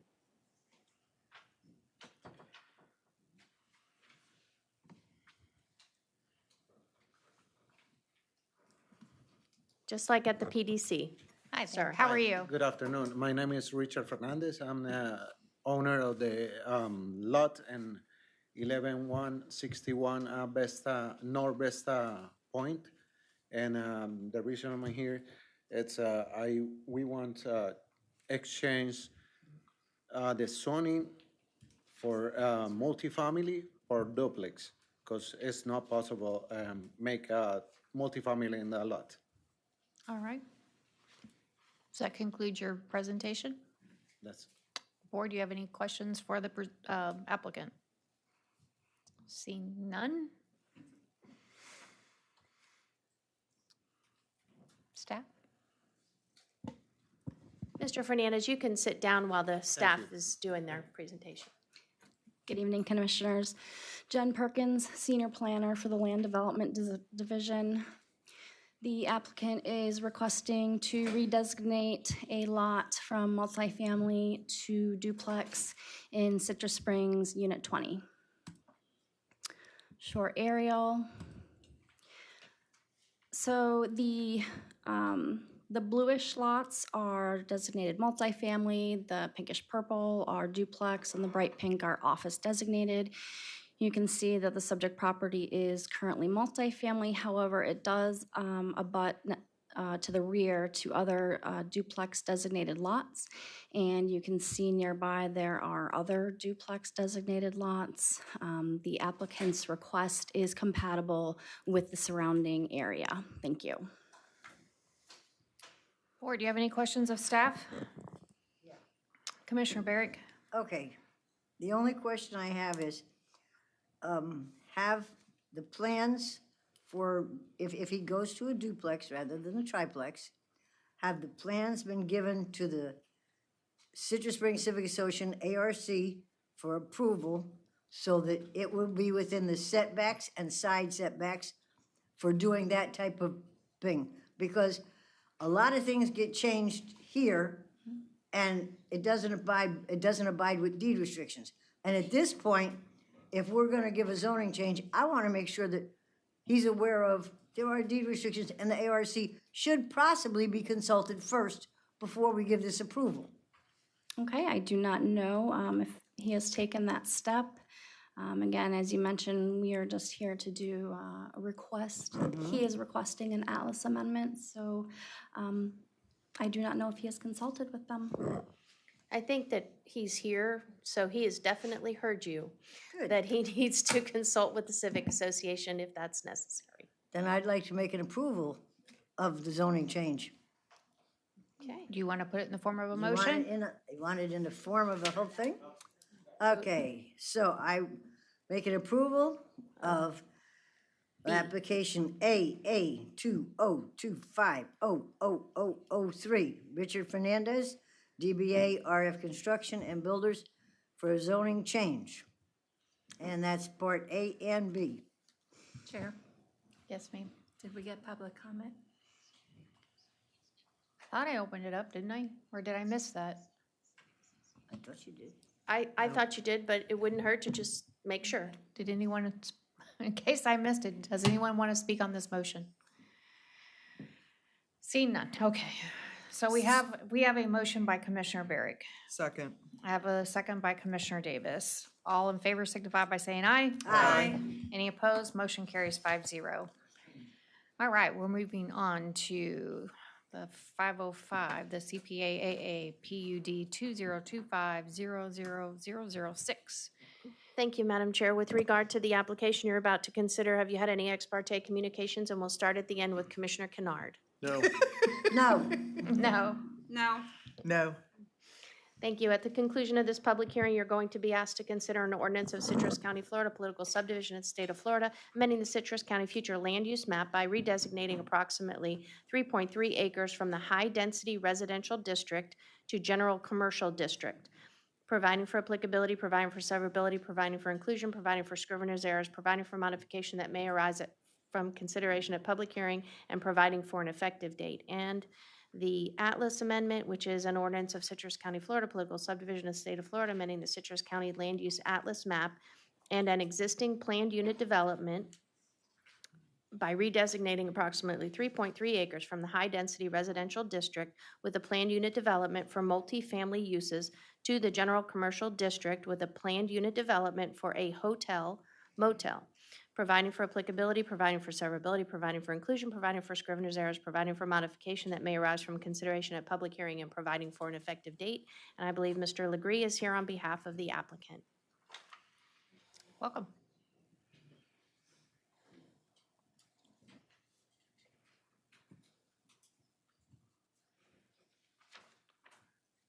Good evening, everyone. It's a pleasure to be back. I've been involved with this project for about 3 years. I've been here before. We were approved back about 18 months ago for a high-density residential. Through the evolution of this project, the premise has remained the same, and that is to create and develop a boutique pocket neighborhood community that has great architecture, beautiful landscaping, and contributes to the surrounding neighborhood, and is a need and asset to our county. Madam Chair, I had a video that I had prepared at our last hearing that I would like to show again, which gives the ambiance of what this community is going to look like. I'm asking your permission if that may be shown. I have no problem with that. Thank you.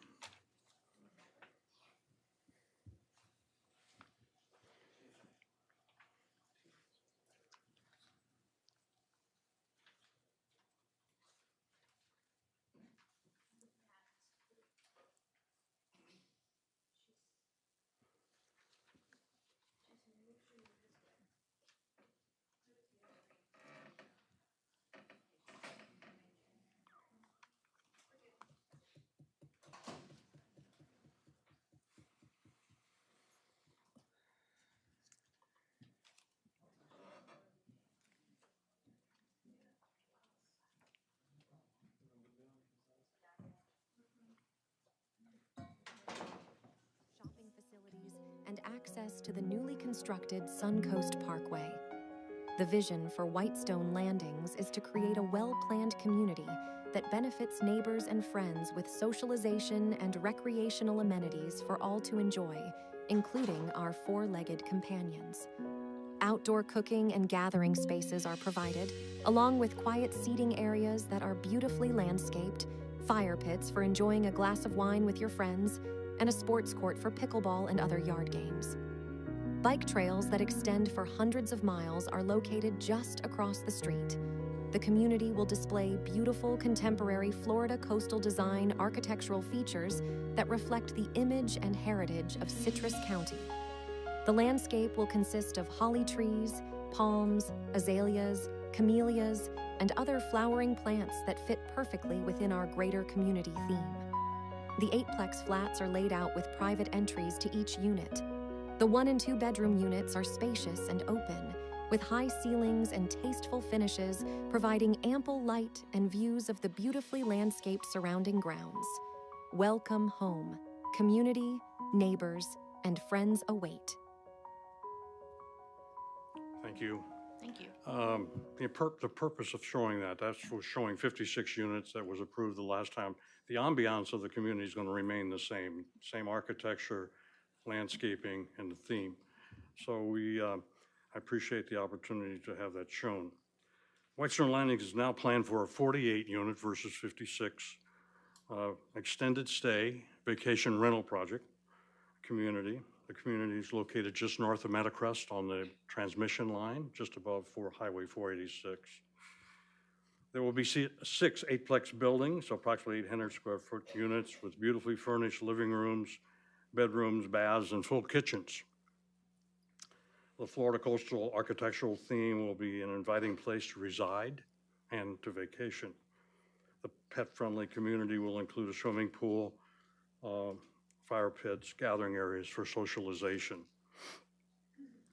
Each unit will have its own private entry. The community will be built, the interior of the units will have 10-foot ceilings, 8-foot doors, and wonderful finishes, and it'll be 4 themes of interior design that will be divided between the 48 units. The exterior of the building will be metal roofs and hardy board siding which will be a kind of a cream white color with dark finishes. And it'll have Bahama shutters to give, again, that coastal Florida look that we're looking for. It's a place for, in our research, we found that there's a need and demand for higher end quality rental and extended stays in the Crystal River area. The Tampa Bay General Hospital is an example of bringing new employees into our community, that they can have a place to stay for a number of weeks or a number of months until their home is completed and they get their family relocated. There will be other professional businesses coming in that will actually have a place to stay without having to go to an Airbnb or a hotel room.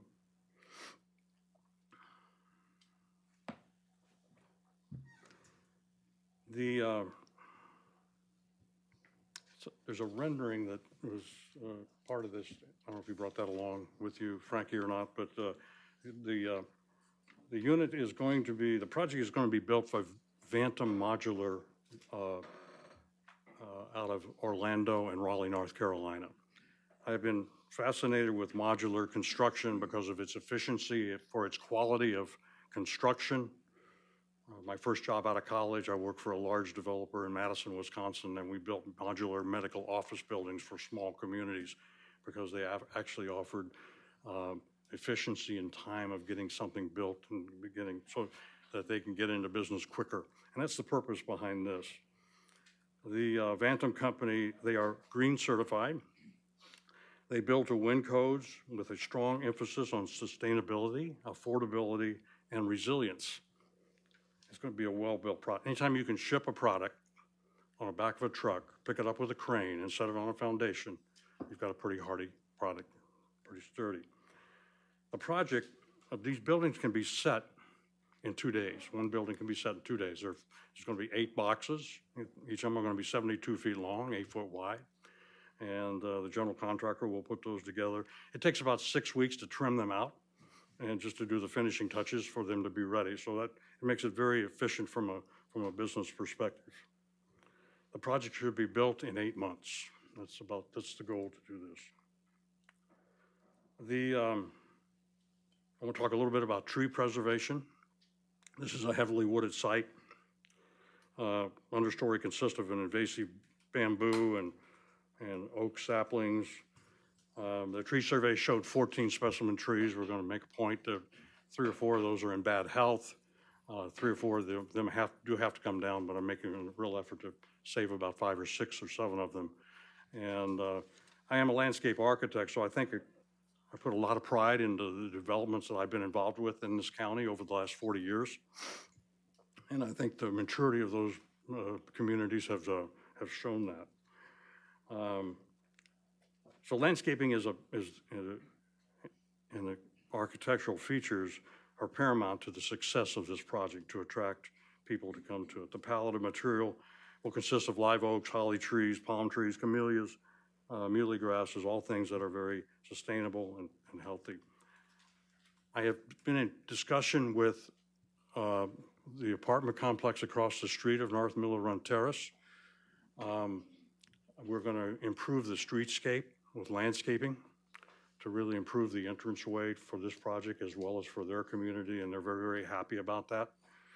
So I'm looking forward to working with them. I've tried to be a good neighbor. At the piece of property that was sold in front of Whitestone right on 486, I've been in conversations with the owner, and I'm trying to help her to figure out what she might want to do, and I think it's pretty exciting what she's talking about wanting to do that would accent this and really turn this into rather than an unmowed area and very unattractive at this point, to something that's very, very attractive.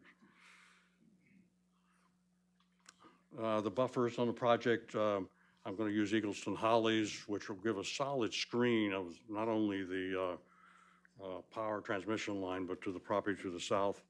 And as I said, I'm going to create a streetscape on North Miller Run Terrace that will complement both communities with oak trees, shrubbery, and azaleas.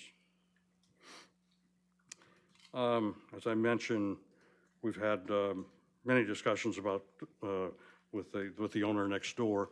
One of the questions that came up in the planning board was the maintenance of the road. It is a private easement. I did find an easement now that when the road was dedicated, so I've just came across that. Back in the early 80s, Stan Olson and Sam Tamposi put an easement over the top of that for utilities. They built the sewer plant, which is to the north, and the water plant in Metacrest, so that was all there. We're going to enter into an agreement with Crystal River Apartments Limited. I've discussed this with the management company, and they're thrilled with the idea. We want Whitestone to take over the maintenance of that road and to keep it beautified. And we will put the legalese together to make that happen, have it recorded into the county records, and we'll get that information to staff, obviously, so that can be processed. The benefits of extended stay and a vacation rental. GNC PUD zoning is required. This is defined as a hotel motel type process, so that word comes up. But in order to run this as a shorter term rental under 6 months, we have to comply with state statutes and local codes. The architectural landscaping theme will be in great enhancement to the neighborhood. Again, as Citrus County commercial businesses and industries grow, there'll be a need for this type of extended stay, i.e., the Tampa General and other businesses. This community is outside the flood zone. It will help our neighbors that have gone through some significant problems in Crystal River over the last 3 years, and we hope that's well behind us for a while, to give them a place to stay if they don't so need it. The property will be managed by a professional management company that will provide night security, background checks on guests, and offer a 5-star quality service and maintenance of community assets. Roddy Myers is here this evening. He's the principal in Icon Collections. They are the company that will be managing this project. They are very professional in what they do. I'd like to introduce him as part of this process. May I do that now? Yes. And have him come up and talk. The community will be taxed as a commercial business. The revenue from the tourist tax will also greatly support the plans for the future community. It should ultimately bring in about $150,000 a year into the tourist tax industry, so that'll be a real benefit. So I'd like to introduce Rod. Madam Chair, Yes. may I ask Mr. Legree something? Yes, ma'am. With that agreement with the apartment complex, are you okay with putting that in the conditions? Yes. Okay, thank you. Staff will work on drafting that up. Sorry. Thank you.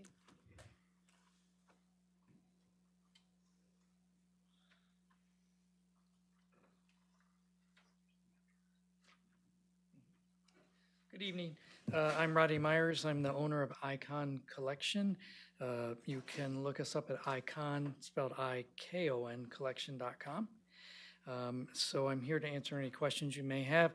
Briefly, we are a full-service luxury management company. We we're pushing 80-some properties now, and we continue to expand rapidly.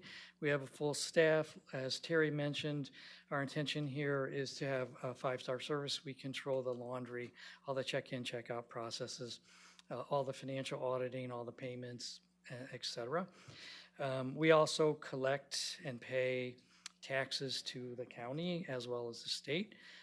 Currently, you have a lot of uncollected vacation rental taxes here because many people aren't registered. We are fully compliant with every state that we're in, and we pay on the 10th of every month or whatever your pay date is and it's an automated payment process, so you receive your money very quickly.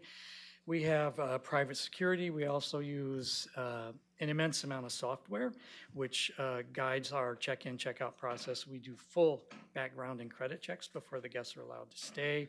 No one is allowed to stay under 21 without the supervision of an adult. We also use Noise Aware, which we can detect the decibel of the noise in a unit. So we at any given time know if there is supposed to be 4 people and there are 10, we can tell. We also monitor how many sign-ins go up for the internet. So we have multiple levels of controls. We also provide security. It's probably going to be from 7 at night till 7, 8 in the morning here because it's especially during peak times like manatee season, tournaments, fishing competitions, etc. As Terry mentioned, part of our services, we do all the interior finishes in terms of furniture, linens, towels, professional laundry service to prevent any kind of bed bugs. Our mattresses are totally encased, so we do deep cleans regularly. And so we control all that process with the linens and the cleans. We have a staff that does all of that. So fire away if you have questions. This is a really much needed asset in this county. There's not a lot of choice, and hotel rooms and motel rooms book up very quickly during certain seasons. And this offers a really great alternative for family stays. I kind of the important distinction about us and other management companies is we build generational stays because we like repeat business. Every county we're in, we're very friendly with because we like to build tourism dollars for all of you as well. Because what's good for you is also good for us. Board, do you have any questions? Commissioner Finnegan? I have a question, but for Mr. Legree. Okay. Board, any questions for this gentleman? All right, well, thank you very much. You're welcome, thank you. I would actually just like to comment for him, not actually a question. As chair of the TDC, would be very much in favor of the professionalism and so forth of ICON. And we have yet to get through our regular meeting because something ran really long this afternoon. And we are going to close the Airbnb short-term rental loophole, hopefully. This board will. So that was just my comment. Carry on. Commissioner Finnegan? I just have a question, and it's not of criticism. It's just really my own curiosity.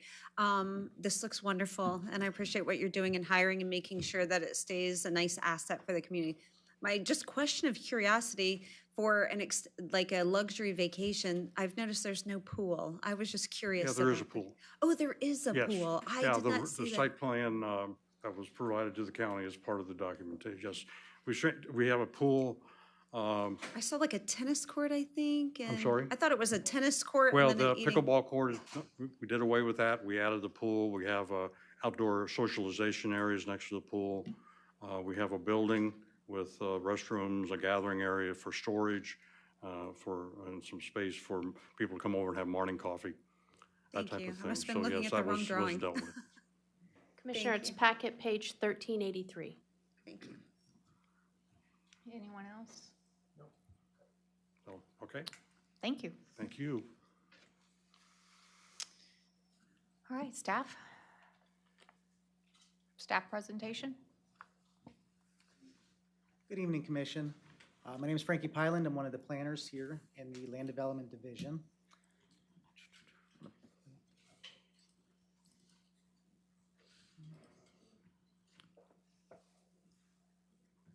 Commission, this is application CPA AA PUD 2025-00006 for Whitestone Landings LLC, which is a request to change the land use and zoning from HDR, which is high density residential, to GNC, general commercial, with an updated PUD.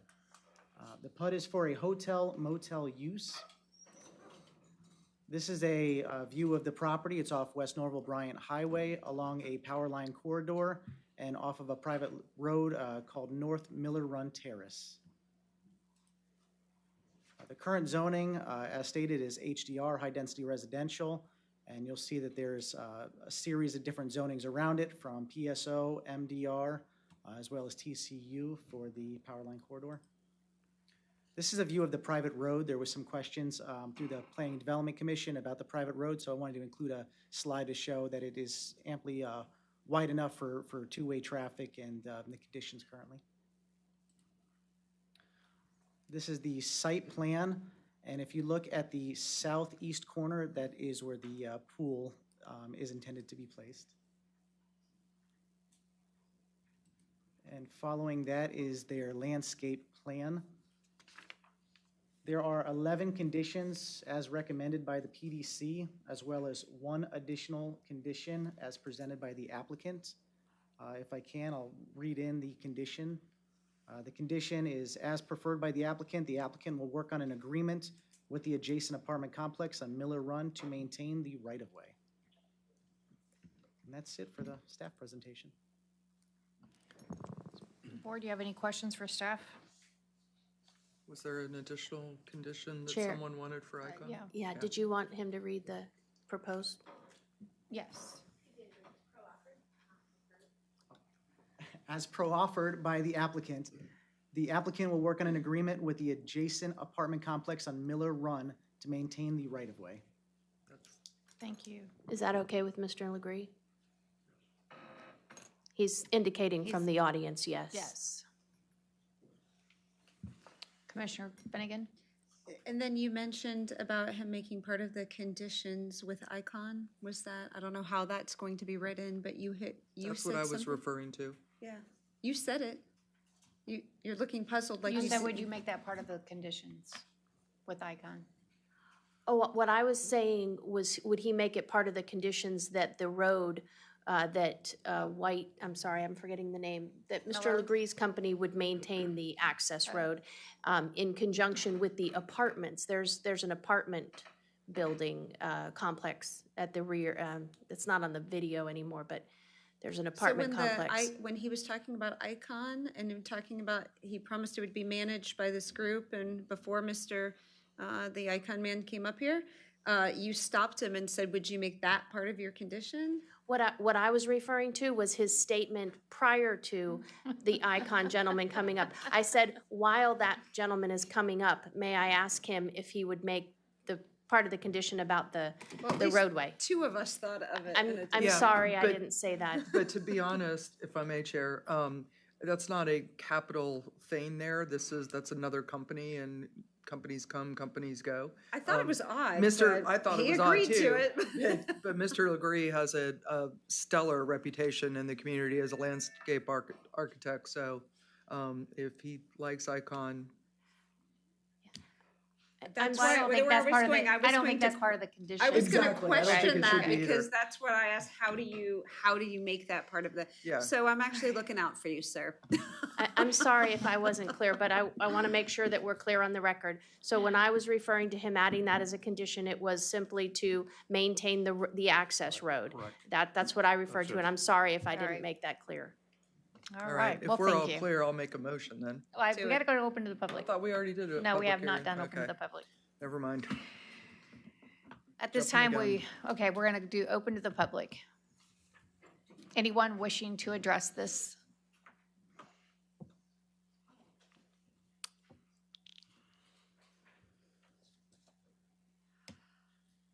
I'm Tracy of LaCanto. I just have a quick question. I was wondering, what is the acreage that is being taken up for this? My concern is for the loss of more woodlands that we have lost a lot of over the last few years. So what is the acreage that is pertained for this?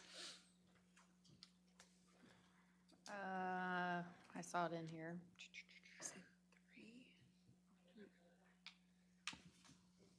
Commissioner, I believe it's 3.3.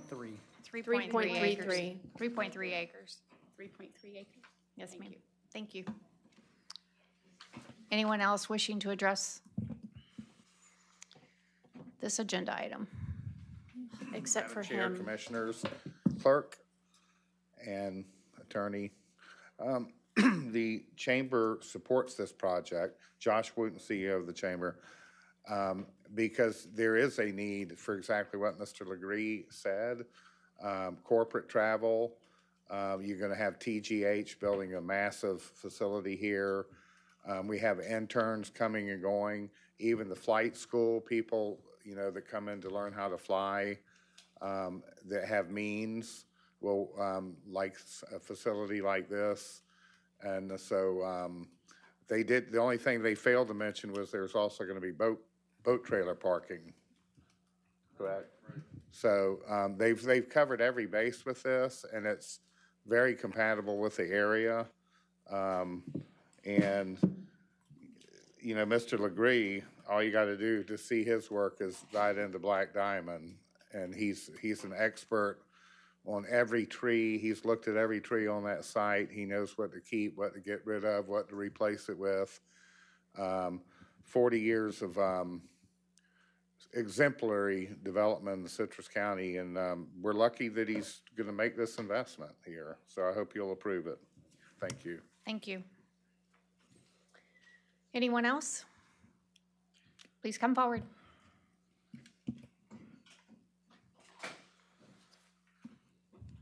We'll ask that you fill out a green card and then afterwards. Susan Nelson, Solid Gardens, and I'm curious, 3.3 acres, a lot of parking and boat trailers and 48 apartments. This sounds crowded to me, and beautiful landscaping. So, thank you.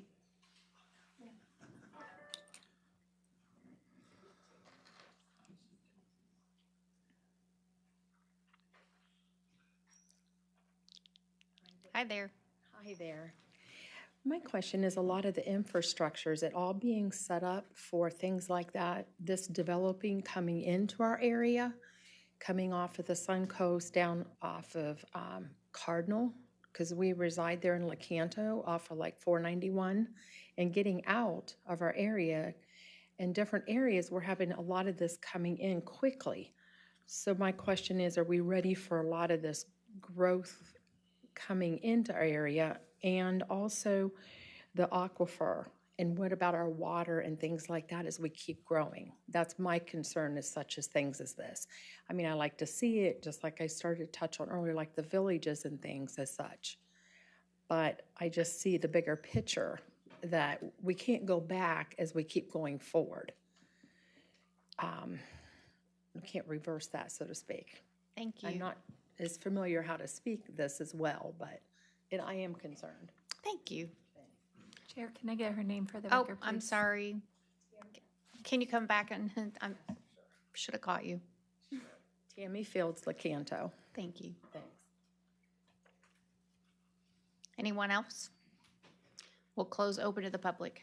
Madam Chair, make a motion to approve CPA AAPUD 2025-00006, Terrell Legree for Whitestone Landings. Second. I have a motion by Commissioner Davis and a second by Commissioner Finnegan.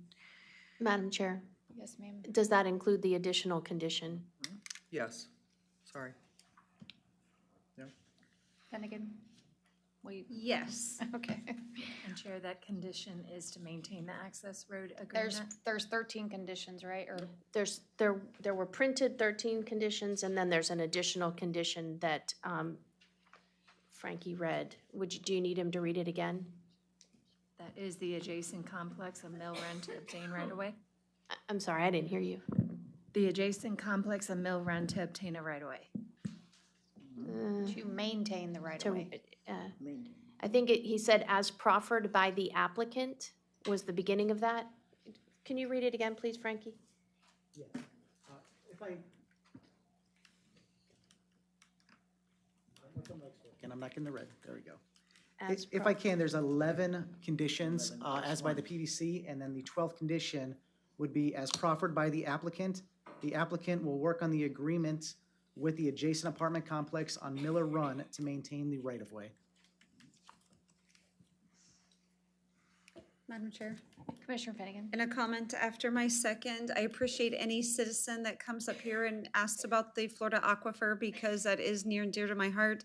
But certain properties are already zoned as far as these few acres for multifamily housing by right. It's just the use instead of all of these being apartments because they fall into that hotel motel category.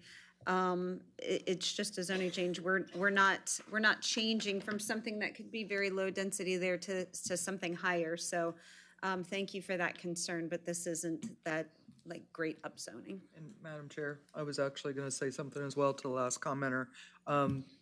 The Central Ridge is where all the growth has been planned for decades, and there's all kinds of unseen infrastructure that you don't know about, force mains, things like that.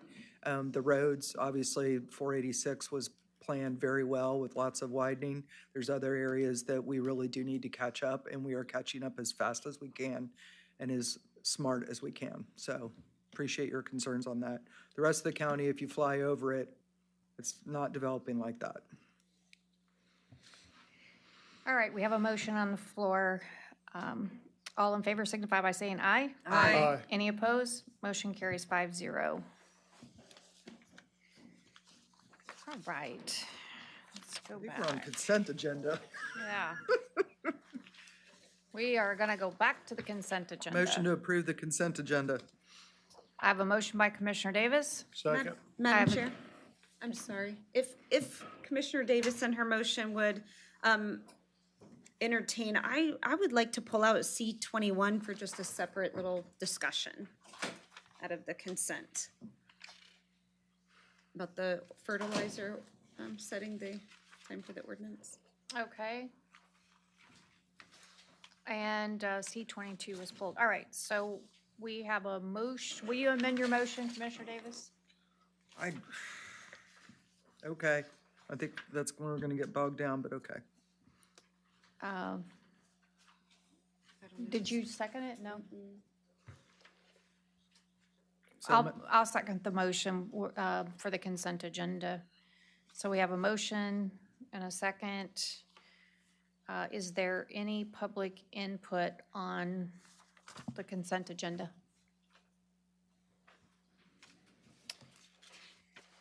All right, let's go to C21 for discussion.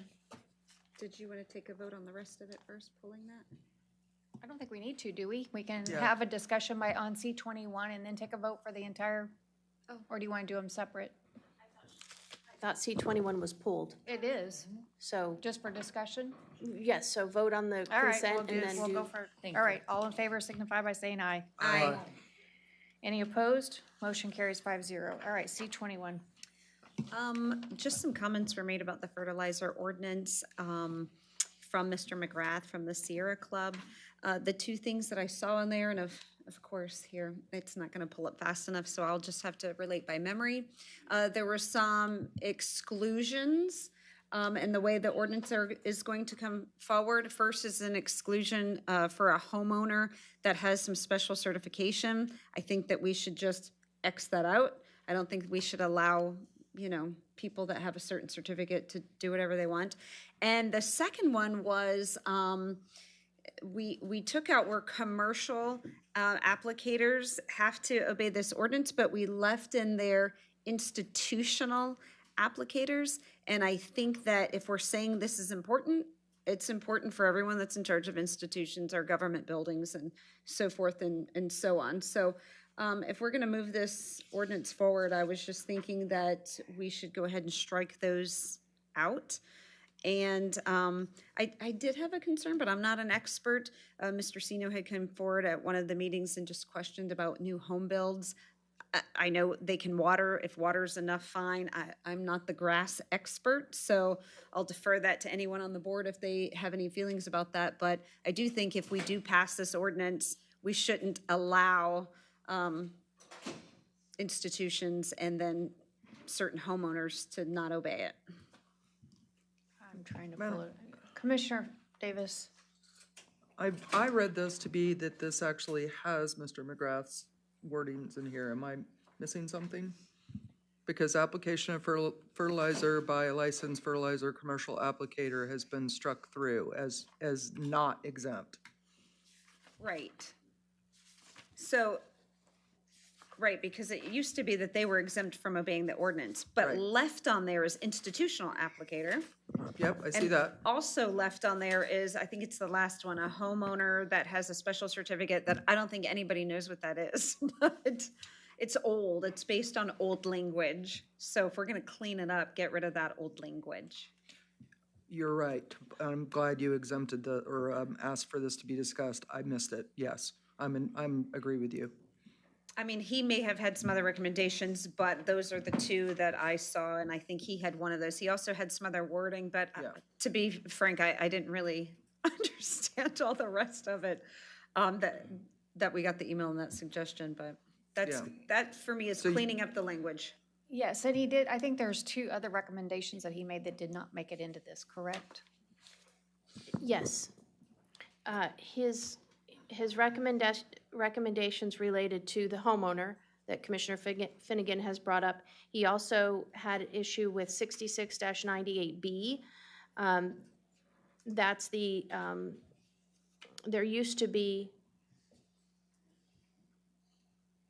newly planted, I apologize. I don't think he had a problem with B. Did he have a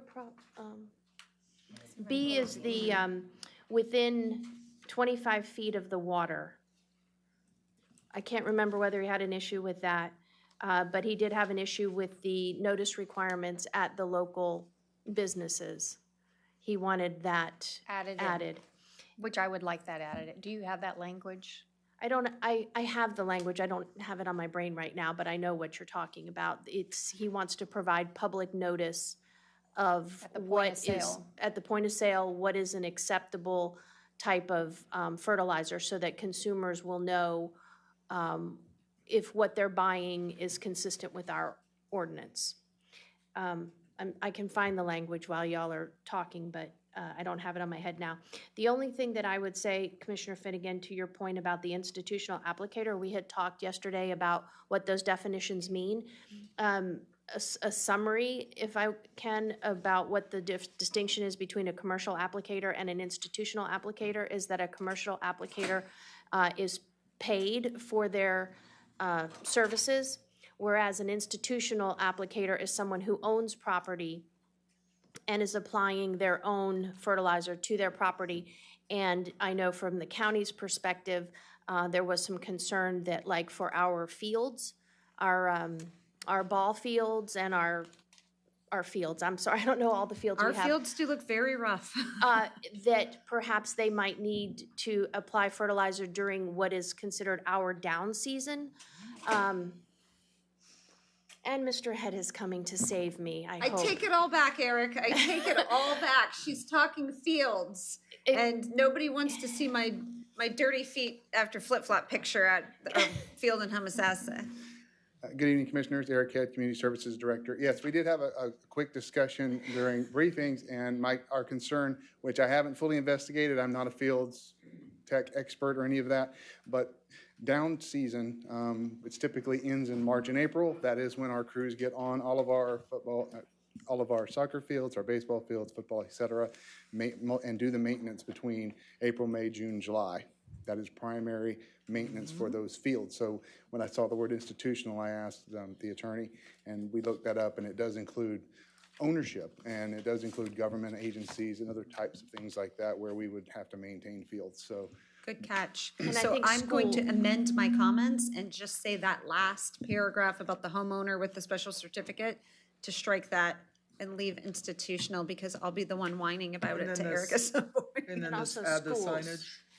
Also, schools, Commissioner, I think is another one that might do that. So we can add the signage language. We can remove the homeowner. How do we pay for the signs? I think, aren't they providing the signage? No? I don't think so. That's why it just fell short of that.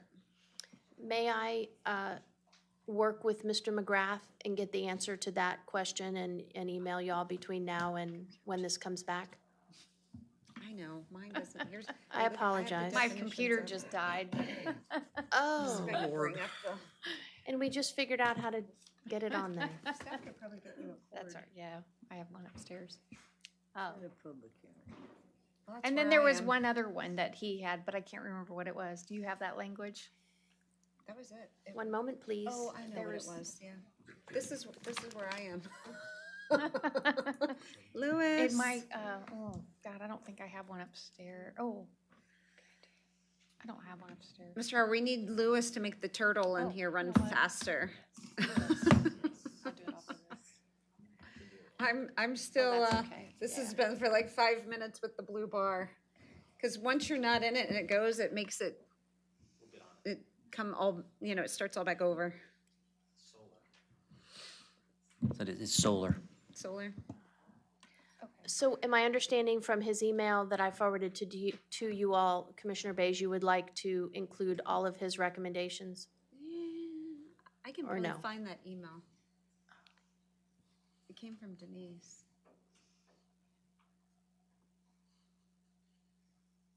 Got it. It's called Notice to Consumers. You want me to read what he said? Yes, that'd be great. Okay, from Mr. McGrath. I would request that you add the following language as we previously suggested the draft provided on August 20th. Fertilizer applied may not exceed 1/2 of 1 pound of readily available nitrogen per 1,000 square feet of area, provided, however, that any application that exceeds 1/2 of 1 pound of nitrogen conforms with this subsection. That's why I didn't bring it up, because I don't know. I don't I understand it. think what she's Exactly. talking about is the notice to consumers. Oh, notice to consumers? He didn't put that. I think there's a link to a presentation from Seminole County in this email. He didn't put language. What else?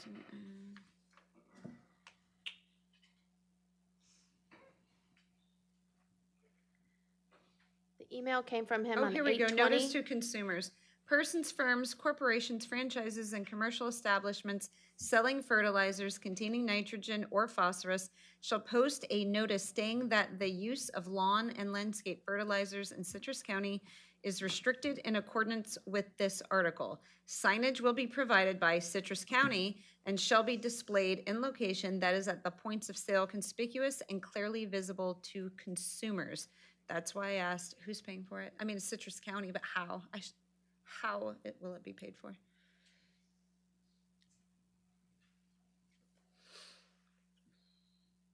Who makes our signage? And is it expensive? Yeah, I don't know how many I'm sorry. Yeah, and so we do that internally, most of it, but I wouldn't know the cost until we looked at There's what a it costs full to make it. sign, we have a full sign shop.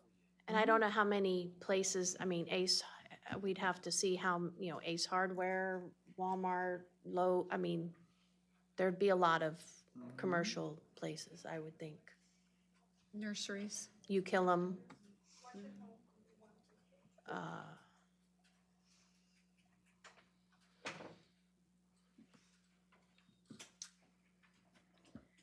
Well, I think if the state is giving us money to clean up our waterways, I mean, and then we're going to implement something like this is part of, how are we going to let people know?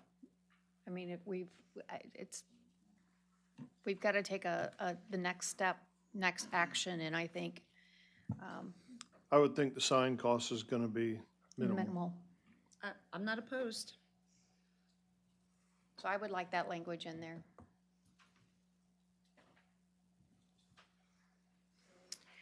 We've got signs, remove homeowners from the exemption, and remove leave institutional in.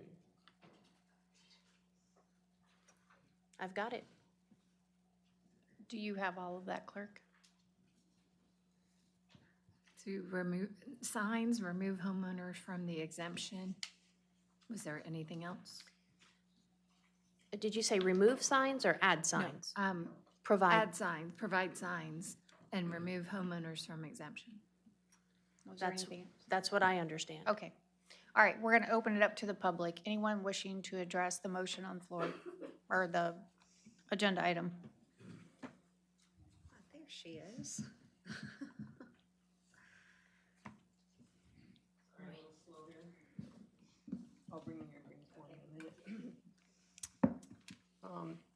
Hi, Maxine Connor, Sierra Club Adventure Coast, and I'm the Citrus Chair for Conservation. Also, Legal Women Voters of Citrus County, Conservation Chair there. The question you had on the fertilizer applied, you just read it, it was a little confusing. Yeah, I agree, but the point of it was, to have each application not be too much. That's really just the words that go with that. So that was the explanation of that. Thank you. And I just want to thank you all for following this thing all the way through. It's been a long, process, and we appreciate your patience. Many months in the making. And looking at I wanted to bring one thing to your attention when I was looking at the strike-through for today's agenda, and it's on page 266 when you go back to refer to it.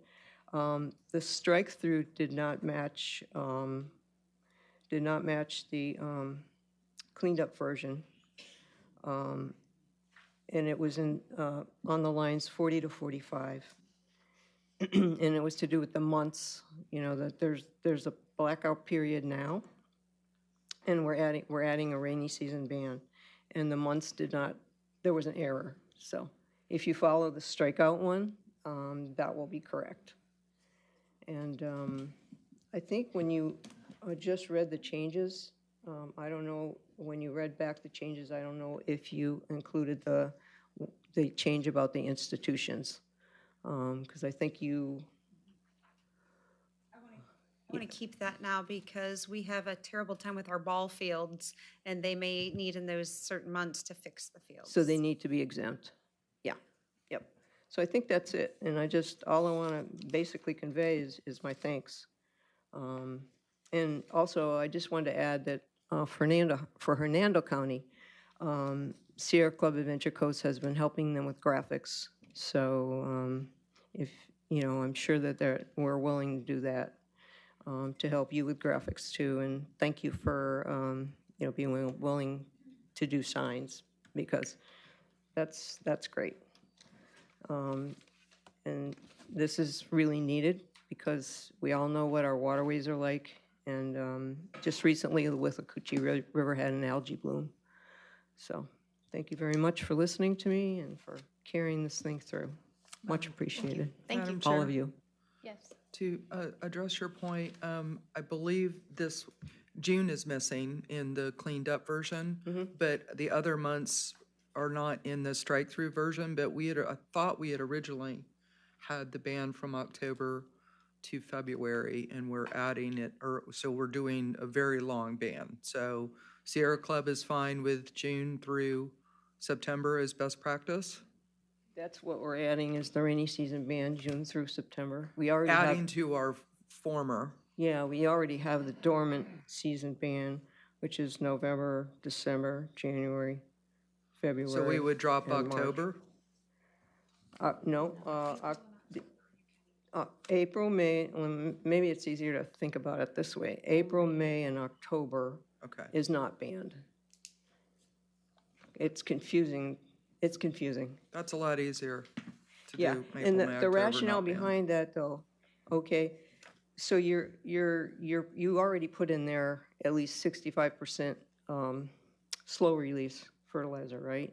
That's already in there, the new version. And so the rationale is you put that down April and May, and it's slow release, takes you through the summer. You're not throwing chemicals on the lawn in the heat, burning it in. And it's not sloughing off in the summer rainy season ban.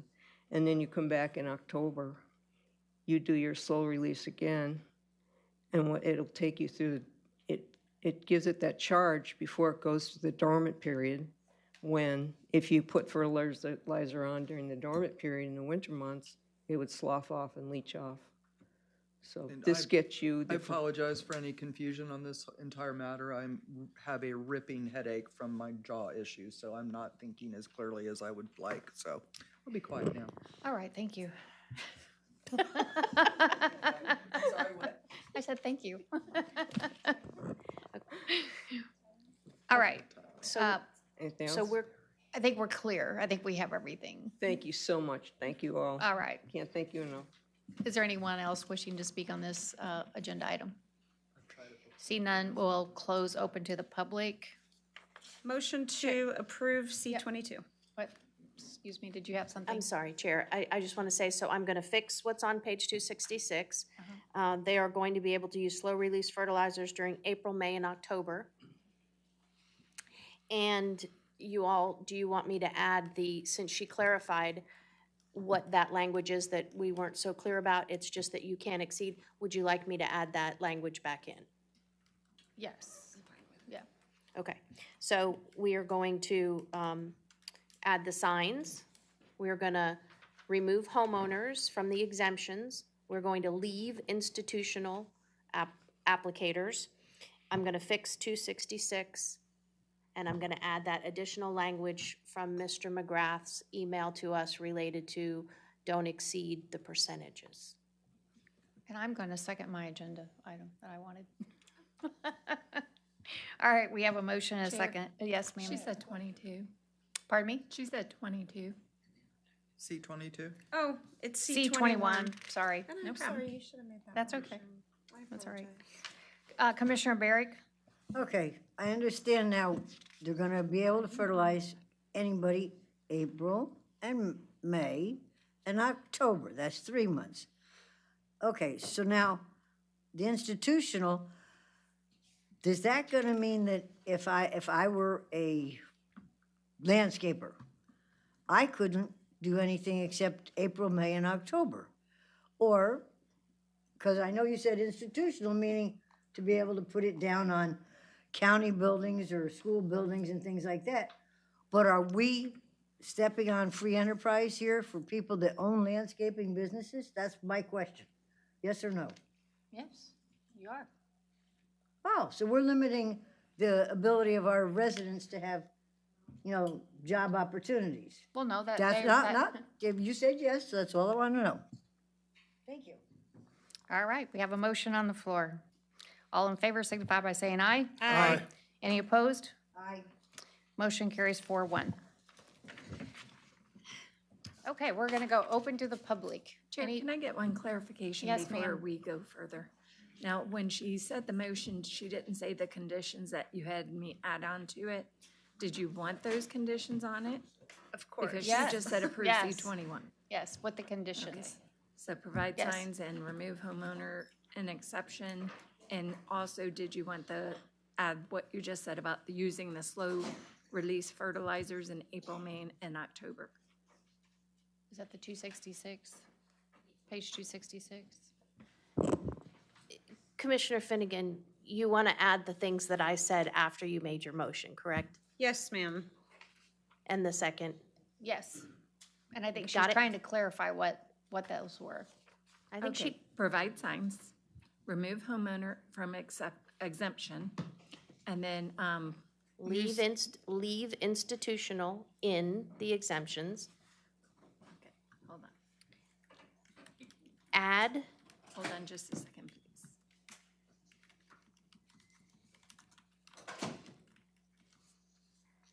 Okay, add the additional provision from Mr. McGrath's email relating to percentages. for Mr. McGrath's email regarding, Percentages. And I'm going to clear up the typo on page 266.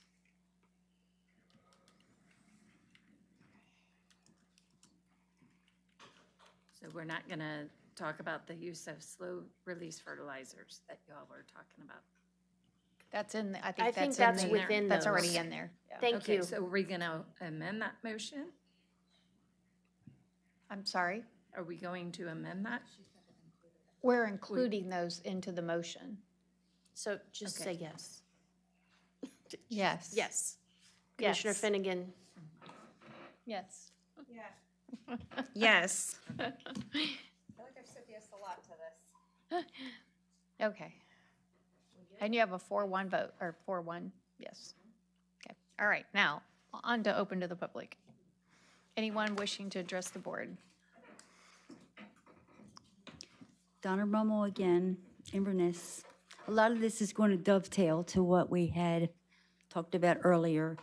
But a couple weeks ago, I emailed 3 commissioners regarding a situation down Howard's Flea Market that really had me distressed. One of you answered. The answer was, well, yeah, I agree, I see what you mean, but I don't think there's anything you can do about it. So I'll tell you what it is for everybody else. It's selling puppies, puppy mill puppies, down Howard's Flea Market in 1,000-degree weather in little cages. You can picture it if you go down there.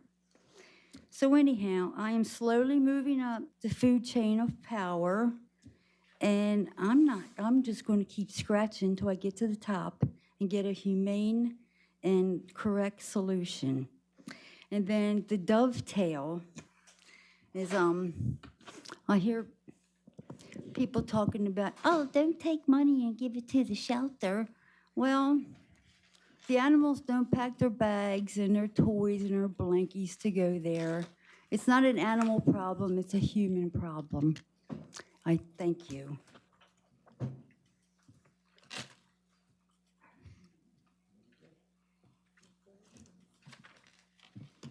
John Woods, I've already given my green slip to her. The oath of office that you swore to stated that you would support, defend, and protect the Constitution of the United States and the state of Florida. Implicitly required by this oath is the fact that you will also adhere to the laws of the state of Florida. And one of those laws is Florida Statute 112313, which sets the standards for former and current public officials.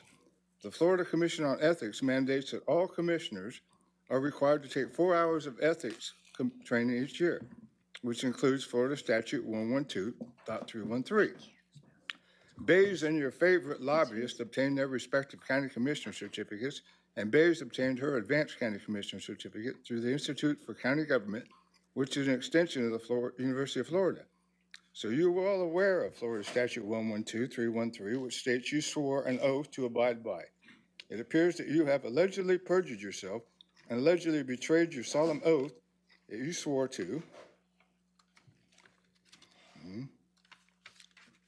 Your actions appear to have brought dishonor upon this commission and thereby have warranted a complaint to the Florida Commission on Ethics, which was filed a few days ago in order to hold you accountable to the citizens right there, that thick, on you and your favorite lobbyist. Have already been filed.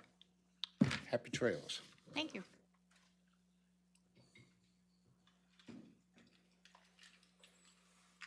Hi, Hi there. Tammy Fields from Lecanto.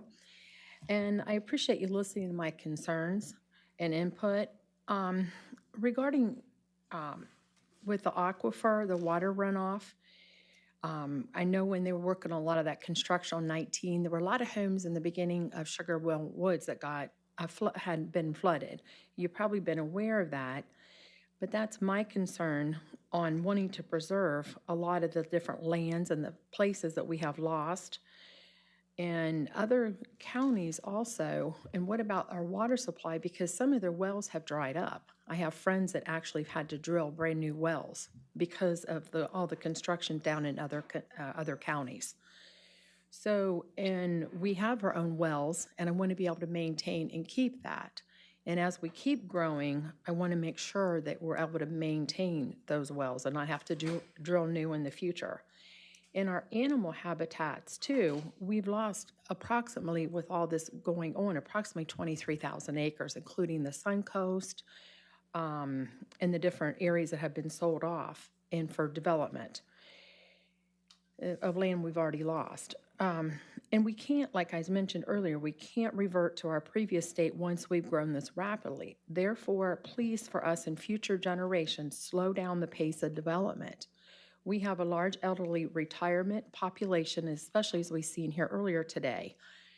And they have moved here, and I don't believe they want all this traffic, and it's getting a lot busier, and the snowbirds aren't really even here yet because of what we had and what a lot of this is being taken away for some of us that do enjoy seeing some of the forest and some of the places like this. I mean, it's nice to have all the other locations, but I'm okay with driving to that. If I want to drive to Tampa and see that.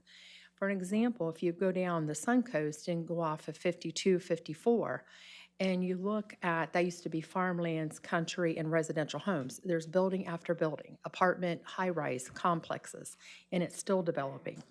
I've talked to people, it's hard to get across town in those areas too. And then on the meeting agenda, your missions here, on K1, that wasn't talked about today with the Inspire. I had a couple questions with that too, and then the monument, the signage too. That would be the signage. I was thinking it might be with the signs that would be wanting to be put in for Citrus County. So I didn't see that talked about, but I'm asking you, as you go forward, please be concerned, and I noticed, I appreciated when it was discussed about balancing, please budget too our monies, and things like that would be greatly appreciated. So thank you. Next, please. We haven't got to those things yet on our agenda. We're running way behind. I'm Elaine Moore. I'm administrator of the Chassahowiska River Campground. Excuse me. All I can say after sitting here for 5 hours listening to all of this is they don't pay you enough. I'm here to thank you for that quick action you took for the Chassahowiska Campground to save us from closing and getting sold. I want to give special thanks to Commissioner Finnegan and Mr. Steve Howard, who took time out of their holiday weekend to address my concerns. I appreciate that very much. I encourage you to approve number E12 for the Chassahowiska River Campground. Next, please. Hello, my name is Dennis Blower, and I'm the general manager at Chassahowiska River Campground. I did give you a card. The Chassahowiska is a gateway to a wilderness, just like camping is the gateway to appreciation and conservation of nature. And I want to encourage you to vote positively on both the items on E12, A and B, because I think it will help us provide uninterrupted service to our campers and provide a smooth transition for whatever regime change you have in mind. Thank you. Thank you.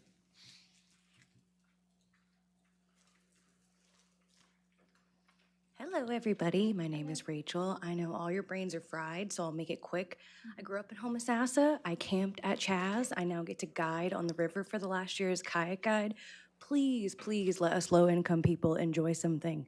Let our tourists enjoy something that is low income. And please do not risk the development of this river with any future changes with this campground. There's nothing like this left in our county. I know a lot of you guys know that. There is nothing like this left in Homosassa. So please let Homosassa have this one thing and let our tourists benefit the entire county. Thank you.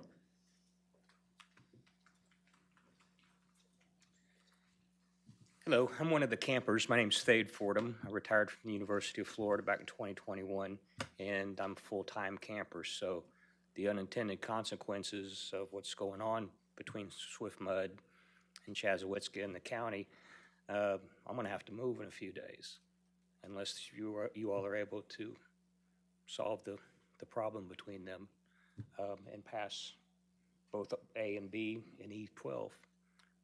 If you would, please do that for me. Thank you. All right, thank you.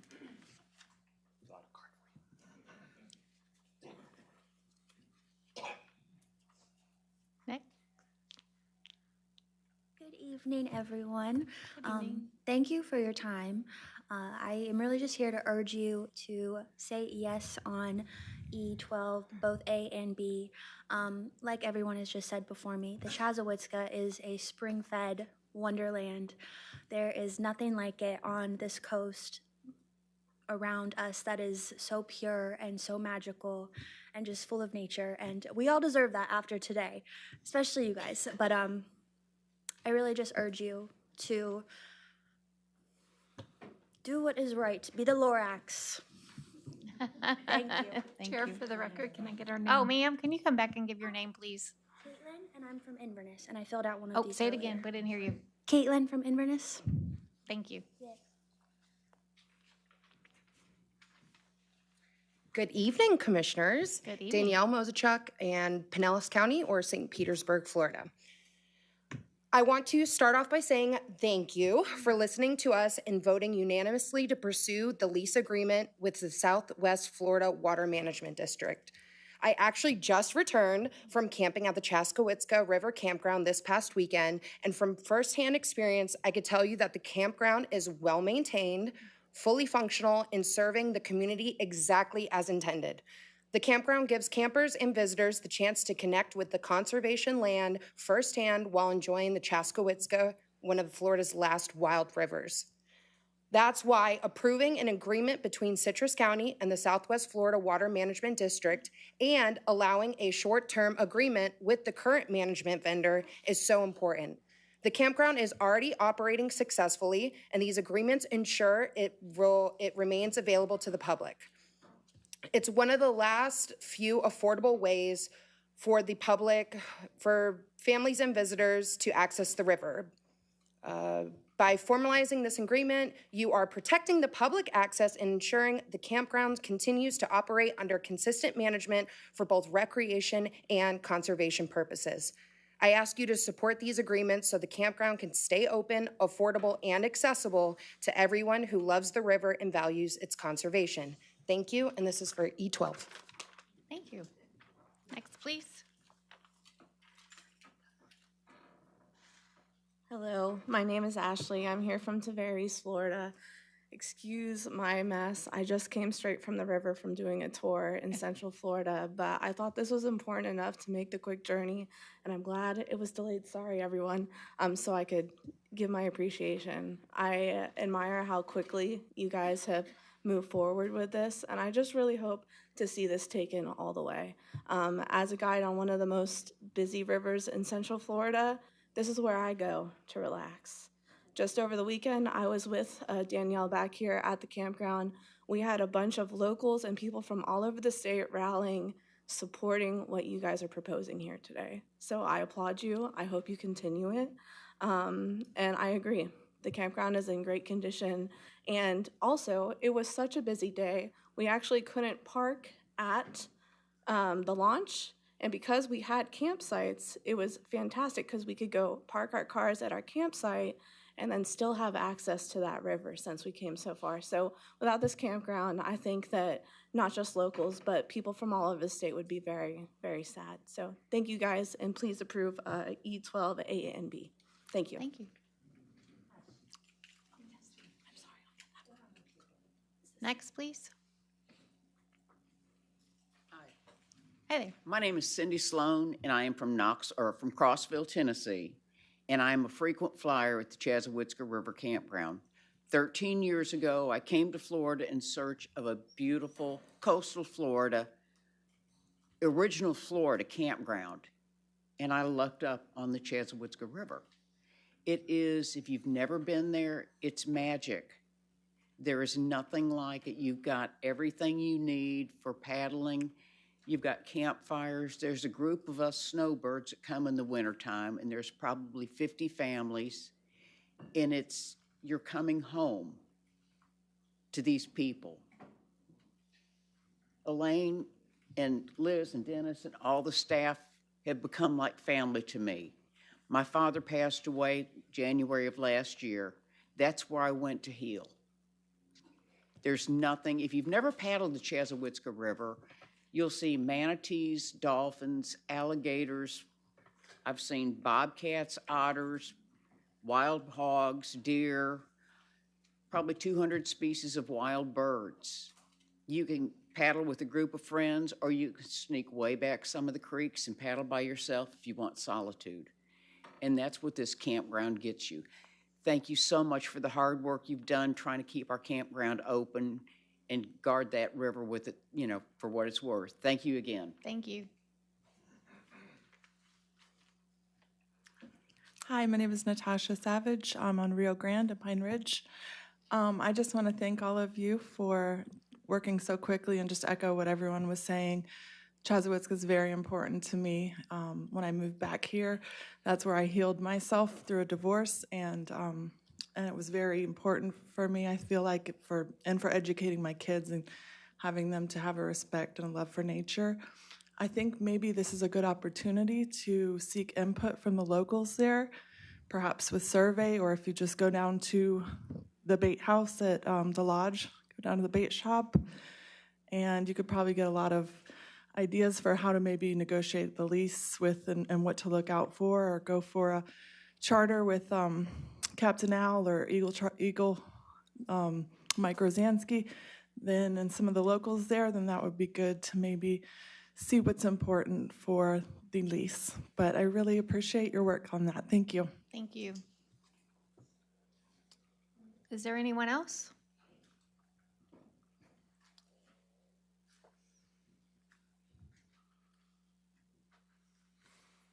Maxine Connor, Homosassa. I live not far from there. I came here in the 70s, and I found the Chassahowitzka And thank you for keeping the campground, the quick action, all the other people behind it who took action immediately and talked to you too.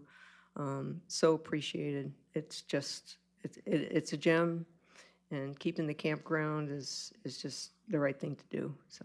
Thank you.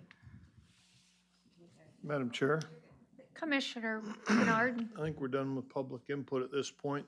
These folks have been sitting here for a long time this afternoon, listening to a lot of stuff I'm sure they have absolutely zero interest in. Would you like to move What would you think about E12 moving forward? E12 up? Let's handle that. Make the motion. I will make a motion that we approve item E12, A and B, and Second. the county take over this management agreement with, over the campground for the next 4 decades. Second. I have a motion and a second. And Is I have, there- pardon? Go ahead. Sorry. Did you want to say something? I've been kayaking on Chaz multiple times, and it is incredibly special. So I think all of us are probably going to fight to vote for this, I hope, anyway, so. We have a motion on the floor. Is there any public input on this agenda item of E12? Seeing none, we'll close open to the public. All in favor signify by saying aye. Aye. Any opposed? Motion carries 5-0.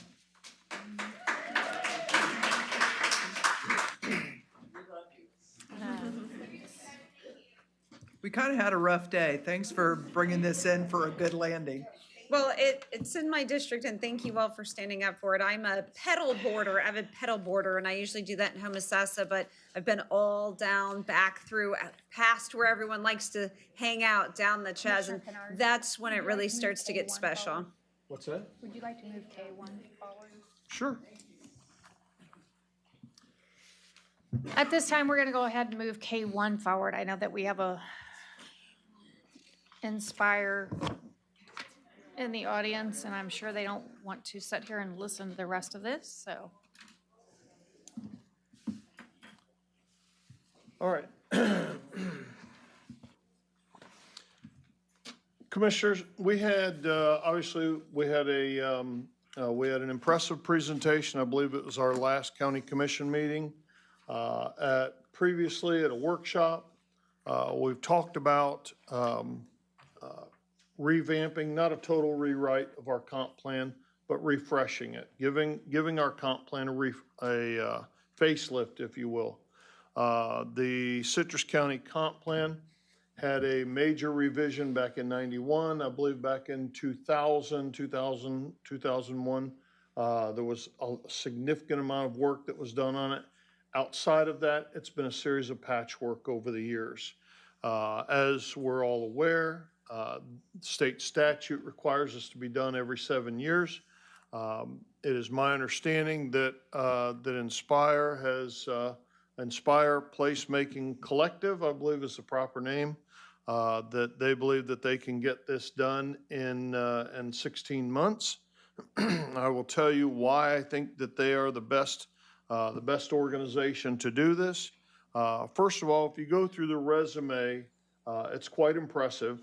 They are the cream of the crop when it comes to handling these comp plans for counties and cities in Florida. The county commission over the years has talked about this over and over and over and over again. It's time for this board to act. It's time for us to contract with Inspire to do a major facelift of our comp plan. I just want to go through a little bit of this. Hopefully y'all have seen it. If you haven't, or if you have, this would be for the folks at home paying attention. I just want to go through a little bit of their resume. The counties that they have done work for, Flagler County, from 2020 to 23 was the fastest growing county in the state of Florida. They're a coastal county. Nassau County, another one, coastal county. St. Johns County, 2020 to 23, also one of the fastest growing counties in the state. They're a coastal county. Polk County, they did work for. Pasco County, another coastal county. They did work for Lake County, Seminole County, Sumter County, also obviously with the villages there, one of the fastest growing counties in the state. Osceola County, the city of St. Augustine, also coastal region. City of Gainesville, city of Lakeland, city of Orlando, city of Tampa, also with coastal issues. And let me read you and for the folks at home watching. This is from a letter of recommendation from Pasco County. As we heard in our presentation that Inspire did for us at last meeting or meeting before, they're very community driven with their pop-ups and workshops. And their proposal is to do 2 pop-ups for Citrus County and then follow up with 3 workshops. Very community-driven approach from Pasco County. And I quote, "A particular strength of this effort was the project's public engagement program, which set a new standard for inclusivity and transparency in Pasco County. Inspire designed and executed a variety of engagement strategies, workshops, pop-ups, events, interviews, and online activities that ensured a broad and diverse range of voices were heard."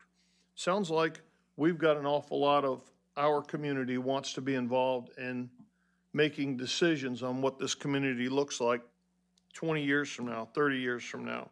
This process not only informed the plan, that must be a typo, update, but also built trust within the community and reinforced public ownership of Pasco 2050. Let me see here. Flagler County. The primary objectives of this update are to maintain consistency with recent changes to the Florida statutes, to implement a shared community vision derived from in-person and online input opportunities. St. Johns County. In 2023, Inspire commenced a community-driven update to the county's comprehensive plan. Inspire facilitated an extensive public engagement process. And these go on and on. I won't cover all of them, but that is what we heard over and over. And I believe Mr. Howard reached out to a couple of these counties as well, and they had quite glowing comments about the work that Inspire had done for them. That is correct, actually. And my first interaction was Sumter County because I wanted to find out who actually was doing their documents, and I heard about Inspire. Actually, I got to give Chris kudos. He's been here since 1 o'clock today, so he's not on the clock at all, so I appreciate him. But again, I personally talked to St. Johns County, Sumter County, Nassau, Pasco, as well as Polk. And again, what the commissioner just indicated is exactly what they've told me. They're community-driven, their technical capabilities, you're getting the A-team. And what I do like is what they're going to do is where we are now, where do we want to be, and how do we get there? And also we're going to incorporate best practices as well as update the analysis to reflect the recent rapid growth. And this is going to extend us to 2050, which is very critically important. So what an amazing opportunity to have the A-team with us to do this. So again, glowing remarks, and every one of these folks continue to do contracts with them, and my friends in Nassau and other places too. So we're lucky and fortunate to have them come on this team, and it's critical at this point because of 2027 is out there to get this done. Now's the time to act. I've heard that ever since I've been here in the last 30-something months, and now's the time to do. No more delays. We need to get this project done. Thank you, sir. Board, I am going to, I have no doubt that there's more discussion to be had. I'm going to go ahead and make a motion because there is a little bit of a modification in here on how I'm going to propose funding this. But I'm going to make a motion that we approve item K1, A, and B. But I would propose that the funds for this come from the Reserve CIP Fund. That used to be the Duke Special Projects Fund, just a different name, same funds, still the money coming from those 2 remaining coal plants, but it's now called Reserve CIP. So over this budget cycle and the next one, 50% of that money would come from that fund to fully fund the cost of revamping our comp plan for the next, or 30 years probably. So that's my motion. Second. I have a motion on the floor by Commissioner Kennard and a second by Commissioner Davis. Is there any public input?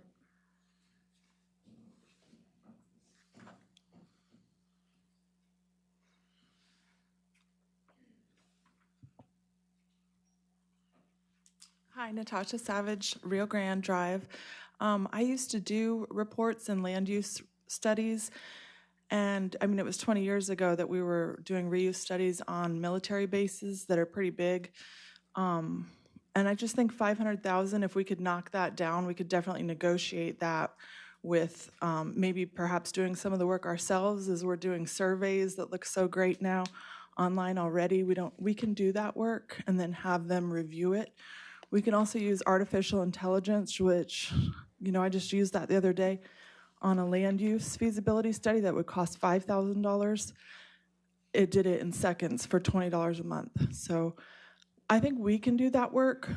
We could hire a $50,000 or part-time person to maybe coordinate and do some research. Would be interesting to explore before approving such a big budget item when so many people were up here today pleading about their budgets and the tax and the needs in the fire department. So, but I do think I looked over their land use plans. I think they are a good contractor. I just think it needs to be a competitive process and that we can negotiate it down with doing some of the work in-house. Thank you. Thank you. Hi, Tracy of Lecanto, and thank you for sharing this information. Just wanted to say, Aspire was, from what reading I'd done, had a lower of the coastal ratings compared to others, which that's not a void. They're also very much more on what I see as growing. And we're all sharing with you, we don't want to continue to keep growing, so we don't want to become Miami. We don't want to become Tampa. This is what I'm trying to share. We don't want larger growth. We don't want to become a huge city. We want to stay quaint and small as much as we can. And I don't see this happening. I'm not blaming just Aspire, but I'm just saying they're more of a growth. Like you mentioned all these big cities. These are big cities. We don't want a big city. We want to try to remain as much as nature coast as we possibly can. And I don't see this company honestly looking out for us staying a smaller, more quaint community, rural area. I don't see them really looking out for that aspect. And as far as the young lady that shared doing some in-house stuff, I think that's a much better idea. The funds you mentioned that could pay for this, why couldn't it be used? I'm not in your seat, so I don't know. There might be regulations. Why couldn't the money you're using to pay this big amount be used towards our fire taxes and other emergency services that are going to be needed? Again, you're putting more taxes on people when you're thinking an animal shelter is more important than people's taxes and reducing that. I didn't hear any discussion of anything being maybe we should not do this and not do this and use this money we're using for this towards taxes. Y'all didn't discuss anything about trying to reallocate money. You just went ahead and approved it. You already had it decided y'all were going to either do the 100 or the 125 or the 150. You just had to decide which three that you were going to do. I really feel that y'all had this in your minds. You're going to do one of the three, and that was it. It really didn't matter what we had to say. I really felt today, sitting here all day, has been worthless because you already had it in your heads what you were going to do with one of the three. And you didn't even discuss reallocating money for this use. I'm just very disheartened with y'all. I really am.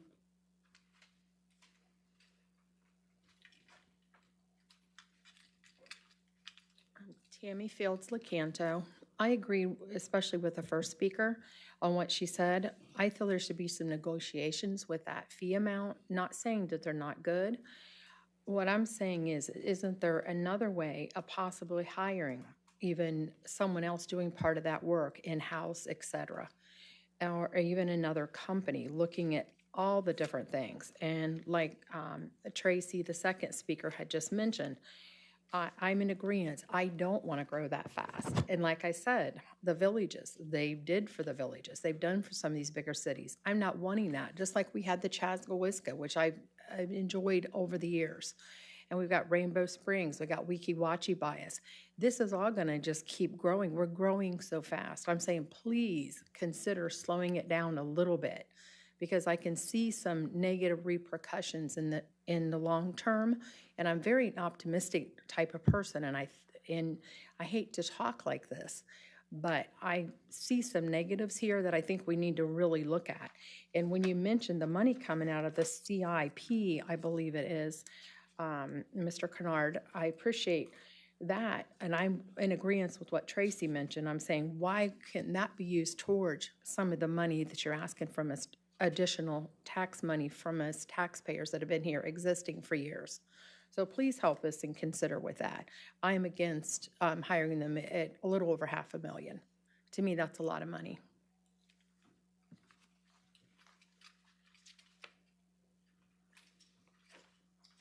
Chuck Hudley in Inverness. That Duke Energy, is that the same one you use for Pirates Cove? Like, what can you use those funds for? Like, this is pretty, I don't understand what you can use those funds for, but it looks like you can use it for any of these little projects. Is that correct? Okay, and exactly like she said, $560,000 is a huge amount of money there. You've heard everybody here claiming, slow this down, shut it down, economize. You have staff that can do this stuff. One of your articles here said that, I don't have it right here right now, but she said that one of the consultants wasn't relevant anymore. Is this going to be the same thing? You're going to just toss it on the shelf for $500,000? I'm not in agreement with this at all. But I am curious about that Duke reserve. Is that, please enlighten me on that. Thank you. Thank you. Commissioner Kennard. Let me turn this. Okay, the Duke Special Projects Fund, we're now calling it a Reserve CIP Fund, just to change the name. That is money that is ad valorem tax revenue that comes from the remaining 2 coal plants that are out at the Duke facility. That money gets set into a fund or earmarked for one-time project costs. So not road resurfacing, stuff that has to go on every year, not fire equipment that has to be replaced every so many years. It's one-time cost stuff. So you brought up, for instance, the Pirates Cove purchase. If that happens, that's a one-time purchase. You wouldn't dip into that fund to use it for operational costs, because at some point, those 2 plants are going to be taken down, okay? The gas plant, the natural gas plant, is likely going to be producing all the electricity.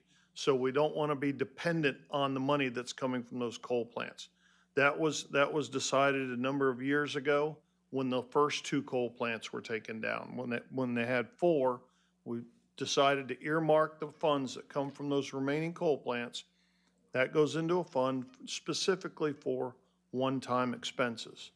Is $500,000 a lot? $560,000 a lot of money? Yes, it's a lot of money. It's a lot of money, I would hope, to everybody up here. It's a tremendous amount of money. But these studies, these projects, when done properly, they are expensive. I can tell you the county has been looking for a long-term planner for years, has not been able to hire one. I don't know yet if that was the last information that I had. I don't know if they've gotten somebody out there recently, but we simply, while we have a terrific staff, we don't have the kind of staff and experience that they have. I don't want to become another Tampa or Orlando or any of that either, in spite of what the paper or social media may say. What I do want is to have input, to have professionals take this community input over a period of time and say, this is what we want our community to be, and then this group says, this is how you do it. These are the strategies that you use to get there. Our staff simply does not have the background, the information of having done this in the past. These folks have done it many times over again. You want a thriving metropolis area here? Fine, this is how you do it. If you want residential here, this is how you do this. If you want to create a more walkable environment type of, if the water, the trees, and so forth, all of that kind of stuff, it needs to take more of a priority in your community. This is how you do this in your plan. But it's community driven. So when they start, when they sign on, then they set up these pop-ups. The pop-ups aren't for us to go to. It's for the community to come and go, we're tired of the overdevelopment. It's getting out of control. We want to see how we can have the growth, because growth is going to happen. We can't go into this thing and say, we don't want to grow. That's just not realistic. But we show up to these pop-ups and then the workshops and say, this is how we want our community to look in 2050. This is what we would do. They're the professionals. They've done it as I listed off their resume. They've done it over and over and over and over again. Those are the people that you get one shot at this. Because if we don't take that one shot, if we start penny pinching or using folks who don't have that experience, you get to 2050 and you're going to go, those darn commissioners back in 25 didn't do what they should have done and gotten the professionals involved. That's why I'm bringing it forward. We can have that, the community we want in 2050, but you need people involved to handle it. Commissioner Barrick. Okay, I sit here and I look at and listen, and I'm trying to be good. There are students at the universities that learn this stuff. They do graduate courses and graduate term papers on this. There has to be someone out there that would be willing to do this on the graduate level to come to our place. Because I agree with all the citizens that came up. $560,000 is a whole lot of money. And when you tell me CIP, and now it's reserved CIP money, it's for a one-time thing. If I want reserved CIP money to use, I'd like to buy Park Place and get the space needs done. Because to me, that's a one-time need that's more important than spending $500,000 on somebody that's gonna tell us in our county how to plan. We have enough things going on in this county that cost money. And there are enough students out there that would be willing to take this on. It probably wouldn't be one student, it would probably be a bunch of them. We have the people up in Gainesville, we got the people down in Tampa. There's enough university students that do this to get their graduate degrees, to get their, PhDs.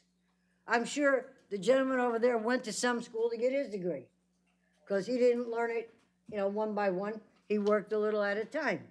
So when I see something like this coming through, I'm sorry. It needs to be done in-house with the help of people from the college, the universities.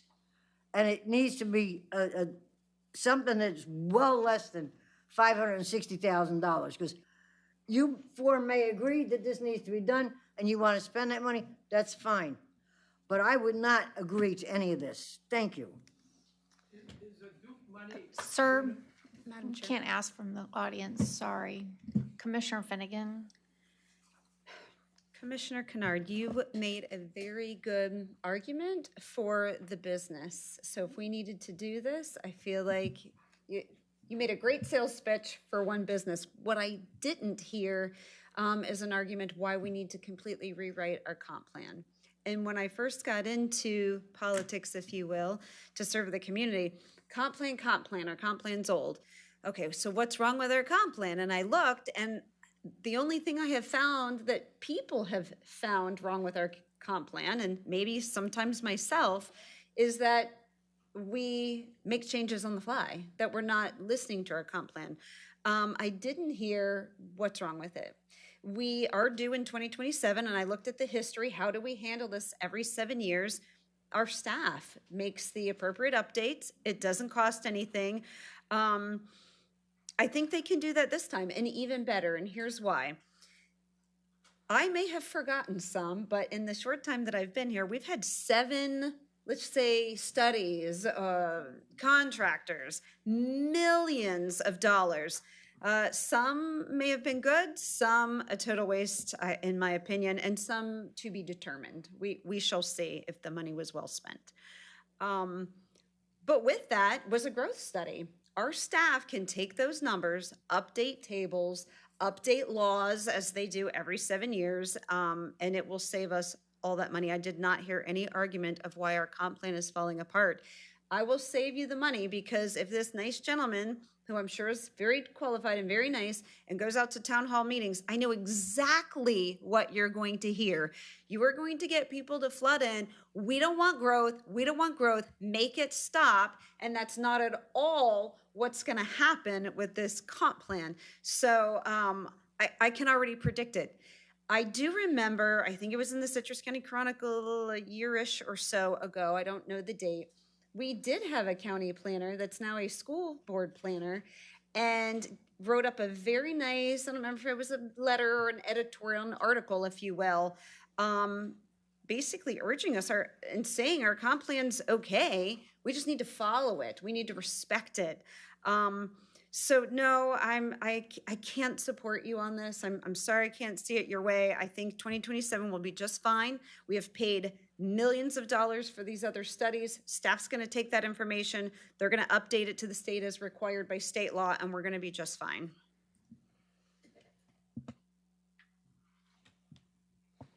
You have anything, Commissioner Davis?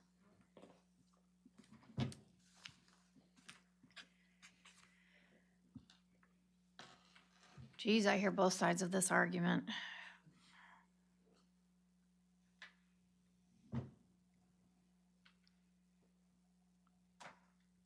You want me to help you out? If you've got something to say, you can say it, but go ahead. I got something to say. We hired a CEO, and I heard him say that this would be a good thing to do based on his knowledge and experience. I keep coming back to it's like a corporation. We're supposed to be setting policy and. Madam Chair, Commissioner Kennard. this state, as you are well aware, is full of counties that are getting run over by growth. Yep. And they are running fast to companies, whether it's Inspire or other companies, trying to recruit help. The horsepower that these consultants bring to help them update their comp plan and grow more smartly than what they have. What was written back in 91 or even updated back in 2000 is out of date.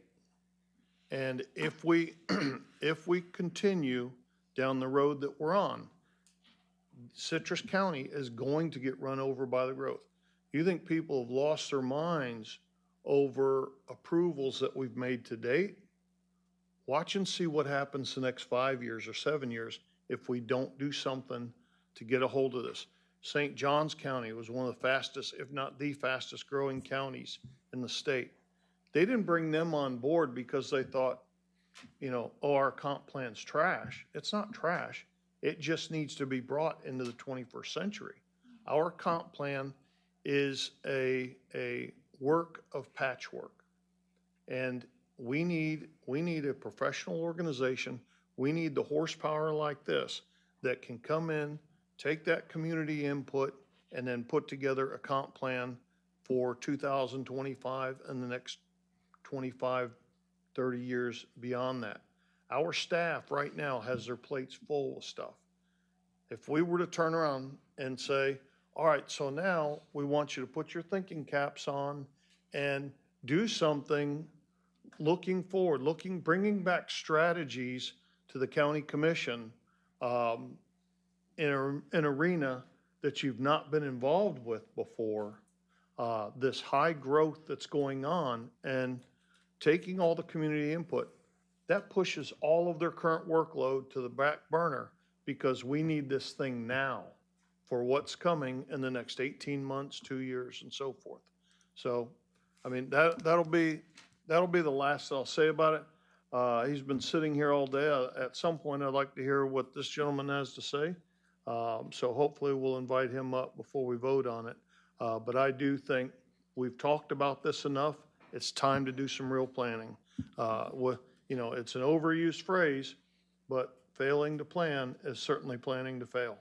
And previous boards have failed to plan over and over and over. I've sat here and heard the talk, and nobody's ever brought it forward to, it's not a complete rewrite of the comp plan. You don't get that for $500,000. You don't get that done in 16 months. This is a refresh. It's taking what we've got, adding new strategies to it, taking what the community brings in, and writing a plan that'll get us for the next 25, 30 years. Commissioner Finnegan? Well, like I said, I know what the community is going to say, and I think after you spend all this money and it just opens up for higher growth and higher density, they're not going to be happy. But Madam Chair, to you, because I don't know, in another 2 or 3 hours, we'll get to your agenda items. Wink, wink. But you will be talking about Senate Bill 180. And you have spoke on that before and have pointed out that other counties in the middle of comp plan changes are going against this bill. The timing for us to do this could not be worse. We don't know what's going to happen with that. That's why I was shocked it was even coming up now, because in previous board meetings, we were talking about that. Like these poor people, they spent all this money and paying all these people for the comp plan, and now they're in lawsuits and, things are being put on hold. It just, we're supposed to be watching the money, and it just, now is not the time, and it doesn't make sense to me. Like I said, the growth study should give what we need to update for 2027. I can already predict how all this is going to go, but I will, it looks like you're going to be the deciding factor. Madam Chair? Commissioner Barrick? Okay, the other thing that blows my mind is, okay, we've only had one presentation from one company. Okay, I don't remember any other presentations.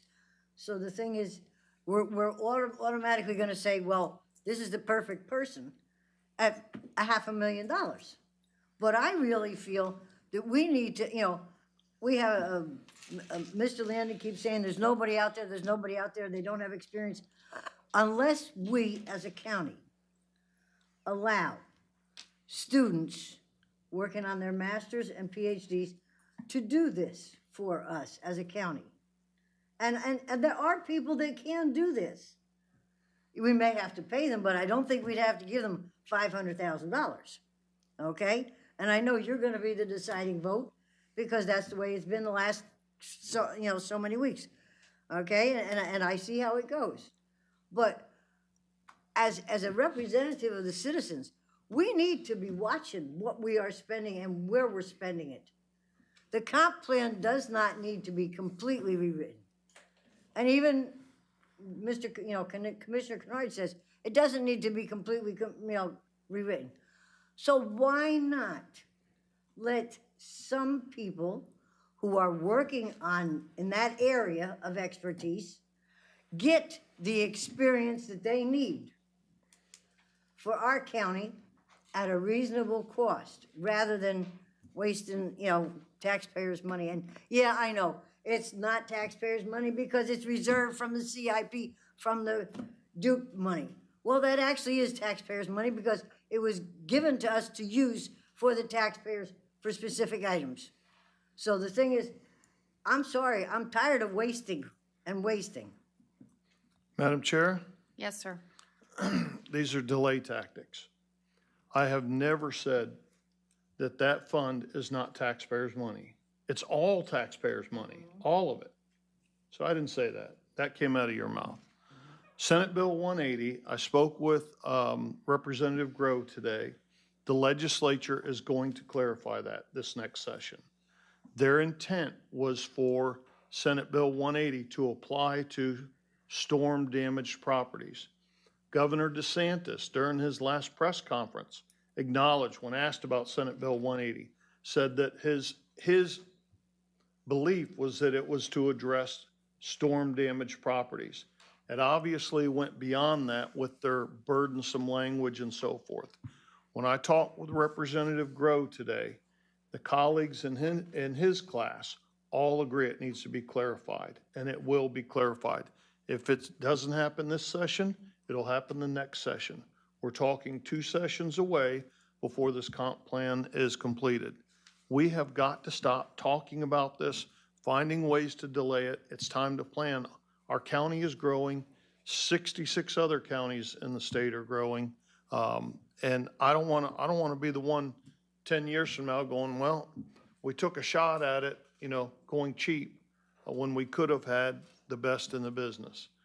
We've got a chance to piggyback on Tarpon Springs' contract with them. They went through the whole bid process. They decided on Inspire, and those counties that they've done work for have nothing but great things to say about it. This, honestly, this should be unanimous support for it. Obviously, it's not going to be. Manager. Commissioner Finnegan?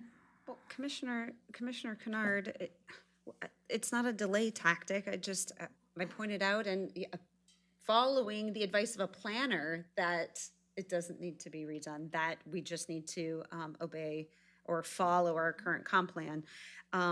What I don't understand, and this isn't directed to you, because I'm sure this came from staff, and it seems to be happening a little bit more, but we had a presentation at our board meeting before this board ever agreed to that there's a need.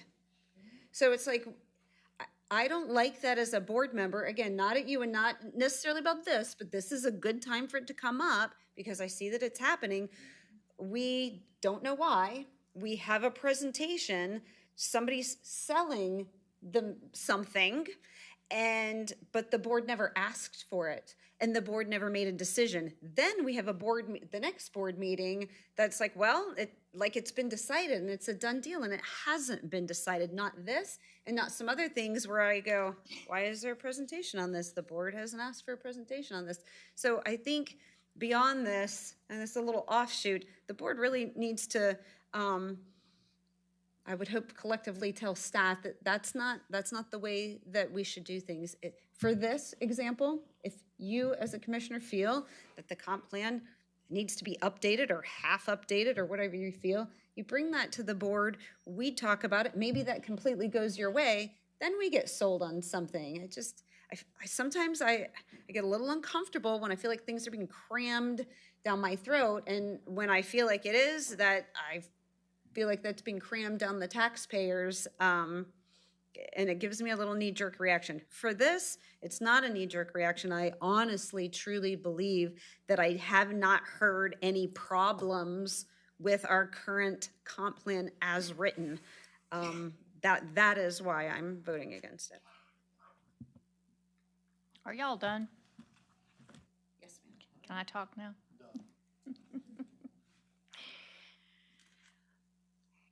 Well, I have a lot to say. I have listened for probably at least the last 3 board meetings. This outrage of growth, spending,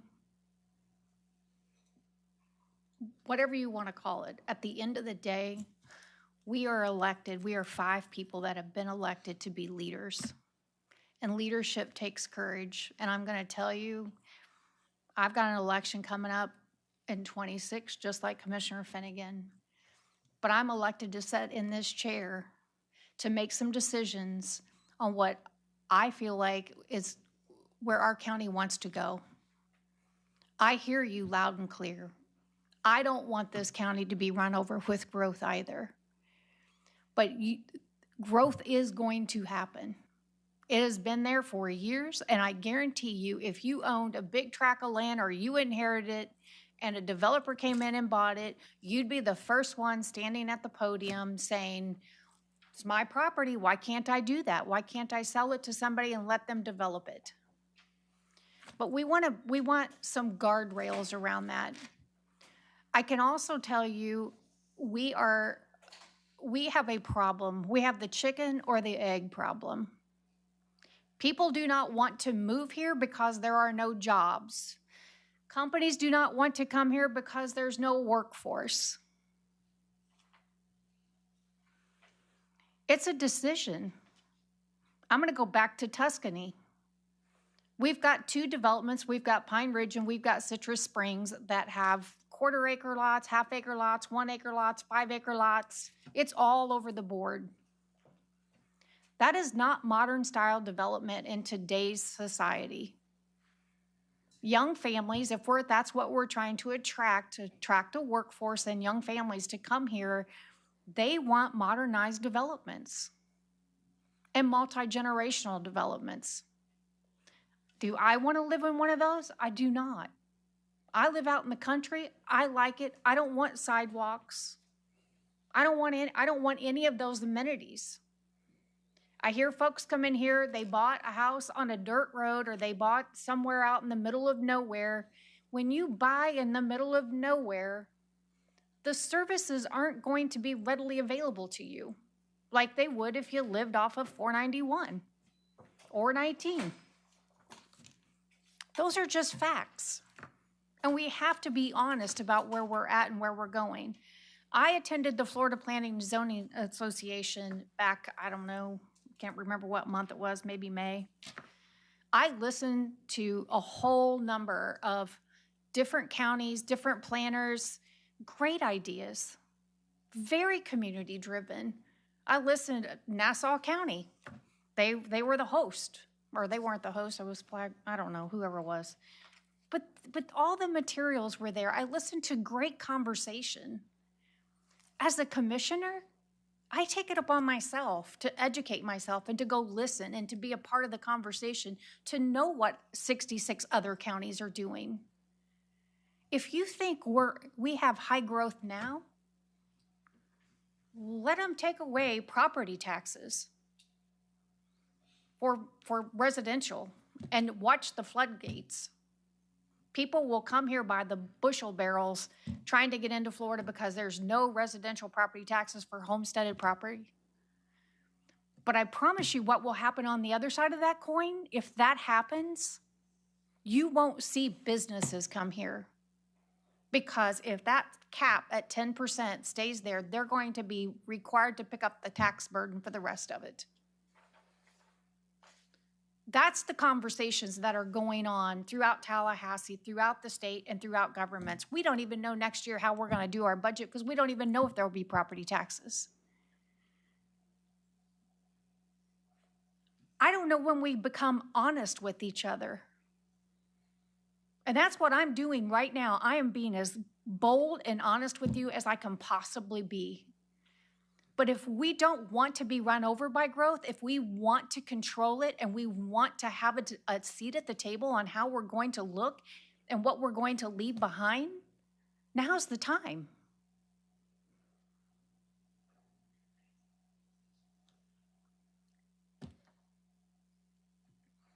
Nothing is cheap. We get the same power bills at these county government buildings that you get at home. We pay for the same gas in all of our county vehicles that you pay for yours. And we are growing, but I want to control our destiny. When someday, I don't know, I hope I got another 20 years. 20 years from now, when I look back, I hope that I've left some portion of my commitment to this county that I'm proud of. Because I'm being honest with you, I probably said words I shouldn't have said the way I classified them. We all do that. We all say things that's taken out of context. We don't mean it the way it's said. When I said earlier, we put impact fees in to slow growth down. Well, that's not untrue, but that's not the only reason. It will slow some growth. But the real fact of the matter is, if you look at what we collect in taxes, and everybody's complaining about their taxes, and I'm not picking on 2 cities, but I think it's important to draw the distinction. What we collect, pull it up here because I want to make sure I get it right.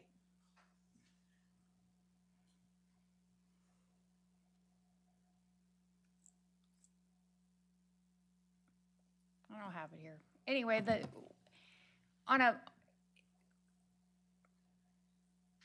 anybody have the number for the dollar bill?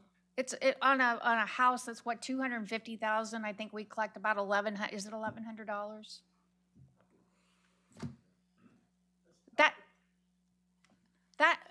That's the county's portion. You've got 2 cities, and we're taking care of all of the unincorporated area. We're responsible for the roads. We've got it all. But if you've got the city of Crystal River and you've got the city of Inverness, they're getting almost as much in each of their cities on taxes as we're getting in the county for the entire unincorporated area. We have 2,000 miles of centerline roads that we have to pave. What is going on this board? Because I was on this board in 2010 to 2014, and I can tell you right now, I have said it many times, and I'm going to keep saying it over until I make everybody sick of it. We lost value. We lost residential value. They showed during the initial budget hearings that we had in 2012, when Duke was, at that time, Progress Energy, they were 45% of our tax revenue. They're less than 15 now, and they're going down every year. We still haven't caught up in the number of employees that we laid off. We're still probably, 180, 200 employees shy of what we had in 2008. And our tax revenues just equalized in 22 to 2008, 2007. That's the swing. That's how far we came down. That's where we came back up. On Save Your Homes, you've got a 3% cap. They can't raise it, the assessed value, more than 3% a year. But every commercial business and everything that is not homesteaded gets a 10% increase if the property appraiser so chooses.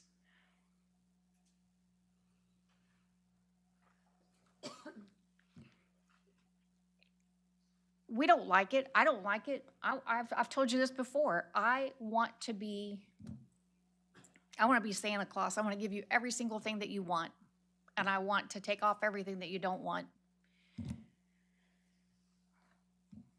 The county, on $169,873 assessed value, we received $1,069.85. The school gets $826. There's other that's $67. Inverness gets $918, and the city of Crystal River gets $789. If you think we're not being frugal, trying to manage the unincorporated area of this county on $1,069, I want all of you. I want every single one of you to show up at every budget hearing we ever have, because I guarantee you, every time we have one, nobody's here. Nobody. I am happy to sit down with anybody, anytime, anywhere, and go through the budget book and tell me, it's your budget, it's your dollars. Tell me where you want me to cut. What services do you want to give up? Because I guarantee you, the first time that you want a fire truck or an ambulance to show up or a police officer, you're going to say, why didn't you fund it? The other thing that we hear all the time, I want my roads paved. I want to pave your roads because you know what? That helps keep the value. I think the worst thing we ever did is call it taxes. Are we taking it from you? Yes. Government cannot give you what it does not take from you. Do we take money from you? Should we call it a tax? No. I don't think so. I don't think we should call it a tax because 99% of it is a reinvestment back into something in your community. We're either putting utilities in, we're putting infrastructure in, we're giving it back to you in some form. I have always preached budget reform, but I want fair and equitable. I want us to all be in this together. It can't be lopsided. One person can't say, I want to live here, but I don't want to pay anything. Because we have to give the services equally. I know I've said a lot, but I'm going to do what I think is right. And I think this is the right thing to do for this county. I've heard every single thing that everybody has said over and over and over. But we cannot, you just cannot have inaction because it doesn't solve a thing. Sir, would you like to say anything? Good evening, Madam Chair, Commissioners. Thank you for having me. I just wanted to address just a couple of items. You know, when we spoke during the public workshop, what we're finding is that these comp plans haven't really been updated in your case, really like 20 years since the last time we brought it back to the community and actually looked at the community-wide vision. And that's what we do. That's what we excel at. That's how we address the community needs. We listen to them. We understand what the issues are. We break it down, and we create these, easy to digest vision themes that then we implement within the comprehensive plan. Now, we talked about Senate Bill 180. It looks like we're going to have some clarity on that. We've heard that from our representatives. There's a lot of other things in the works with that as well. But again, it's bringing it back to the community. There may not be anything structurally wrong with the comprehensive plan today, but it certainly doesn't include best practices. It doesn't include the current community's vision. Again, we went back to the plan and we tinkered with it during the EAR process, in 2020, 2021. But that doesn't really encapsulate a full-blown public engagement, which is what we're looking to do with this comp plan update. And that's all I really wanted to address, unless you had any questions for me. Commissioner Barrett. My biggest question is, where do you get your planners from that are going to do this work?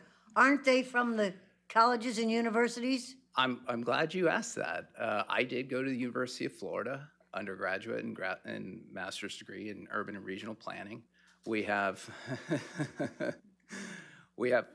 other planners from the University of Florida, Harvard, Florida State even, we let them, join our firm. And you have people working for you learning how to do this, correct? We've had interns, yes. And they the just interns went are back doing to this. school. So, Yep. and when you were in college, didn't you become an intern to learn how to do this? I was an intern. In fact, Okay, yes. so when I say we need to get some of these interns from the colleges and universities, that's competing against you because they're free, whereas you cost money, correct?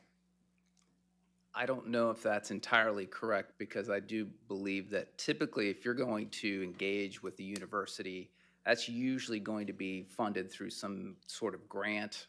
It's not typically free. Well, it's a lot cheaper than And our interns are not free either. $560,000. We have to pay our interns, so that. Right. Yeah. But it's still a lot less than $560,000. And we're still going to be getting work done so that some people get experience, and we also work with people that have experience, correct?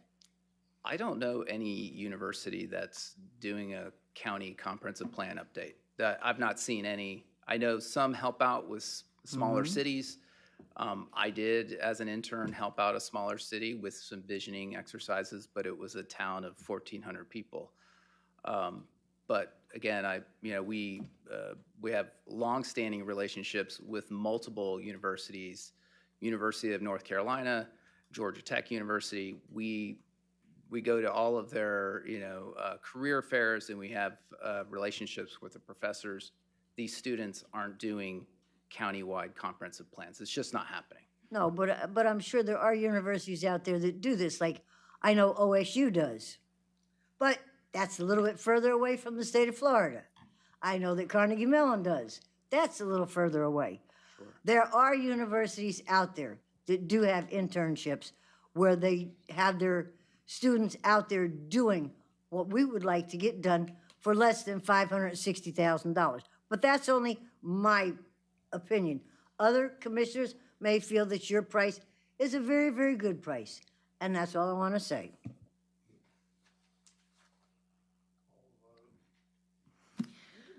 We have a motion on the floor. All in favor signify, I did open to the public. Yeah, you All in favor signify by saying aye. Aye. All opposed? Opposed. Motion carries 3-2. Madam Chair, I just want to say bravo on your speech, leadership and legacy. Good job. It just frustrates me because when I go through these, when I go through this, it's like 28% of our budget is unfunded mandates by the state. Our share of the Citrus County Medicaid contribution for year 25 was $2.42 million. But nobody looks at all the mandates. Nobody looks through this budget and tells me, where do we cut? What do you want to cut? I'm just going to throw it out there. I mean, I've got a budget workshop tomorrow at open house, I should say, at the Beverly Hills Civic Center. That's your chance. Come talk.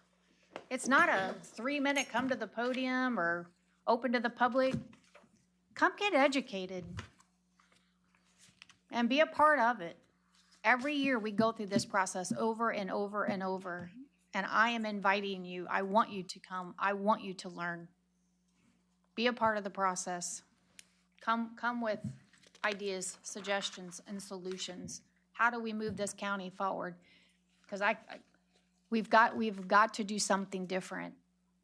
It's even jail cost. We've got to turn the county around. We have to become a county that has young people. We have to have more businesses. It has to be a thriving community. It can't survive the way it is. You want less taxes? We have to bring more commercial in. Have to create more jobs. Commissioner Bay, save some for your open house tomorrow. Madam Chair, do y'all thought I've been sitting here being quiet. Now I'm wound up. Do you want to go back to the E's? Do you want to go back to the bids, or? That's where we're at. All right. Motion to approve E1, A through D. Second. I have a motion by Commissioner Speed Davis round. and a second by Commissioner Barrick. Is there any public input? Seeing none, all in favor signify by saying aye. Aye. Motion carries 5-0. Motion to approve E2. Second. I got a motion by Commissioner Davis, a second by Commissioner Finnegan. Is there any public input? Seeing none, all in favor signify by saying aye. Aye. Any Motion to opposed? approve E3. Second. I have a motion by Commissioner Barrick and a second by Commissioner Finnegan. Is there any public input? Seeing none, all in favor signify by saying aye. Aye. Any opposed? Motion carries 5-0. Motion to approve E4. Second. Motion by Commissioner Finnegan, a second by Commissioner Davis. Is there any public input? Seeing none, all in favor signify by saying aye. Aye. Any opposed? Motion carries 5-0. Motion to approve E5. Second. I have a motion by Commissioner Davis, a second by Commissioner Kennard. Is there any public input? Seeing none, all in favor signify by saying aye. Aye. Any opposed? Motion carries. Motion to approve E6. Second. I have a motion by Commissioner Davis, a second by Commissioner Finnegan. Is there any public input? Seeing none, all in favor signify by saying aye. Aye. Any opposed? Motion carries 5-0. Motion to approve E7. Second. I have a motion by Commissioner Finnegan and a second by Commissioner Davis. Is there any public input? Seeing none, all in favor signify by saying aye. Aye. Any opposed? Motion carries 5-0. Motion to approve E8. Second. I have a motion by Commissioner Davis and a second by Commissioner Barrick. Is there any public input? Seeing none, all in favor signify by saying aye. Aye. Any opposed?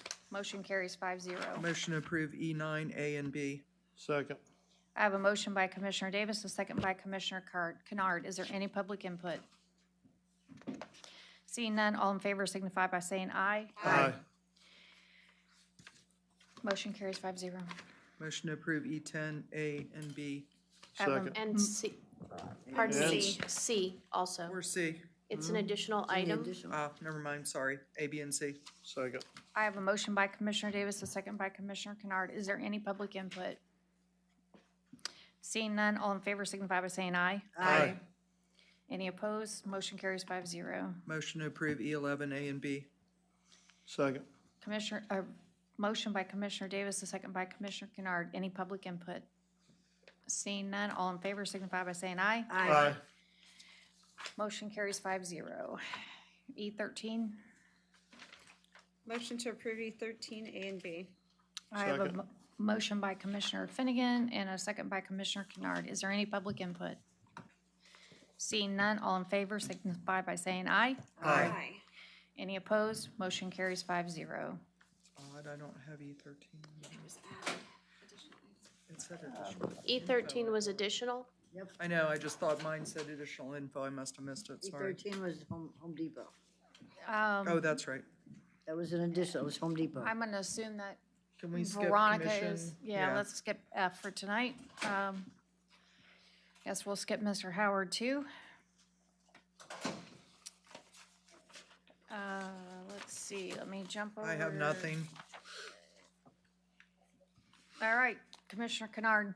I'll jump right into item K2, and I will tell you that there's been an awful lot of misinterpretation. Unfortunately, a story that was run in the newspaper was off base, I will say, based on the conversation that I'd had leading up to that article. This item is more about the board taking an official position and bringing resolution to this issue.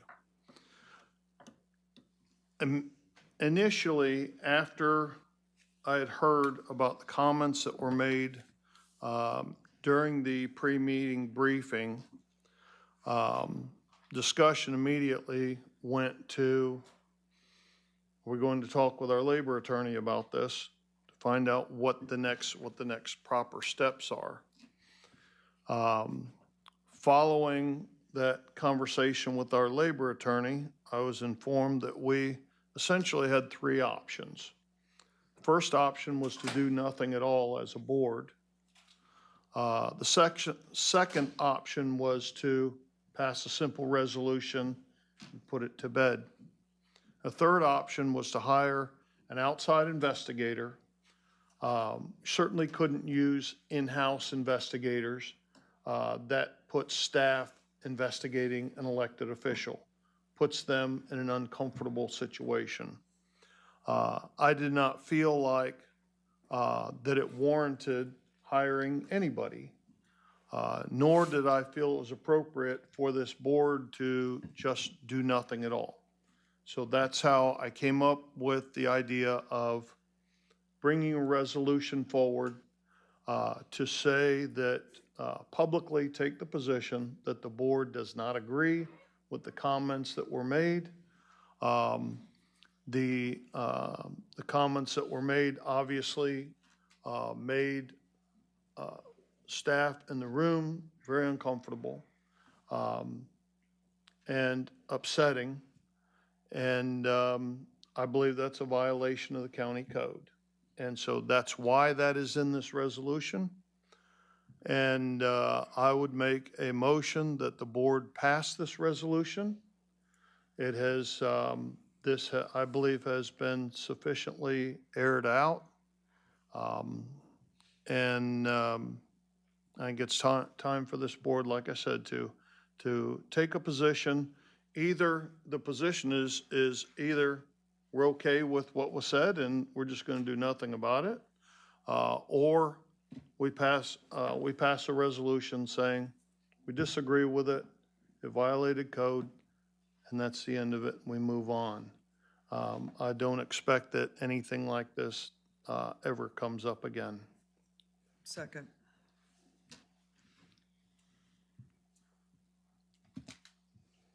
I have a motion on the floor by Commissioner Kennard and a second by Commissioner Davis. Is there any public input?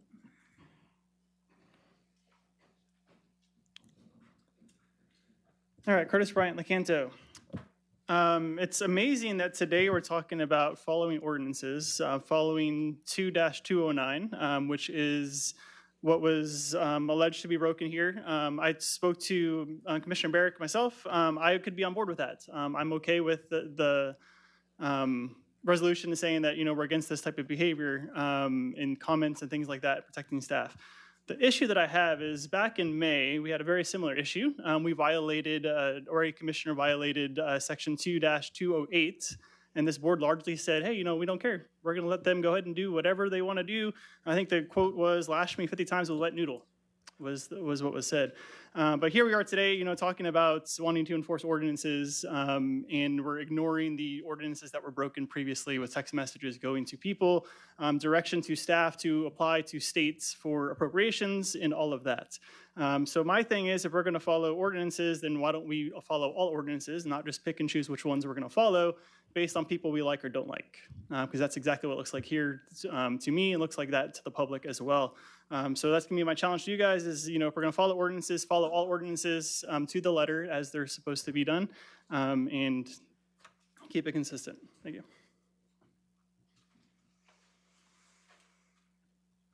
Hello, thank you for your time again. Tracy Duncan of Lecanto. I'm pretty much in agreement with what was shared simply. There has been other discretionary situations that have came about with other commissioners on this board. So I don't understand why all of a sudden that we're doing a resolution on something that was verbally said. I understand maybe it was inappropriate. You don't condone it, but there has been other things, in my estimation, more so worse that has been done that was not brought to a resolution. So I agree maybe it's already been done. A simple apology and to those individuals that were offended should be good enough. I don't think a resolution should be brought about if it was not done so in more serious situations that have been in the near past or the short past or however you want to say it. But I don't agree with the resolution. I don't think it's fair to all the situations that have been done recently. I don't think we got her name, Chair. Oh, Tracy Duncan of Lecanto. thank you. I'm sorry. Hi, Natasha Savage, Pine Ridge, Rio Grande.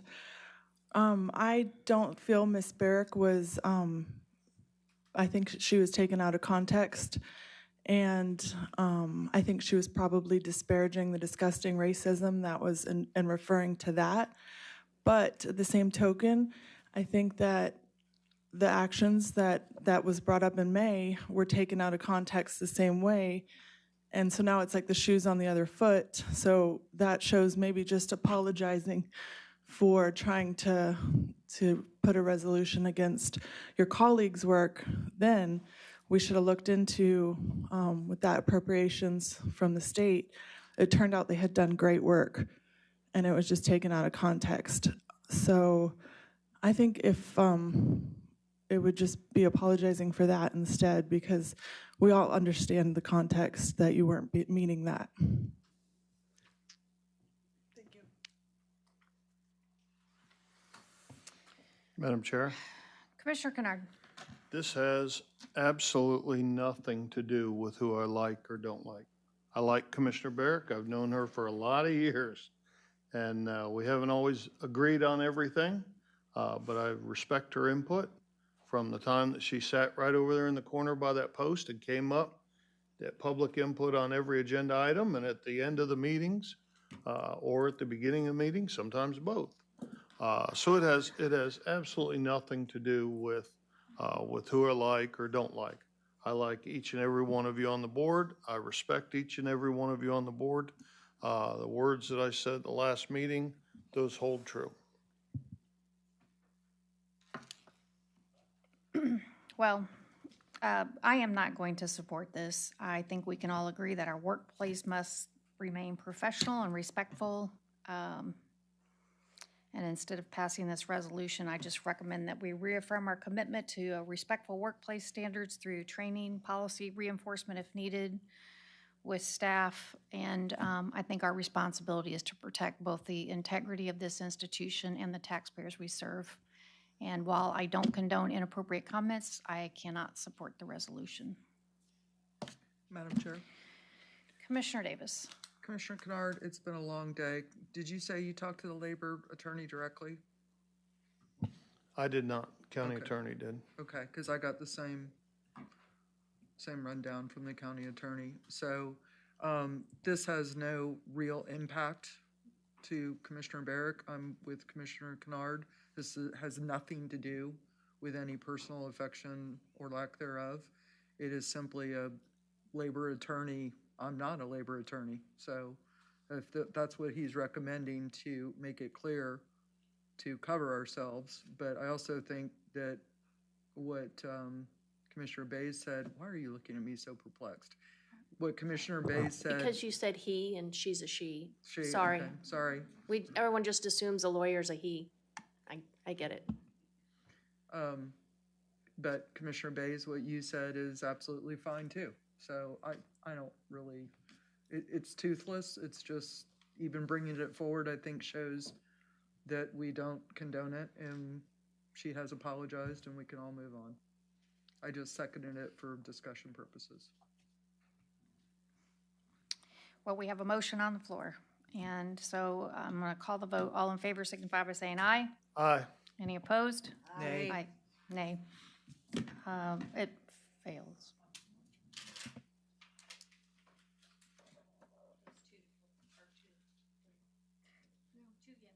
No, I did nay. Okay. I didn't Who hear was that. the yeas? Sorry. My apologies. Chair. All right. Kennard was yay, the rest 4 was nay. Okay. Okay, so it was 4-1. Yes. Okay, My thank you. apologies. I didn't hear that correctly. Commissioner Barrick. I have nothing to add today. It's Com- been a wonderful day. Commissioner Finnegan. I've got stuff. I wanted to give an update, and let's see if I can bring it up quickly. I guess we could do these first, if you want to hit my, if you want to hit my agenda items first. I just, M1. yes, 1 second. Okay, let me just, bringing up Phil Watson here real quick. I do sit on the Veterans Advisory Board, and I do like to show the hard work that they're doing. Just a quick mention, in the months of April and March, we helped 776 veterans and their families, 11 outreaches into the community. And in May and June, helped 781 veterans and their families, and they performed 6 outreaches in the communities. So again, our staff for our Veterans Office are very, very busy, and whenever I get a chance, I want to thank them on everything that they do to help our veterans. Okay, M1, if everybody's ready for that. So this is actually brought by Ken Sheik, with the board's permission again, and with Steve Howard. We had been working together on reducing those exorbitant fees for homeowners when we bring in the septic to sewer. This board voted for the permit fees to be reduced to $1 because we weren't allowed to waive those, so the board unanimously voted, sorry it's late, for the $1. So in talking with Ken, and we saw some other fees that people had to pay, he looked within his department and said that we could completely waive these when it's for septic to sewer projects. So I am very happy that he has found that within his department, and I highly recommend that this vote take his direction. Okay, yeah, I'm just babbling at this point. Don't oversell it. I'm getting tired. Thank you. Snatching victories from this jaws of defeat. Thank you, Commissioner. Board, I make a motion for M1. Second. Chair. A and B. Amy. A and B, I'm looking. No, this is. All I'm right, looking at who, the I wrong- lost track. Who seconded that? I did. Okay, Davis. Okay. All right. There's an A and a B. Is Since there any when? public input? I didn't have it. but I gave you. Oh, yeah. Yes. Seeing none, all in favor signify by saying aye. Aye. Any opposed? Motion carries 5-0. Congratulations. Do you have a question on your next one? Okay, the monument sign, these were discussed under Beautify Citrus, and I've been working on that. That was my first thing that I started working on when I got on the board, cleaning up the trash, and we all talked about monument signs. I have to give props to Veronica Campschroer because in all of the designs, and Carlton also, we were putting heads together and looking at things, but getting a visual for you was very difficult. And at one point, I'm like, I get it. We're going to have to try to make the board see. And then she gave you this beautiful rendering. And she put a lot of time into effort in that. So right now, this is just board consensus. We're not talking about the money and paying for them, although I call it the boo-boo tree money for Beautify Citrus when they take down the trees. And they're not supposed to. There's money going into that. But at this point, will leave it to the county administrator to look at funding options right now. It's just a consensus on the sign, what you think of it, if you want it tweaked, if you love it, just getting your thoughts. And Carlton is here to, Steve has already granted permission for Carlton to come give a presentation. Madam Chair, may I ask a question? Yes, Commissioner Davis. So it looks like, this is a little bit in my bailiwick, obviously.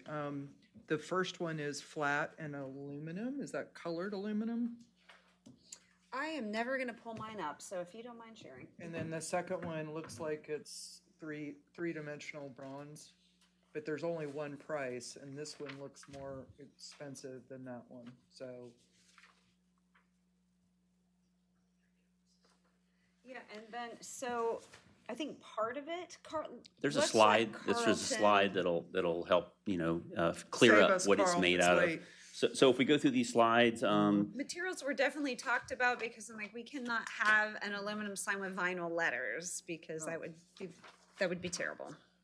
yeah, if we go a little bit further there, Reese, it talks a little bit here about some of the items that will be on the letters, the actual sign itself, the stone, the manufactured stone. And keep in mind, this is all on roadside, so it has to meet FDOT standards for breakaway if there was an accident. So a lot of these roadside signs are a small framework underneath a facade, you might say. So a lot of this is manufactured stone and different things. But if you go to the next slide, I believe Reese is going to talk a little bit about a concrete slab, manufactured stone, aluminum signage, and lettering. So a lot of that sign itself can be either colored aluminum or it can be some sort of vinyl wrap. But there's two, the first two slides show that one, which looks like they're flat letters, and the other one looks like it's three-dimensional. They are three-dimensional. They'll be sticking bronze, off of, right. And so just looking at it from this perspective, one would be more expensive than the other, and you have the less expensive option, There's just one option. This is it. the And it'll flat be and the three-dimensional are the three-dimensional same. three-dimensional is the way that we're going to go, that we're going to move forward. See, that you should have shown the three-dimensional Yeah, on if we go, that slide. if we go back, right, I think some of these were, produced towards the end to try to give you a little better idea of what the sign's going to look like. That's why I was confused. And that's 'cause why I- Veronica yeah. went to this three-dimensional or And two-dimensional. I'm good with it. Okay. And so as you go through some of the beginning slides, we've already picked out the 5 locations, one in each of the districts. That'll kind of give us an idea of the locations. That map that we have assigned to that page also talks a little bit about the traffic counts on those roadways. And then you see the other little highlighters there. Those are for additional signs in the future if the board wants to move forward with adding additional signs. I think it's beautiful. So what we're looking for tonight is a consensus on the final design. If you remember, we cut a PO. We already have one of our local preferred contractors that are on continuing services that we've partnered with to actually do a lot of the legwork and bring us this final product. And we want to move forward with actually designing this sign if we get your consensus. And then at that point, we'll come back once we go out for construction and how many signs we're going to do and how often.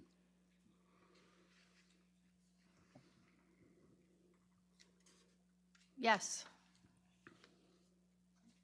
Awesome, thank you. I'm a yes. Yeah, of course, yes for me. Commissioner Barrett's shaking her head, but. Yeah, Okay, yes. I love it. Good. I think it's really gonna make it stand out really nice, especially three-dimensional like that. And the thought is, once we get the design completed and the sign is maybe on the side of the road, we can look at updating some of the other county locations for county buildings and county signs to match this same thing. We're also Davis? working with our friends at the Just Turnpike. say yes. I already As said well. it's beautiful. Okay. Thank you, and All right. thank you, Carlton, thank you, Veronica, if you're still watching or in the back. I appreciate all the work you've put into this. You have anything else? No. Okay. N1, support for Pasco County's policy proposal to clarify Senate Bill 180 preemption provisions. So this is just a motion to approve a letter of support for Pasco County Board of County Commissioners policy proposal to the Florida Association of Counties to limit the statutory preemption to properties damaged by hurricanes. Yes. Madam Chair, Yes. before we go down this road, I don't want to get too deep into this. The language that Pasco County has, what they're trying to accomplish, is good stuff. And based on a conversation that I had earlier today, I believe these things are going to happen. I don't know why we wouldn't utilize the language that's out there and draft our own letter from Citrus County. We have a very, very strong representative in Tallahassee. We're going to have a very strong senator in Tallahassee. I think it would be nice for us to have, no issues with the language, but a letter from Citrus County to FAC and to our legislative delegation saying, your folks that you represent, we would like to see clarification on here that Senate Bill 180 was directed at storm damaged properties, not every property in a storm ravaged area. So I completely agree with you, Commissioner Kennard, but I think that we should sign this supporting them, and I ask, we, in reverse, should do our own and ask them to support us. And I think the more support that we have across the 67 counties, the better we'll have some glitch legislation to I won't fix argue it. with that.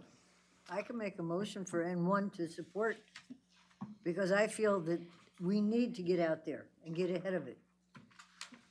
Second. All right. So I'll make a motion, we support it. So I have a motion by Commissioner Barrick and a second by Commissioner Davis. All in favor, I've got to open it up to the public. Anyone from the public wishing to address this? Seeing none, all in favor signify by saying aye. Aye. Any opposed? Motion carries 5-0. I have Mr. Howard, we'll go back to you. Did you have anything? No, other just one thing, we're not going to go through the outstanding commission report items, but the FY 24-25 road resurfacing preservation program is complete. So this is like a record. You know, we did this within 12 months, and we have more to share with you, but we've given you this whole document, but we'll share a lot more with you at the next board meeting. Okay, thank you. I have nothing. Madam Attorney? I have nothing. Last open to the public. Anyone wishing to address the board?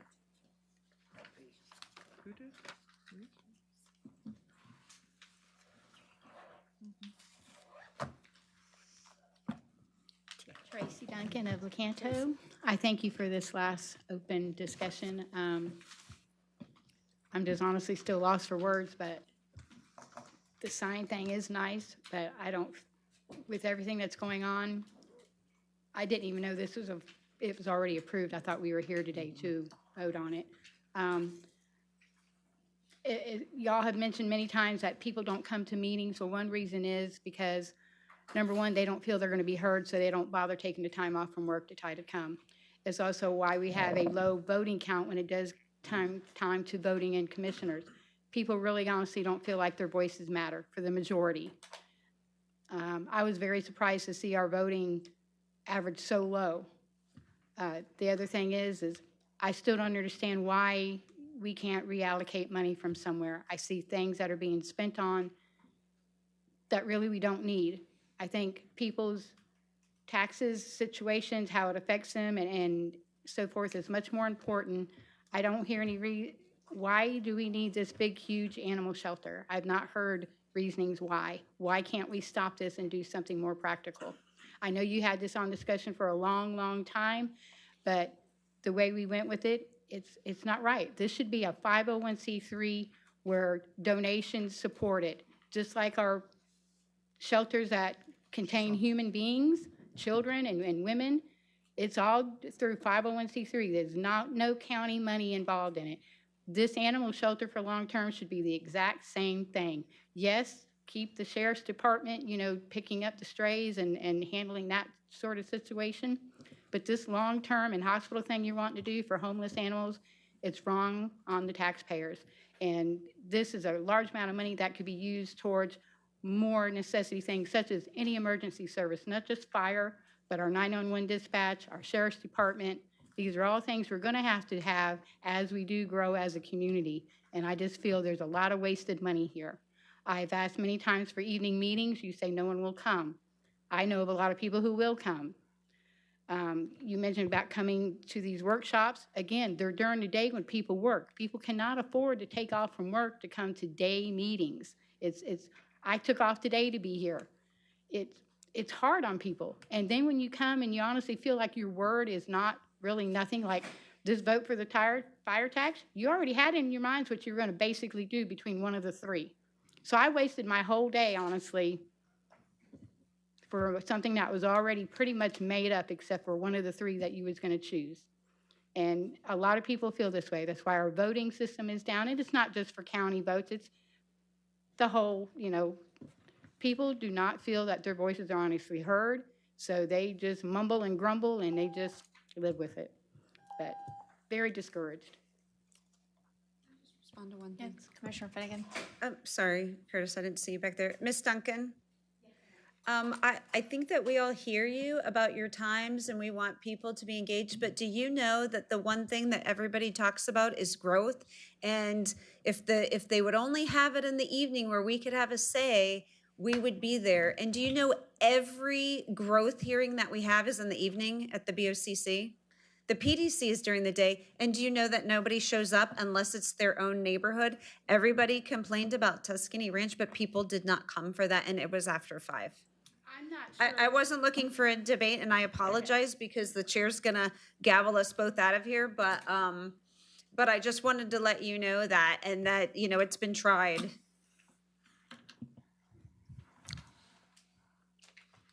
All right, Curtis Bryant, Lecanto.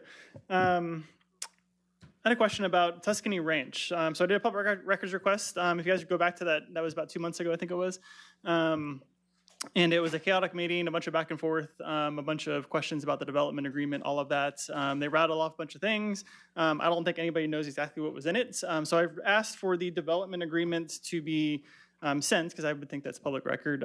But I was told that it does not exist at the moment. So I was kind of concerned about that. If it's been 2 months, why we don't have that done yet. So there's that. Number 2, I had to leave at a 6 o'clock meeting, but you guys got lucky because I came back to you guys all. You were probably super excited I left when you saw me walk out the door. But anyway, so I wanted to talk a little bit about the piggyback contract. I know that you guys just voted for that. My question there was, if we're looking at saving money, looking at saving tax dollars, we've talked about that all day today, why didn't we ask for other companies to submit their proposals? That Tarpon Springs contract, there was 6 total companies awarded that contract. We only asked for 1. So why didn't we ask Stantec and some other ones of what it would cost for them to do the same project? Further, why didn't we do our own bid for that? If we're looking for saving money, maybe Tarpon Springs doesn't give us exactly what we need for Citrus County. So why are we piggybacking off a different county if we're going for the goals of what Citrus County needs? Lastly with that, I'm going to encourage you guys are talking about community outreach. I have a marketing degree, I'm a marketing person. There's a couple other people that are familiar with marketing here. Their contract only does 2 social media posts per meeting. They got 300 people out of 600,000 people in Pasco County to come to a meeting. That is a horrible percentage. So if we're looking here for Citrus County, we need to do more than just 2 social media posts because people aren't going to see it. So I'm going to challenge you guys, if that's the goal, is to do beyond what they're doing, go beyond those 2 social media posts and do our own posts and our own promotions to get people out there for those things. And lastly, the animal shelter. If you guys thought today's discussion with the fire stuff was crazy, wait till you guys do that animal shelter one in about, what, month and a half when that comes in. That's going to be a crazy one there.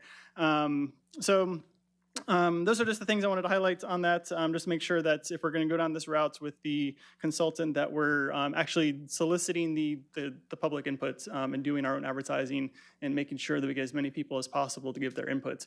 But most importantly, we got to be able to listen to when those people give the input. I know that Sumter County, this same report that came out for Sumter said that people were anti-growth in Sumter from the same Inspire company that did their research for Sumter County, and I don't know when they passed their comprehensive plan if it was listening to the people of what they wanted. So that's my challenge to you guys with that. Thank you. Thank you. Anyone else? Oh, you're hiding behind the column. Susan Nelson, Solid Gardens. I'd like to get more email. All I get is the Sunday commentary, which I adore. I love it. But I'm not getting any, I don't know anything about budget. So I would like to be invited more. Thank you. Madam Chair, did we ever vote on your item? Everybody, Yes. no, I don't think you, did you call a vote on N1?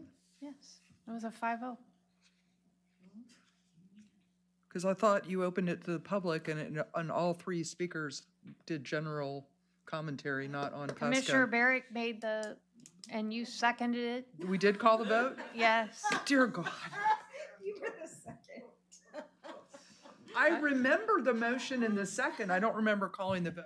I have 5-0. I'm officially shutting up now. Ma'am, so if you go onto the BOCC website, like we have our regular scheduled meeting for, it's the second and fourth Tuesday primarily each month is each meeting. And then you can look at the agenda and tell what's going on.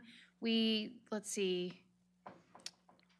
I don't see Thursday's meeting on this. Yes, here it is, the upcoming workshop, which is our tentative budget hearing, which is September the 11th, and it will be at 5:01. And then we have a budget hearing on September the 23rd at 5:01. So they're always published out there on the website. Yes, ma'am. Speaking of, it's been a long day and I wanted to mention this, and I'm going to do it publicly because I want, and I hope the board would see it my way for direction for our administrator, who probably doesn't know this either, but a constituent reached out by email and asked me about the budget hearing coming up on Thursday and where he could see the entire budget. And I'm thinking, well, it's, let me just make sure I've got my steps right and on our website and go to management budget. It's not there. And then the backup information for this meeting, it's not there. So I had to look on my calendar, find when the preliminary budget hearing was, explained to go to the clerk of court's website, and I gave him the steps to find it.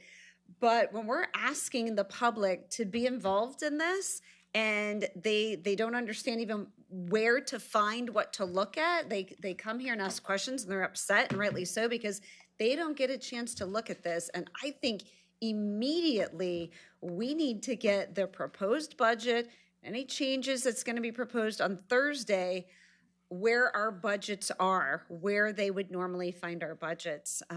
And I apologize to the public because I did not realize that the tentative budget wasn't under that budget section. So if we could fix that, I would appreciate it. I'm looking forward to actually a whole new process next year with Tammy coming on board. I think there's going to be more, with your approval, engagement. There's opportunities to do a whole lot more than we've done in the past. So we're going to bring all that forward at a future date, but we'll make sure those are corrected and added and easy to get to on the website homepage. Commissioner Barrick. I wanted to say something to Tracy, but she didn't state. when the animal shelter thing started, it was a citizens' initiative years ago by a group of people. They did fundraisers and stuff. And at that point in time, the animal shelter was going to cost $3 million. And after about 3 or 4 years, they were not able to collect the whole $3 million, but they donated what they had collected to the county so the county could take over to possibly build a new animal shelter. So when she says, you know, get a 501c3, I'm not sure if the original group was a 501c3 or if they were just, and they may have been, because they did a lot of fundraising to try and get the thing off the ground, and they actually had plans for building a really nice animal shelter, different than the plans that we have. Thank you. Adjourned. I was going to put that in your hot little hand.